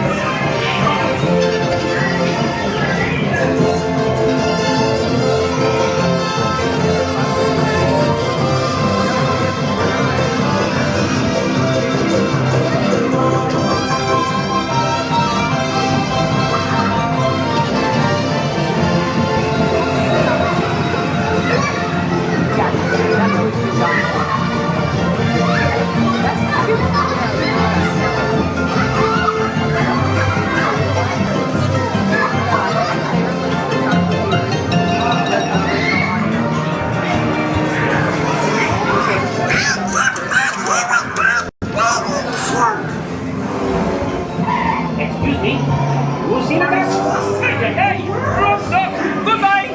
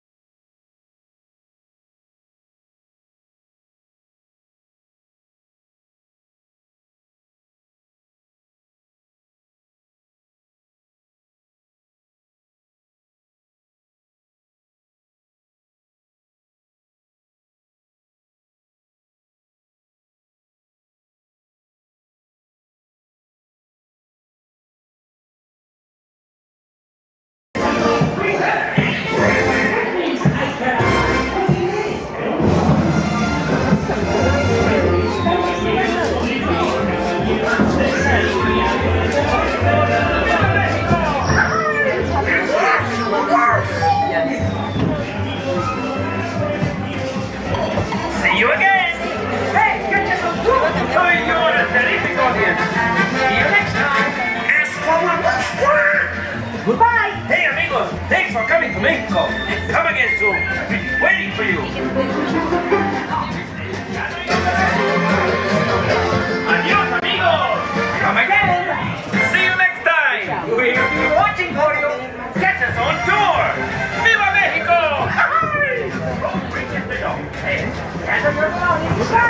Adios, amigos. Hasta la vista. Come again. See you next time.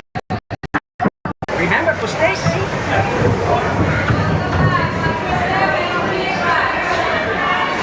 Oh, I do believe we have a new subscriber to Fun to Be Free. Disney Couple CT says, hola from Connecticut. Well, welcome Disney Couple CT.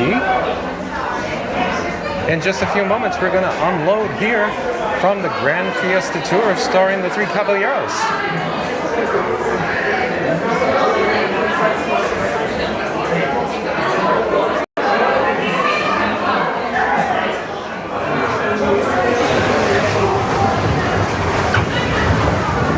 And Marianne Luke says, hola, Disney Couple CT, welcome. Okay, I gotta get up here. Give me a second. Oh, this old man getting out of the boat. Thank you so much. I gotta get my bearings. Putting the bat phone back in my zippered pocket. Hold on. Welcome Disney Couple CT. Danny J says, hello at Disney Couple CT. All right, so we briefly checked out the interior here at the Mexico Pavilion. So at this point, it's such a beautiful day. I want to head back, not backstage, not like Ellen's Energy Adventure, back Oh, Bill, backstage, just like, you know, Guardians of the Galaxy on the launch. Love it. Anyways, let's head back outside because it's a gorgeous day here. Go ahead. Okay. I want to spend as much time as we can outside today. So beautiful. Danny J says, great ride. I agree, Danny J. I prefer El Rio de Tiempo, but the layover they did, the plussing with the 3 cabs, they did a great job. When I say they, Walt Disney Imagineering, or WDI, did a great job plussing this attraction, and it makes it more enjoyable. It has a good theme song. It's good for the whole family, and you've heard me say this before. Any attraction where the entire family could ride together, those are the ones that I appreciate the most. Even though I just said I love Guardians. And, you know, there are some members of your party that can't ride, like expectant mothers, you know, all the safety spills, or small children that do not meet the height requirement, or ones with, you know, heart, back, or neck issues. Let me get my glasses, put it on here. It's still bright outside. I was just saying, such a beautiful day. It's a great day weather-wise in terms of temperature. Nice, gentle, cool breeze. Let's head back towards World Celebration. Maybe we could go check out Test Track 3.0 and listen to see. Listen, Barnaby! Listen to see if we could actually hear the Test Track ride vehicle cycle. We'll see. We'll see. My assumption is they would tend to cycle the vehicles more at night, but we are getting into the evening hours, so you never know. So we did head off in this direction and go over to the Odyssey for the citrus blossom. So let's proceed straight. We'll go down the spine in the World Celebration. Did you know Epcot has a spine? Yeah, we're about to see it here with all the flower towers and all the vertical lights. It's still off in the distance, located between, of course, Disney Traders up ahead and Port of Entry shops. And you'll know what I'm talking about when we get down there. Husker Paul was saying the sun's not that bad. The sun is just at an odd angle. It seems like it's been pointing in the camera lens pretty much the whole time we've been in World Showcase Lagoon. Oh, Danny J, I wanted to ask, what is your favorite attraction here at Epcot? Because if you had to break it down for my favorite attraction, I'm just going to tell you this. There's 3 of them because they're mostly original. You've heard me say this before. Mostly original attractions include, of course, Spaceship Earth, Living with the Land boat ride, and Impressions de France. Those are my 3 favorites here at Epcot.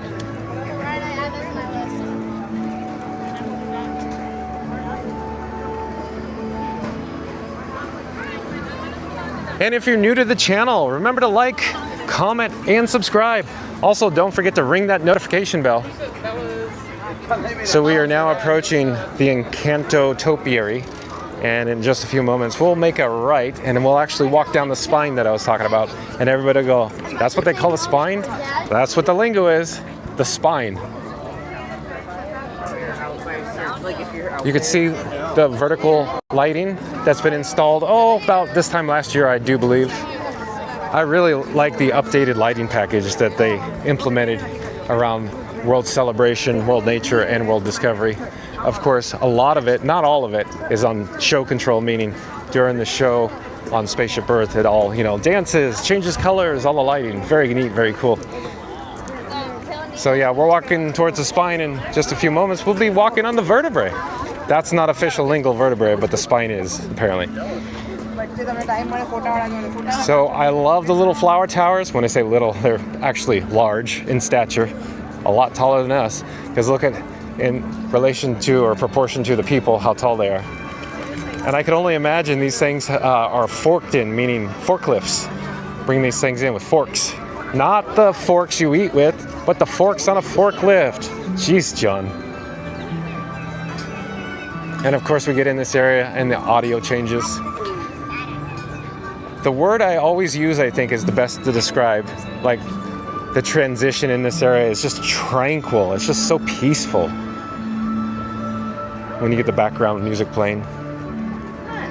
Oh, and Danny J says, Living with the Land and Guardians of the Galaxy is a close second for me. Okay, so Danny J agrees with one of my 3 favorites, Spaceship Earth, Living with the Land boat ride, and Impressions de France. Real quick, I want to mention Impressions de France, I believe, is literally a piece of art. So, of course, the designers and the cinematographers for that particular... Oh, excuse me, I'm sorry. We're good. We're taking our time getting over here.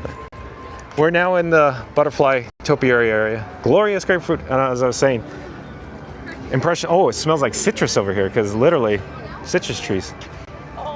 But Impressions de France, I feel, is truly something special. And it's just too bad that it only plays just a handful of shows every evening. I think, I'm not positive right now, the operational start time is 6:30 p.m.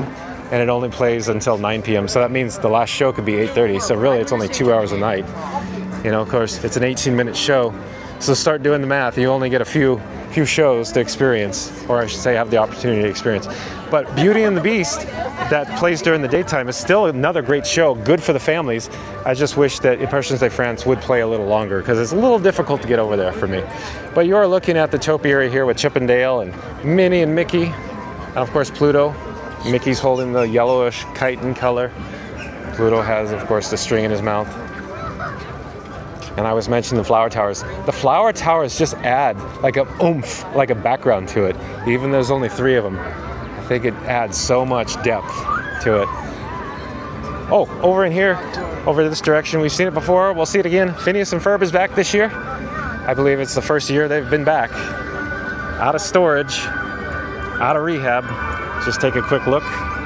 But Danny J, I love that, how should I say it? I love that you love living with the land is your number one. I like that a lot, Danny J. So we went into the creation shop earlier in the video. If you're now just joining us and you're curious about the merchandise items, once the video concludes, we're not ending now, but once it concludes, you can go back and you can see what they have to offer in there in regards to, of course, the EPCOT International Flower and Garden Festival, the 30th anniversary this year. I want to head down this pathway, and as we do, point out, you know, the purple martins, their nest, their homes, and all this nice flower bed below. But hers fit. Mine is okay. Super nice.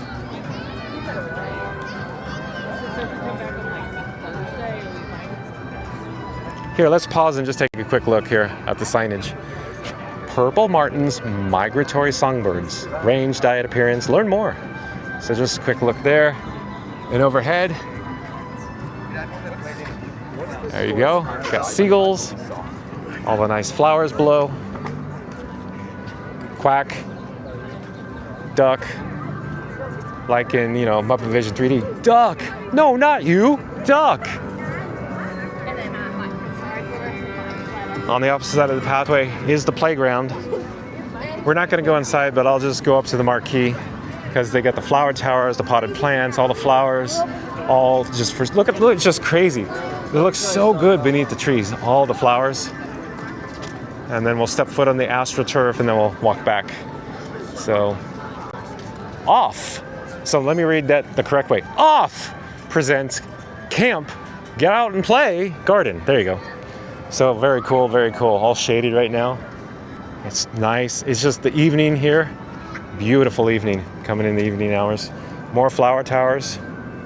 It just spices up this area right here. You know, Epcot's good as it is, but then you put springtime here with flower and garden, it gets even better. Oh, you can see me animated, just, you know, crazy. You can see my shadow and all this craziness going on here. So quick shot of this landscape and the flowers here. I'm taking my sunglasses off. Don't need them here. So nice back here. And we should just get a quick shot of what it looks like over in this area. And during other festivals, of course, there's food booths behind me or us and in front of us as well. Festival of the Arts, of course, has all the art locations here. Just a quick shot, you know. They have some picnic tables where you can enjoy your food and beverage. It's just so neat, so calm back here. So let's get up here, and when I say get up here, let's keep it real in the field light, and then we'll approach the construction area for Test Track 3.0. You can see a man lift on the other side of the gray construction wall there.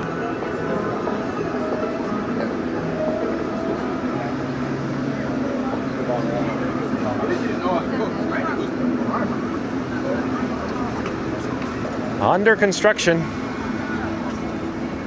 It's been a year since I've had it. So just take a quick shot of what it looks like. We got some directional signage up here. And we got the Brunch Cot. How cool is this name? I just got to show you the name. I, of course, love the EPCOT Possibility font. Let me swing over here. Nice. That was a good one. Thank you. Jingles. Spray Cleaner 409. Yeah, it's the one. I might get the fried cinnamon roll. I don't want to. Have a great day. You too. Brunch Cot. EPCOT International Flower and Garden Festival. Here are the menu offerings, but I just wanted to show you the nice font and the name. Awesome. Okay, we're slowly going to turn around. I'll show you what Brunch Cot looks like. Of course, this area here with you know, a lower attendance and test track being in rehab, just not too many people in the area. And on the opposite side here is the refreshment station, sponsored by Coca-Cola. They offer frozen slushies. You can see the machines just up ahead there. Some nice tables where you can enjoy your slushy beverage. Now let's head around the corner. Actually, I'm going to go that direction, and we'll check out more construction progress. I don't hear any test track vehicles cycling at the moment. You know that, wow, and then it gets to the brake after you go 64.9 miles an hour. Comment below if I did that correctly. Tiki Man Fan says, hello at Mary on the Move.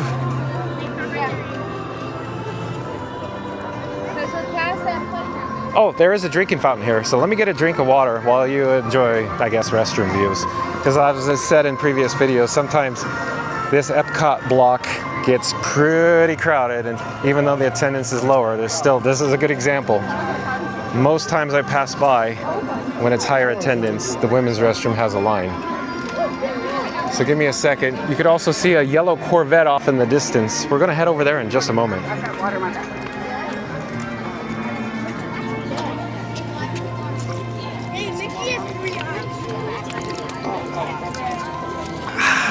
LOL, Larry. Okay, head over to Test Track 3.0. Danny J says, the graphics in your streams are awesome. Do you make them? Yes, Danny J, I do. Everything you see is custom. When I say everything, I mean literally everything. All the custom animations, all the graphics, all the artwork, all the technical, all the camera rigs, all the PC, everything going to YouTube with the, you know, except for YouTube is all me. I do everything. Technical and the art as well. And Tiki Man Fan says, they are very nice at Danny J. Well, thank you so much, Tiki Man Fan. I do appreciate that, very much so. And now we're on the subject of course, fonts and logos. I really like this new logo with the font. And of course, the background, the wallpaper, you know, behind the actual logo, this part. I think it's so cool. So the graphic design artists at this resort, or Disney or Walt Disney Imagineering, they do such a spectacular job. But again, thank you, Tiki Man Fan. That means a lot to me. They are very nice. Thank you, thank you, thank you. I appreciate that. And real quick, Danny J, a lot of effort and a lot of time goes into what you've seen in these custom animations, custom graphics, custom art, including the thumbnails as well, or the picture, the photo that you click on to make the video play. And so for all you, automotive enthusiasts or car guys, here's the yellow Corvette. You see a lot of these cars around here. So let's pull back. And again, I just don't hear any test track vehicles happening at the moment. I don't know what's going on up there. I do want to share a story. There are some areas around the Walt Disney World Resort that are extremely high income. And there are many, many, many people that if I told you where they live, or they live in the area, you'll go, oh yeah, I know who they are. Yeah, they have amazing homes in the area. Anyways, let me just say, oh, monorail gently cycling on the elevated trackway above, passing in front of Mission Space here in World Discovery. But here's the liquid layer down here, a splash pad for the Junior Explorers. But the story is, I wanted to share on Sunday, so looks like those Sunday drivers ain't going to be spending 18 cents per gallon for gas. I think I got that line right. Can't do it correctly. Correct me if I've done it wrong. But let me just check chat. Danny J says, wow, that is so impressive. Thanks for all your hard work. Well, you're welcome.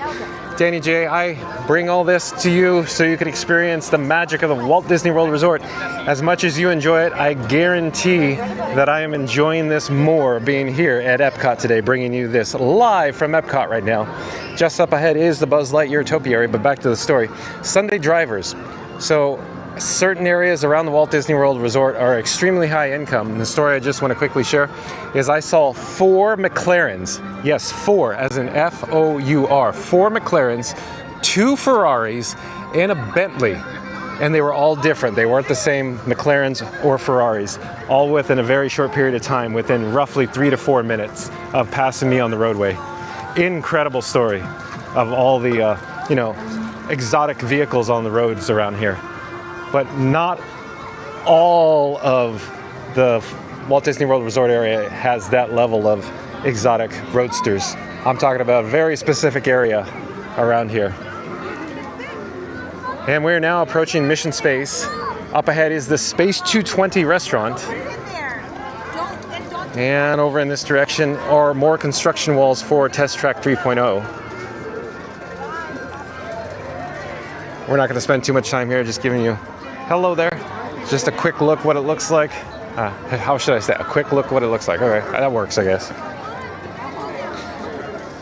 And I'm actually turning around because I wanted to go over to check out the Guardians of the Galaxy Cosmic Rewind to check out the actual standby wait time sign. Now, I don't want to make any promises, but if it's short in length, I'll join the queue. But I don't expect that to be the case.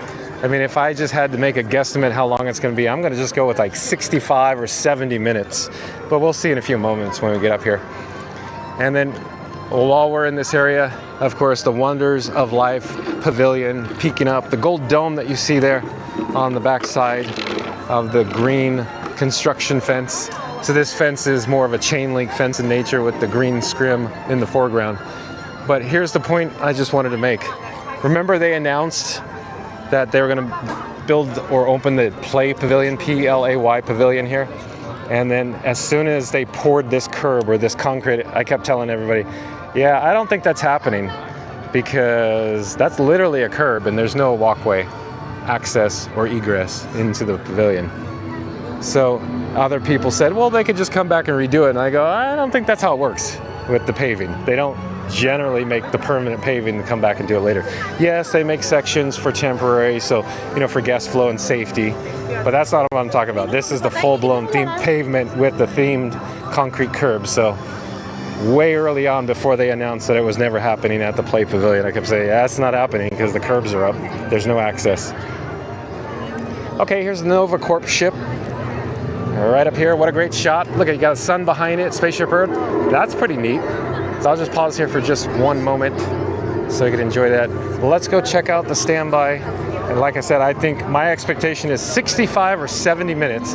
If it's reasonable, we should get in line. But I don't think it is because I see a large portion of exterior queue over in the distance there. And let's see, I can't see it yet. Oh, there it is. Oh, boy, John, you got this one wrong. Oh, it's only 95 minutes. So there you go, 95 minutes for Guardians of the Galaxy Cosmic Rewind. 95 minutes. So yeah. Yeah, at first I thought it said 55. I'm like, no, that's a 9. But here's Spaceship Earth. The sun just ducked on the other side of the beam. So there you go, Spaceship Earth. Oh, Darkwing Duck, DJ Knight's back. Yep, this is so popular. Darkwing Duck says, Jerry Ryan, yep, I think they could redo it. So lots of people up here on the grassy knoll, not certain what's going on. Hey, while we're here in the area, let's head to Connections Eatery. And I'll go in the bypass or up the ramp. And as we do, I'll get a drink of water.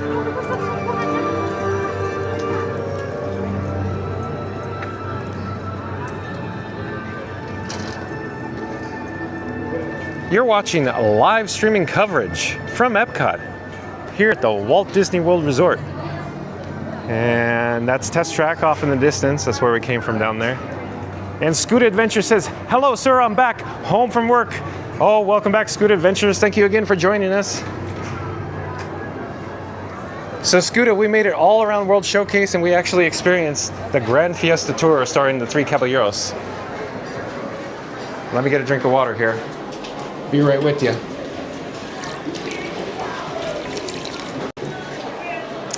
Okay, let's take the bypass up the ramp.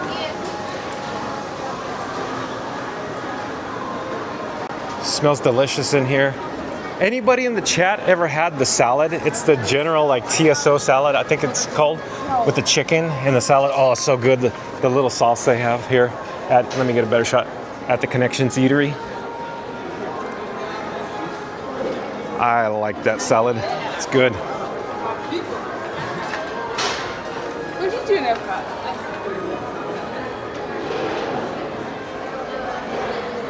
Darkwing Duck says, hi guys. We're headed outside. Let's get out. The sun is blinding. Wow. Wow. I gotta put my sunglasses back on. It is so bright.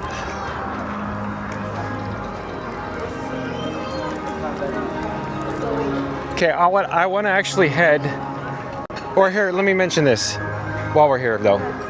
So if you're just joining us, today's topic, of course, is the GEO-82 Lounge, the bar that's going to be installed up here. It's probably under construction right now, just on the other side of those windows. And we were talking earlier about how they, of course, made some updates to this planner in this area in front of Project Tomorrow. And I'd encourage you, once this live stream concludes, we're still going to continue live streaming right now. But once it does conclude, and if you missed all the breaking news about that, start the video over and I talk all about, of course, this new bar, this new lounge coming to Spaceship Earth. There it is, Spaceship Earth, just can't get enough. Scooter Adventure says, miss a little and miss a lot. I'll have to watch the replay. I guess Scooter Adventures, you are correct, because as you know, this guy does not stand still. This guy is all over the place, especially during parades. Mary on the Move has that handle. Mary on the Move, I like that too, because she says she's on the move from the west to east coast and back and forth. And if I remember correctly, Mary on the Move was saying she has annual passes for Disneyland Resort and the Walt Disney World Resort as well. So I'm just saying, Mary on the Move has a good handle. So it's almost like John on the Move here at John with Fun Be Free, because I'm always moving. Hey, while I'm here, let me get another drink of water. I just put my sunglasses on. I get in the shade underneath Spaceship Earth. But over here by the restrooms, take a look at of course, the wall colors. There's multiple colors. I've mentioned it before, but I love how the WDR, Walt Disney Imagineers, utilize the different color palettes to indicate you're essentially in different sections of the park. So a quick drink of water. And I'm actually going to dig around in my pockets because I wanted to replace one of my fuel rods. We're still looking good on power right now on the current one, but one of them at least is empty. I got to double check. Yes, so one of them's empty and we're going to pass by the station here. So I'm carrying 3 fuel rods, as they say. So that's what it takes. I actually purchased four, count them, F-O-U-R, 4 fuel rods so that I could bring you live streaming coverage from EPCOT. Of course, on my camera rig, my cameras tend to just suck down a lot of power. So it takes at least 3 on my person just to keep the power flowing to the camera. So give me a second here. Let's pop on over to the portable power station. We're going to hit swap. Inserted that fuel rod. If you guys are waiting for pizza, I'm just going to ask if you kindly take a step. Give it a second here. There we go. Got it. Let me double check here. Turn around slowly. There we go. We got it. I'm going to put it in my pocket. Let me zip it up. Hold on a second here. In the meantime, we could enjoy gateway gifts. We won't spend too much time in here. I've been saying that a lot because I will get carried away to EPCOT. I'll stand in one spot even though I just said I'm on the move. Got some hats. There we go. Just kind of give you a general idea. Got even the Loungefly backpacks over here in Gateway Gifts. Even some Spirit jerseys and then some apparel items. EPCOT specific theme. Here, let me go over here. Oh, let me get over here. I like the Spirit jersey because, you know, Spaceship Earth inspired a Luca Bond paneling. Awesome. With my favorite logo. Nice. And another good logo. Anyways, plush is over here. So let's continue outside. Let's go back out to the fountain. Oh, as we do, hello there. There's what I'm talking about. The cameras, they're power hungry. So those cameras are very power hungry. Gotta keep them fed. And we could take another quick look, of course, in the mirrored paneling for this column that, of course, conceals the freight elevator that services all the backstage areas here at Spaceship Earth. And as you approach, you can see another, here's the view from my camera. Okay, standby entrance 5 minutes, not too shabby. 5 minutes here for Spaceship Earth standby with the lightning lane return minimal. We did experience Spaceship Earth earlier. So like I said, if you didn't get a chance to see Spaceship Earth or see the news, we experienced it earlier in the video. And outside of pin traders, there's various pin trading going on right now. Oh, and Scooter Adventure says, I hope everyone has subscribed and liked your great stream today, John. Please don't miss any of this stream. Top quality material by a great guy that I had the pleasure to meet. Well, thank you so much, Scooter Adventures. Scooter Adventures also says, I didn't get paid to say that, LOL. Yeah, I'm fully aware, Scooter Adventures. You don't get paid to say that. And you said, you know, you're doing your live streams because you're passionate about the Walt Disney World Resort and the parks, just like myself. So, shout out to Scooter Adventures. If you haven't done so, go check out Scooter Adventures channel on YouTube. He does live streams as well, and he helps all the people in need with some great tips. So check it out. Shout out to Scooter Adventures. And because Scooter said that, remember to like, comment, and subscribe. And Scooter will also say, it's free to do so. He's correct. Don't forget to ring that notification bell. The reason why I want to come over here, because I can't get enough of the Spaceship Earth complex, meaning all out here by the guest entrance and, of course, the fountain. I should actually go on the other side because the sun's blaring into the camera lens right now. So let me go this direction. Come on, rookie. We'll go around clockwise. Get a better shot of the fountain. Scoot Adventure says, thanks, John. You're welcome, Scoot Adventures. It's always good to have you here. I love the fountain. I don't know if everybody else likes it as much as I do. I just love pointing or aiming the camera around the fountain as I walk around it. I just think it's such a neat effect. I enjoy doing it. And Disney Couple CT says, thank you for powering up. We are enjoying your tour. Well, you're welcome, Disney Couple CT. As much as you are enjoying it, I'm having the pleasure and the experience of bringing live streaming to you at home while I'm here at EPCOT, and you're, I'm assuming, in Connecticut at the moment. But since we're here, let's pan up and check out Spaceship Earth from the picturesque backdrop. Oh! Monorail Black, heading past Guardians. Are you a local filmer? Oh, yes, sir. You local? Yes, sir. What are you doing? You making something? Oh, we're live on YouTube right now. Awesome. Yeah, so is it okay to flip my camera around? Sure. Okay. In just a few moments, for everybody in the chat, you're going to probably get seasick, but I have a gentleman here inquiring on what's going on. So I flipped the camera around. And what we're doing now is looking obviously at us. Yeah. And on the screen, which nobody at home could see, these are all the people chatting, and I have all my various cameras. So this is what's going out to YouTube right now. It's a little delayed, but we could do all kinds of crazy things. On the front, I have 2 cameras, so I could actually do a picture-in-picture. Well, from what I see, you're the hardest working man in filmmaking, man. Well, thank you so much. when we came in. Well, thank you. And I said, this gentleman has a love affair with either the theme parks, filmmaking, or a combination of both. I think it's all the above, but I'm going to say passionate about the parks here at the Walt Disney World Resort. Not to mention, I think my favorite park, well, I shouldn't say think, I know my favorite park is EPCOT. Okay. I would have to say the same thing. All my kids were raised, first park they ever went to was EPCOT. I see. Great minds think alike. We've been to all of them, and you know, we switch over and go to Universal from time to time. I see. But yeah, just a fabulous day. The weather is awesome. And yes, sir.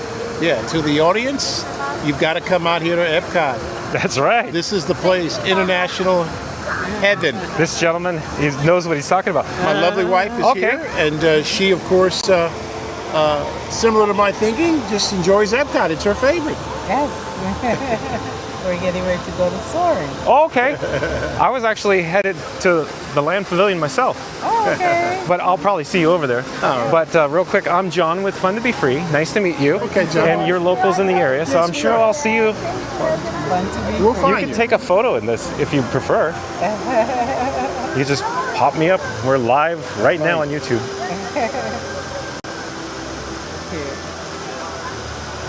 Thanks, John. You're welcome. Bye-bye. Have a great day.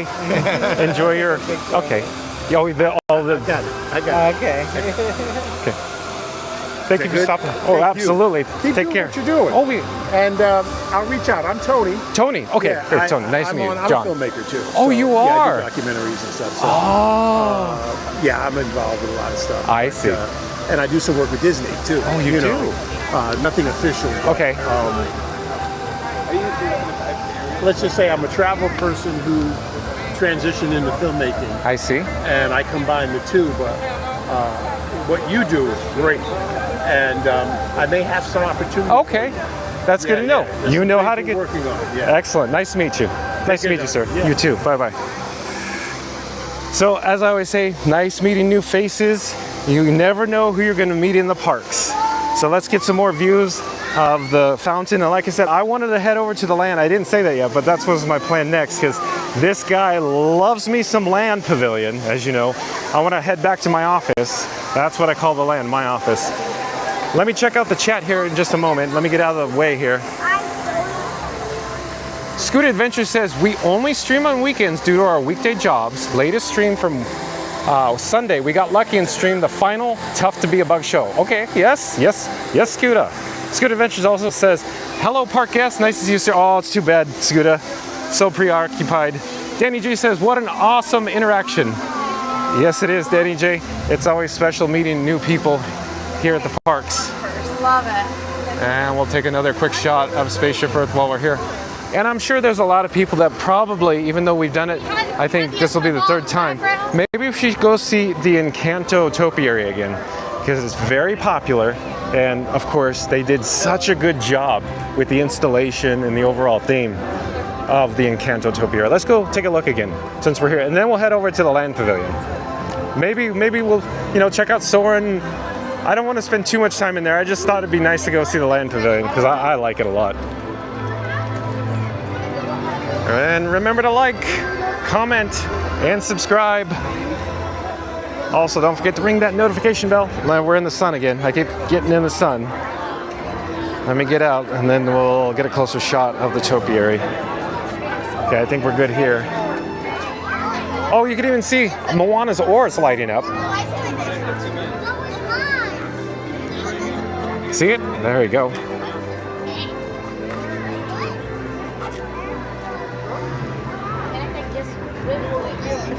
Moana, Maui, Hey Hey, and Pua.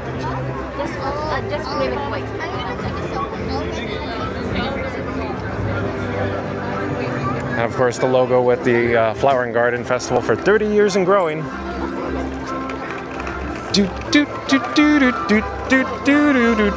And one quick note, wind. There's very minimal amount of wind this evening here at Epcot.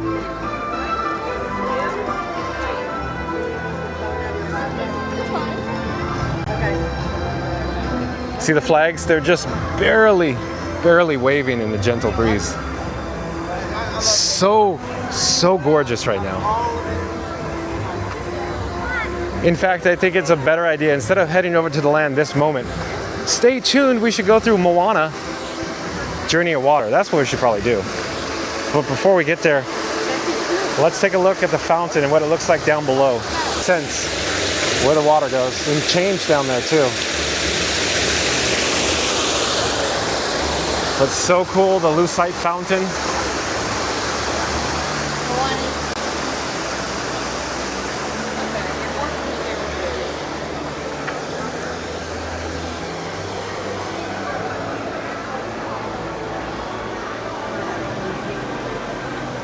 Okay, and we're going under Spaceship Earth with the pin traders. All the pin traders here in front of the camera center and the pin traders, the actual gift shop. while we're in the area, maybe I should stop in and get a drink of water. There's a couple of drinking fountains to choose from in this location. Inside the lockers, there is one, a drinking fountain inside the lockers, just up ahead. And there's also another one over here. I'll just go over to our left-hand side by the restrooms because it's quicker. And I don't want to stall the pace of the stream. We'll go take a quick look at Communicore Plaza, and then I want to head over to Moana Journey of Water. So enjoy views of the landscaping. I'll be right with you. Speaker above, emitting its ambiance. Scooter Adventure says, meet the most amazing folks at the parks. Scooter is correct.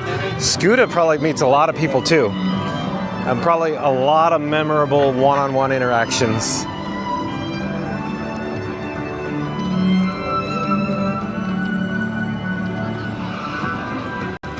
And if you're new to the channel, jump into the live chat. I'd love to get to know you. We could talk about pretty much anything Disney or theme park related stuff. As everybody knows, I love my EPCOT. I'm very passionate about EPCOT. My favorite theme park in the entire world. I spend a lot of time here at EPCOT. I mean, a lot of time. Hello there.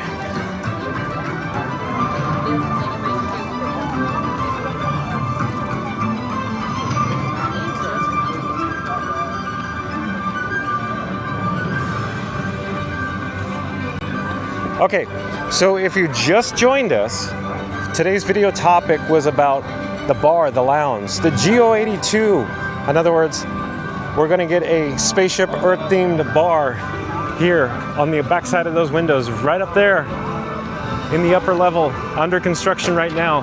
Check out the latest news when it comes to the bar and the lounge coming.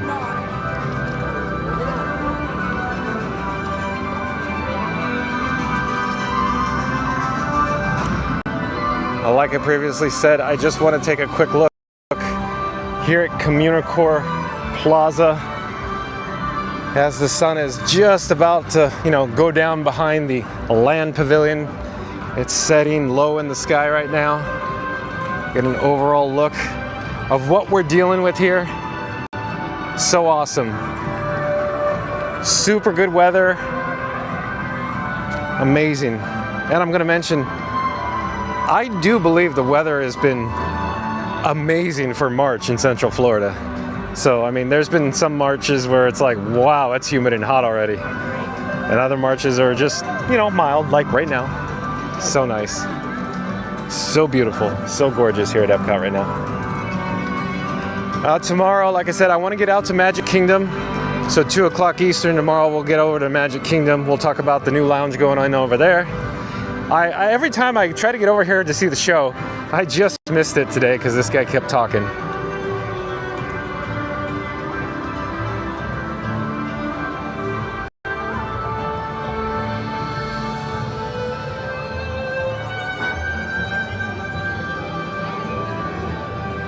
You're watching live streaming coverage from EPCOT. The magic of possibility. We have the sun behind the land pavilion. I keep saying, I gotta get out of the sun. I don't know how I'm gonna do this. So maybe walk fast, I guess. Oh, quick thing. Up here on the right, there's the merchandise kiosk. It's quite interesting. I think it's such a good location to put a little merchandise kiosk because essentially they have both sides of the Journey of Water covered. And we walk past it just behind us there, if you will, selling some Moana themed merchandise. This one sells more of pin trading and of course waters, bottles of water as well. But they have mystery pins here. So we're gonna push on. Since it's such a nice day, I wanna spend as much time outside as possible. I'm checking the camera levels. It looks like we could probably get through Moana without getting a new fuel rod, maybe. I just wanted to quickly mention that no matter how much time I charge these cameras, it just seems like I just can't keep them charged fast enough, even though they're plugged in non-stop. Meaning I could only stream for, so many minutes or so many hours, and then I start losing cameras. So I'm still investigating that, still working on that. So my goal is to stream a lot longer. Monorail. Pop up. Awesome. Look at all the mist on the water below with the monorail overhead. How cool is that? With Spaceship Earth just peeking out behind the palm trees. What a great shot.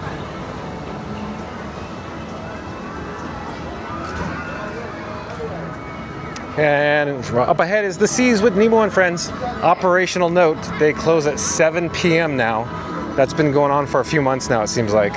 But a 7 p.m. close, so it just seems like they can't keep people over here to experience the Seas with Nemo and Friends. No problem in the mornings, you know. Sometimes I walk over here in the mornings heading to my office or the land pavilion, and the line is out of control for Nemo, and I go, just come back later in my head. Just come back later, there's no line.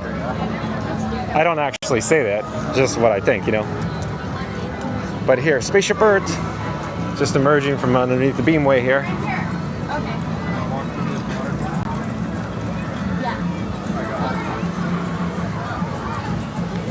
Okay, this is why I wanted to come over here. Journey of Water, inspired by Moana. Let's go inside and let's explore. I'll try to keep the camera lens dry.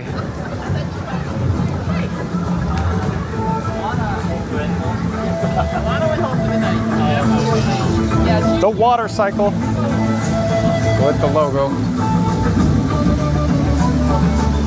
Rain.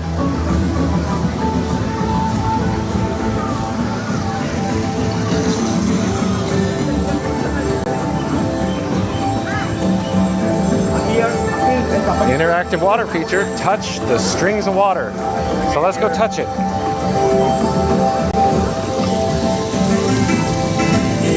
Ooh, fancy.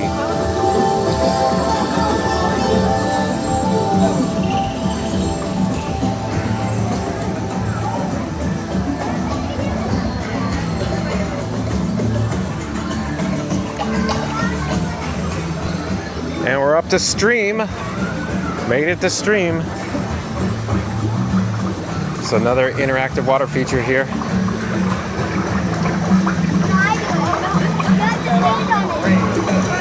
I could do my best. Let's see.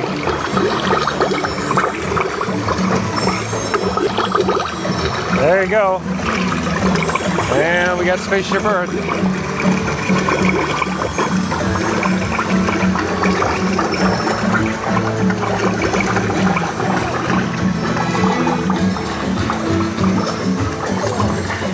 And we're coming up to wetland. So there's a dry bridge, and it says, please stay on the path and keep water clean.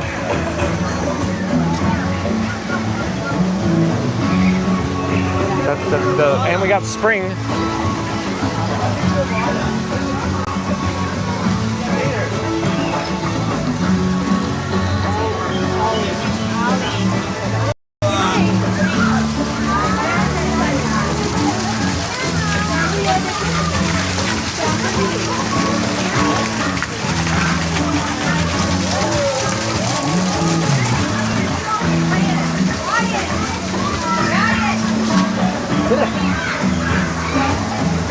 Up to the land.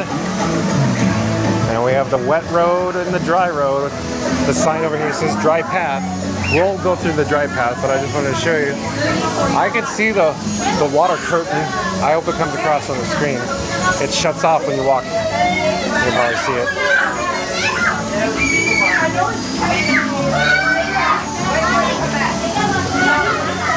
Bingo.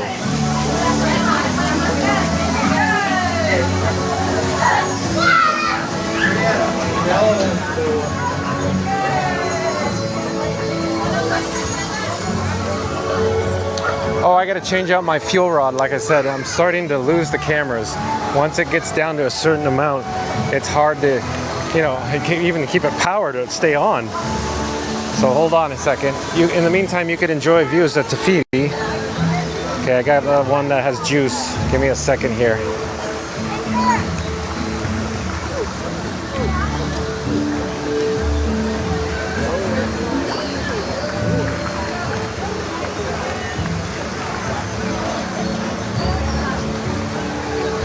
Let me just double check the levels in the camera. So it's successfully charging, that's good news. And since we're here,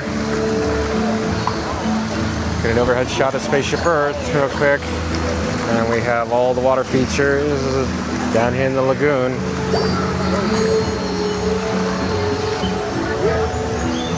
Don't see it look much smaller.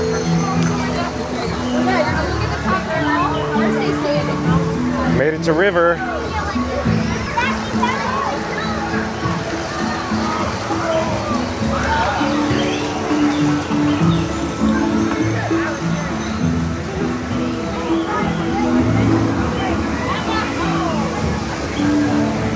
Now the ocean, away, away.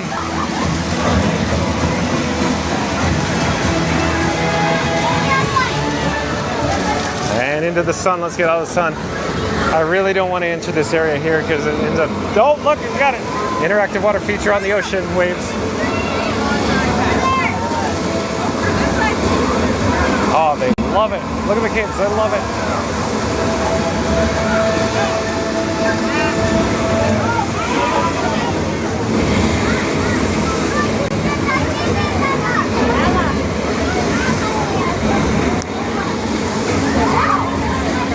Okay, let's turn around here. Well, we're near the exit. Babe, let's go. Up above, of course, the Spaceship Earth. Can't get enough of Spaceship Earth views. Sky. Look at all the mist. So neat. So neat how it rolls down here into the waterway.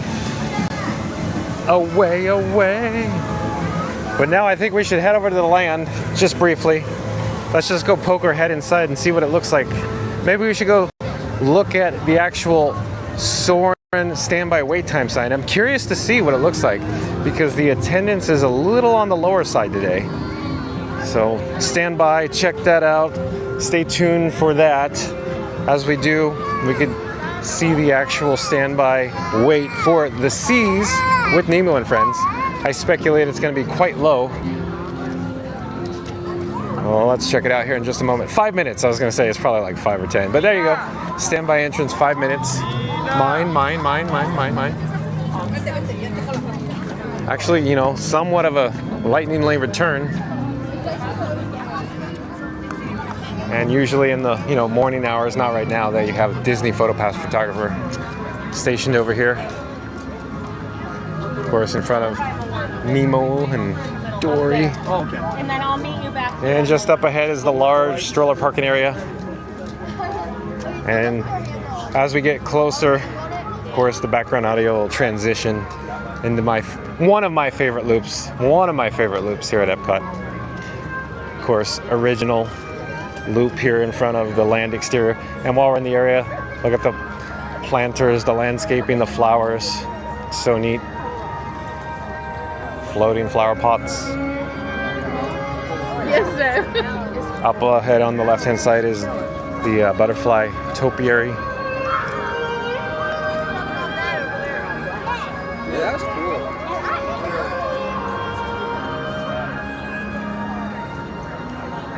And right about in this area, you're going to hear the transition. You hear it? I do. Do do do do do. Do do do do do do. Living with the land. The land featuring Soarin'. Of course, the marquee entrance here. Let's go inside. Let's check out. Oh, hello there. Let's go see the standby wait time for Soarin'. I can't imagine it's going to be short, but I don't think it's going to be like Guardians at 95 minutes. Are you listening to the land? Because I am. Just listen to the land. I take my picture. I want to see what I look like.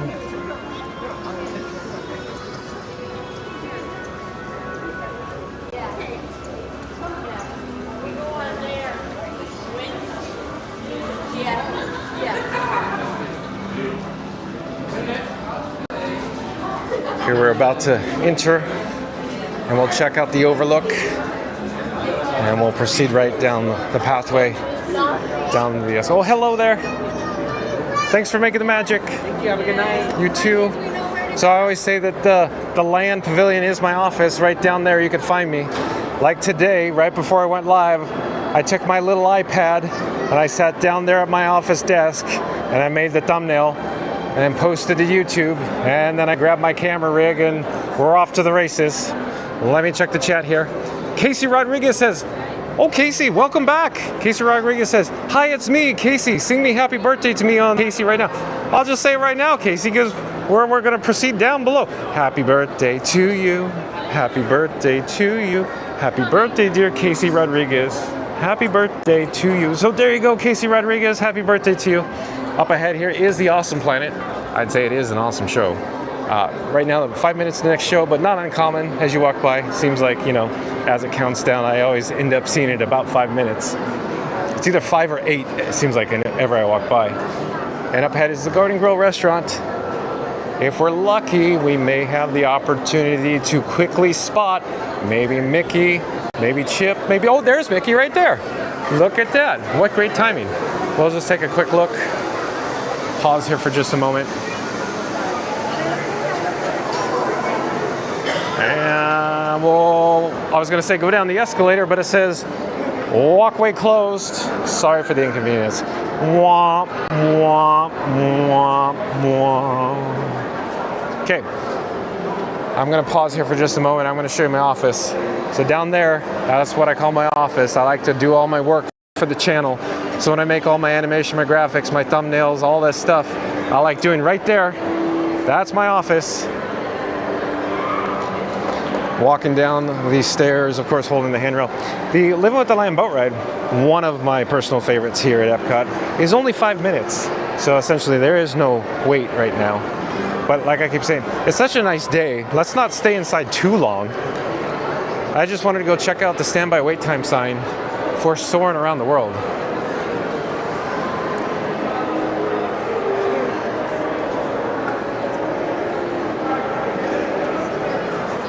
We're coming up to the marquee.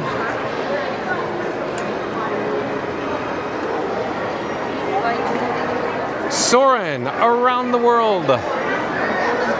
Let's get a little closer.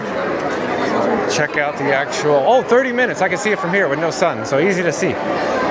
So standby for Soarin' Around the World is 30 minutes right now. It's a little long for us at the moment, but off to the left is the lightning lane with a minimal return. In fact, I'd say no lightning lane practically return, just a handful of guests going in right now.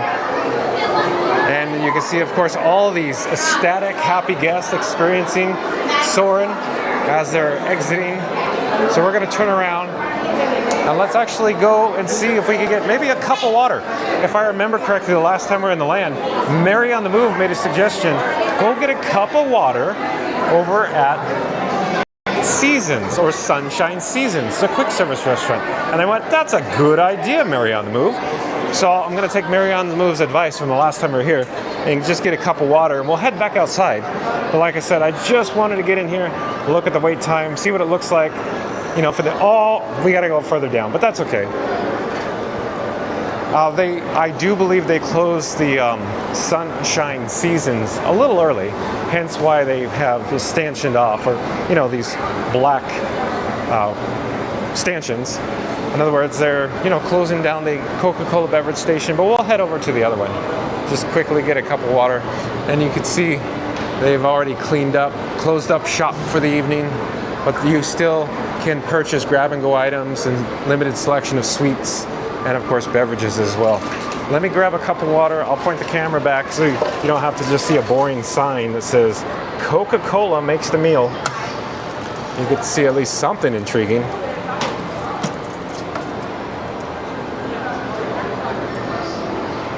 I just wanted to quickly mention in this section, of course, they offer the sweets, and over here they have some bottled beverages labeled refreshments, including adult beverages.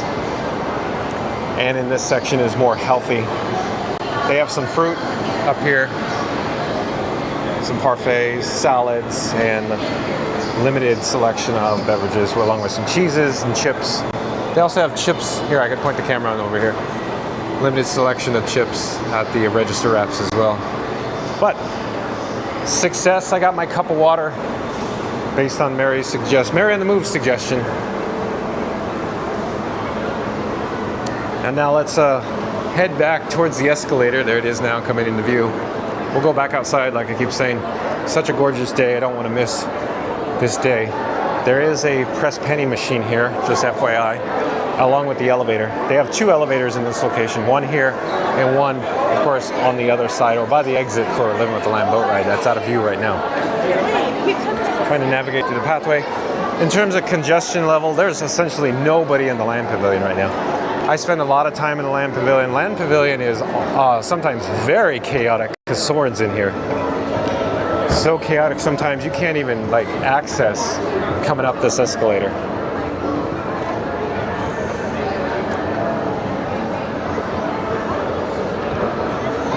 Coming into view now, of course, is the Garden Grill restaurant. And I've mentioned it before.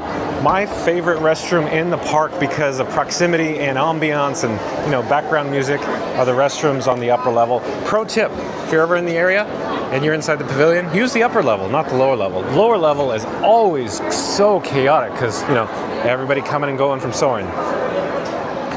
So we're gonna head out the exit here, back outside to experience this gorgeous day. Let's get back out to Communicore Plaza.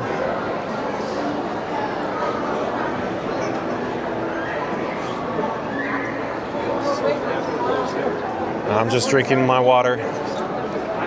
We're about halfway done. And as we go past here, take a look at the overlook. Bye-bye, Land Pavilion. I'll be back later. I'm sure I will be. Like I said, I spent a lot of time at the Land Pavilion. It feels like home.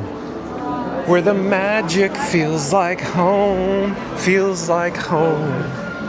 I can't sing, so I'll stop. I gotta drink this water. It's weighing me down. Oh, real quick, I like my flower towers, but this one's very special here at the Land. We can just go take a quick look. There's even some signage on it. We're not gonna spend too much time there. Just a quick look. You can see Spaceship Earth poking out from the other side of the trees there. But how crazy is this sucker? So neat though.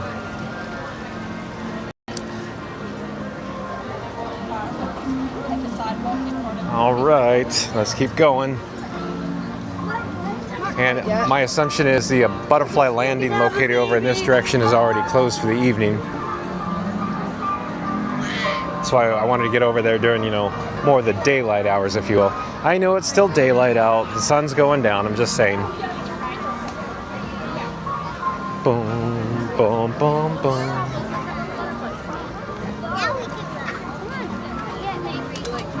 Okay, let's head towards Communicore Plaza.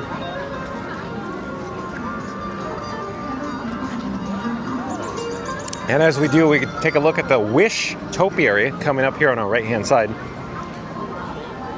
Seems to be a small gathering that's very interested in taking photos.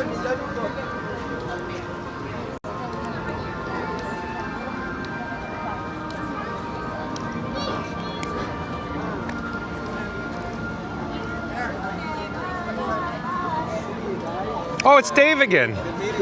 Yeah, sure. Where is it? Florida. Yeah.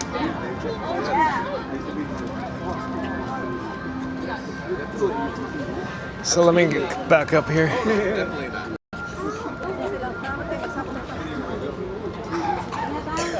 Okay. And quickly, I just wanted to mention the signage. I really like the directional signage, of course, with the color-coded. The World Nature Green. Awesome. Can't get lost at EPCOT. A community of neighborhoods. 4 neighborhoods, in fact. I'm headed towards the trash can, this garbage receptacle. Give me a second. I'm going to dispose of this water cup in a moment.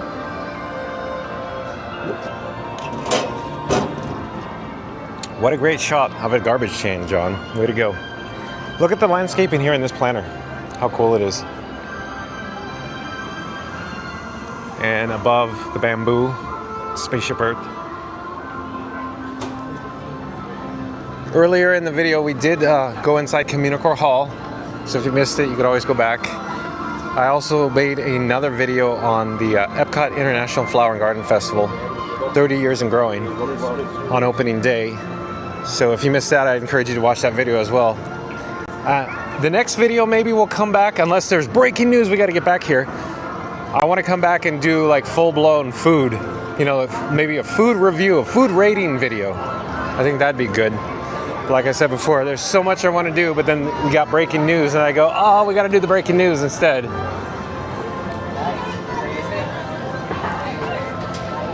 We're approaching now the Figment Topiary here in Communicore Plaza.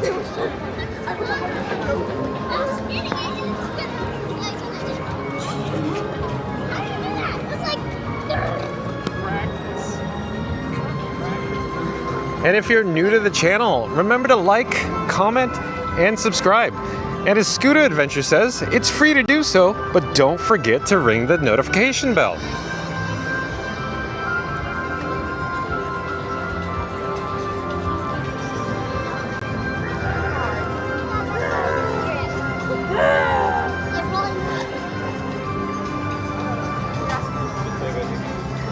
So we're gonna swing around and get a shot of Figment from the front. There's a Disney PhotoPass photographer here. That's probably getting the best vantage point of this whole area here in Communicore Plaza. A lot of neat photo with this family here. Look at this, look at this. Oh yeah, they get the good family photo with Figment and Spaceship Earth in the background. Not bad at all.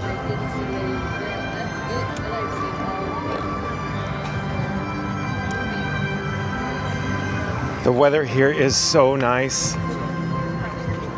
right now, unbelievably nice.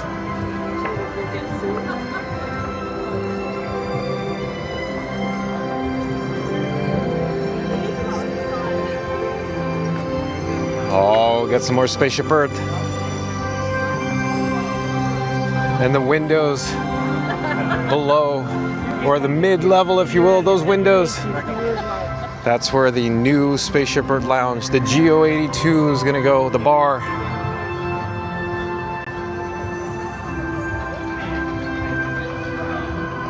I'm headed up to a higher vantage point, a higher elevation, so we could look down below on Communicore Plaza, and I'll slowly turn the camera around to the backside so you can see what we're dealing with. Dun, dun, dun, dun, dun. But the weather is so perfect right now. Unbelievable how nice it is.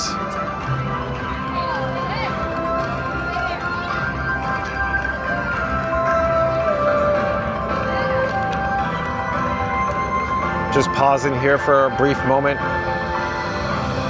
to enjoy all this ambiance.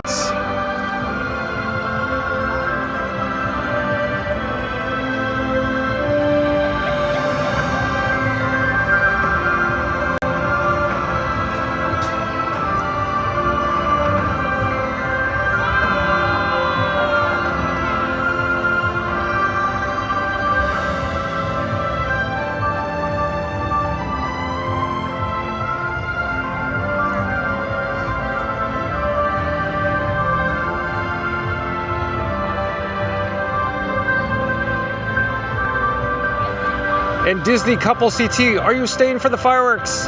As it turns out, Disney Couple CT, I was just about to do my outro at the moment, so we'll come back for the fireworks another night. I have a previous engagement I gotta get to in just a few moments here.